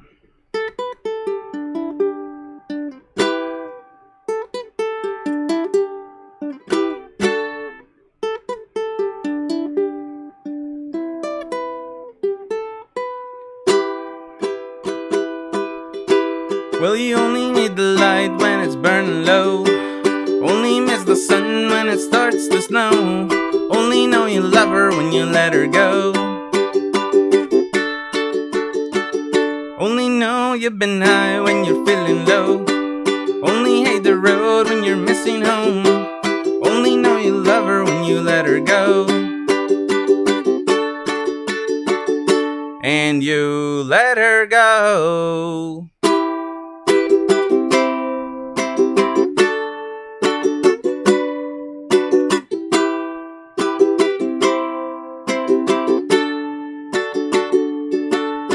Staring at the bottom of your glass, hoping one day you'll make a dream last. But dreams come slow and they go so fast. You see her when you close your eyes. Maybe one day you'll understand why everything you touch surely dies. 'Cause you only need the light when it's burning low. Only miss the sun when it starts to snow. Only know you love her when you let her go. Only know you've been high when you're feeling low. Only hate the road when you're missing home. Only know you love her when you let her go. Staring at the ceiling in the dark. Same old empty feeling in your heart. Love comes slow and it goes so fast. Well, you see her when you fall asleep, but never to touch and never to keep. 'Cause you loved her too much and you dive too deep. 'Cause you only miss the light when it's burning low. Only miss the sun when it starts to snow. Only know you love her when you let her go. Only know you've been high when you're feeling low. Only hate the road when you're you're missing home. Only know you love her when you let her go. And you let her go. Oh, oh no. And you let her go. Oh, oh no.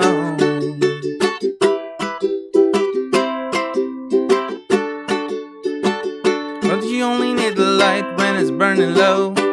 Only miss the sun when it starts to snow. Only know you love her when you let her go. Only know you've been high when you're feeling low. Only hate the road when you're missing home. Only know you love her when you let her go.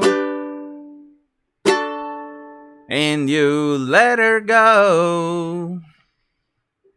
Woo-hoo-hoo. Okay. That's a success, guys. And now I feel decompressed enough after all that adrenaline. Notorious Arena League says, is this live? Yes. Yes, it is. Yes, this is live. This is live. So, Sir Luke, it is live. Okay. Well, guys. So yeah, we've decompressed together. What a treat. And now it's time for the closing. If you like today's show and you want to get involved, head on over to our website, notoriousarenaleague.com. That is the first step in the journey to becoming the best crew on the seas. Also, if you want today's giveaway, if you don't want to miss on the showdown when we announce the date and the stream, our Twitter at Notorious Arena, can't go wrong there. I want to give a huge shout out to the teams that played. Big Ol' Gal, Crux, High and Dry, Barnacle Buds, Black Sheeps, Reavers, Sloop Deluxe, Furious Flamingos, Salt Miners, and Blood Tallyman. Absolutely a true honor to host you guys. Season 5 has been a real thrill. And a huge shout out to all the staff behind the scenes who made this possible. It is just simply not happening without them, and so they really do deserve a lot of credit, a lot of love. I want to also mention all the people who supported us today with the subs, the bits, the donations for the prize pool. One of the biggest nights in the NAL history when it comes to that, and really just mind-blowing. There's not a single day that goes by where we take this for granted. And even when we have issues, like last night, we had lots of technical issues, and you guys stuck around, and you're patient with us, you support us, and you understand what we're doing here for the community. You know, literally, a pillar for the competitive community in Sea of Thieves, showing how great it can really be. And hopefully, in the future, Arena becomes more than just 3% of the Sea of Thieves. Those that came to check out the channel for the first time got your drops. I hope you got more than just the drops. I hope you got to see a lot of love and a lot of passion, because every single thing we do here in the NAL, it's built on that, guys. There's no way to fake it. You either got it or you don't, and we got a lot of that. We got a lot of love. We've been doing this for nearly 2 years, improving every time. If you're curious about how we started, you can check us out on YouTube. We have our YouTube channel. You'll see season 2 and onwards. And our promise to you is that we will keep improving and bringing more opportunities for the players. Improve the show, the experience, always improve that. And also share the love. So before we wrap up, also Skooma, are you still around? Not sure if that was a long concert. Lord Veden.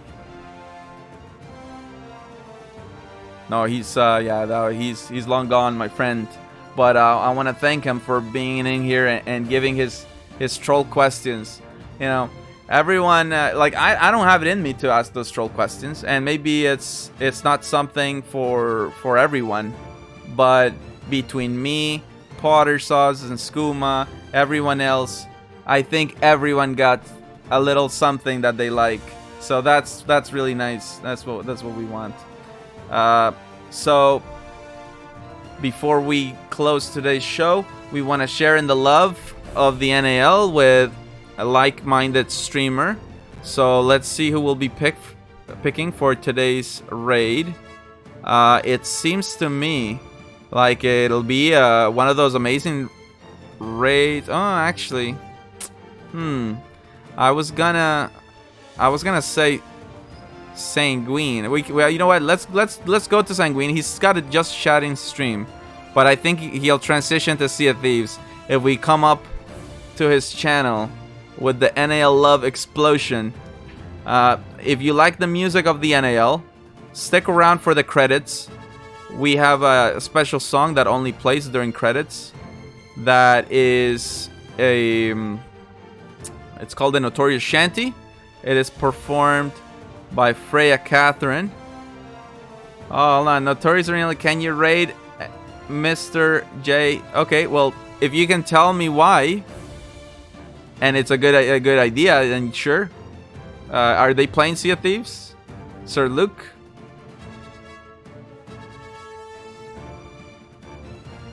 Let's give it a moment.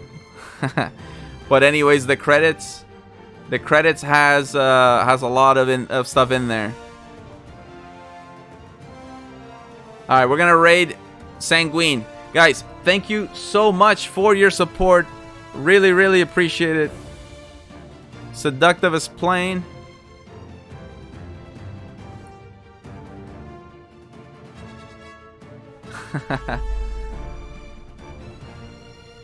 Is Sanguine gonna close the stream? I wonder. He's Seductive is playing. Oh yeah, Seductive is playing. Sir Luke says he's a very wholesome small streamer. Okay. You know what? Let's go. That's a good reason. We're gonna raid Mr. J. Alright guys.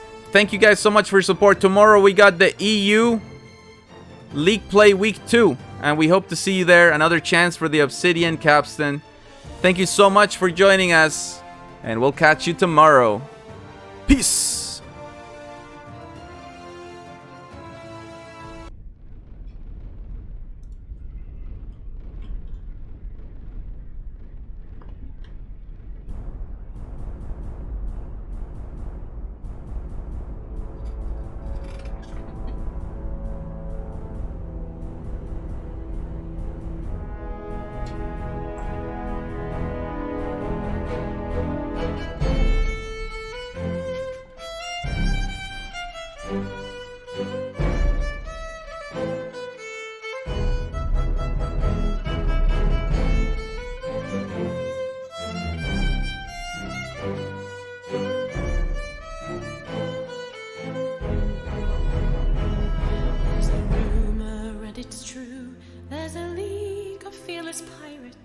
They fight upon the seas, and notorious they shall be. They sail for gleaming gold, and for glory and for fame. Any foe who meets them wouldn't dare to speak their name. Yo-ho, here we go, for riches or ruin, a sailing we'll go. Into the fray, we'll best any pirate who gets in our way.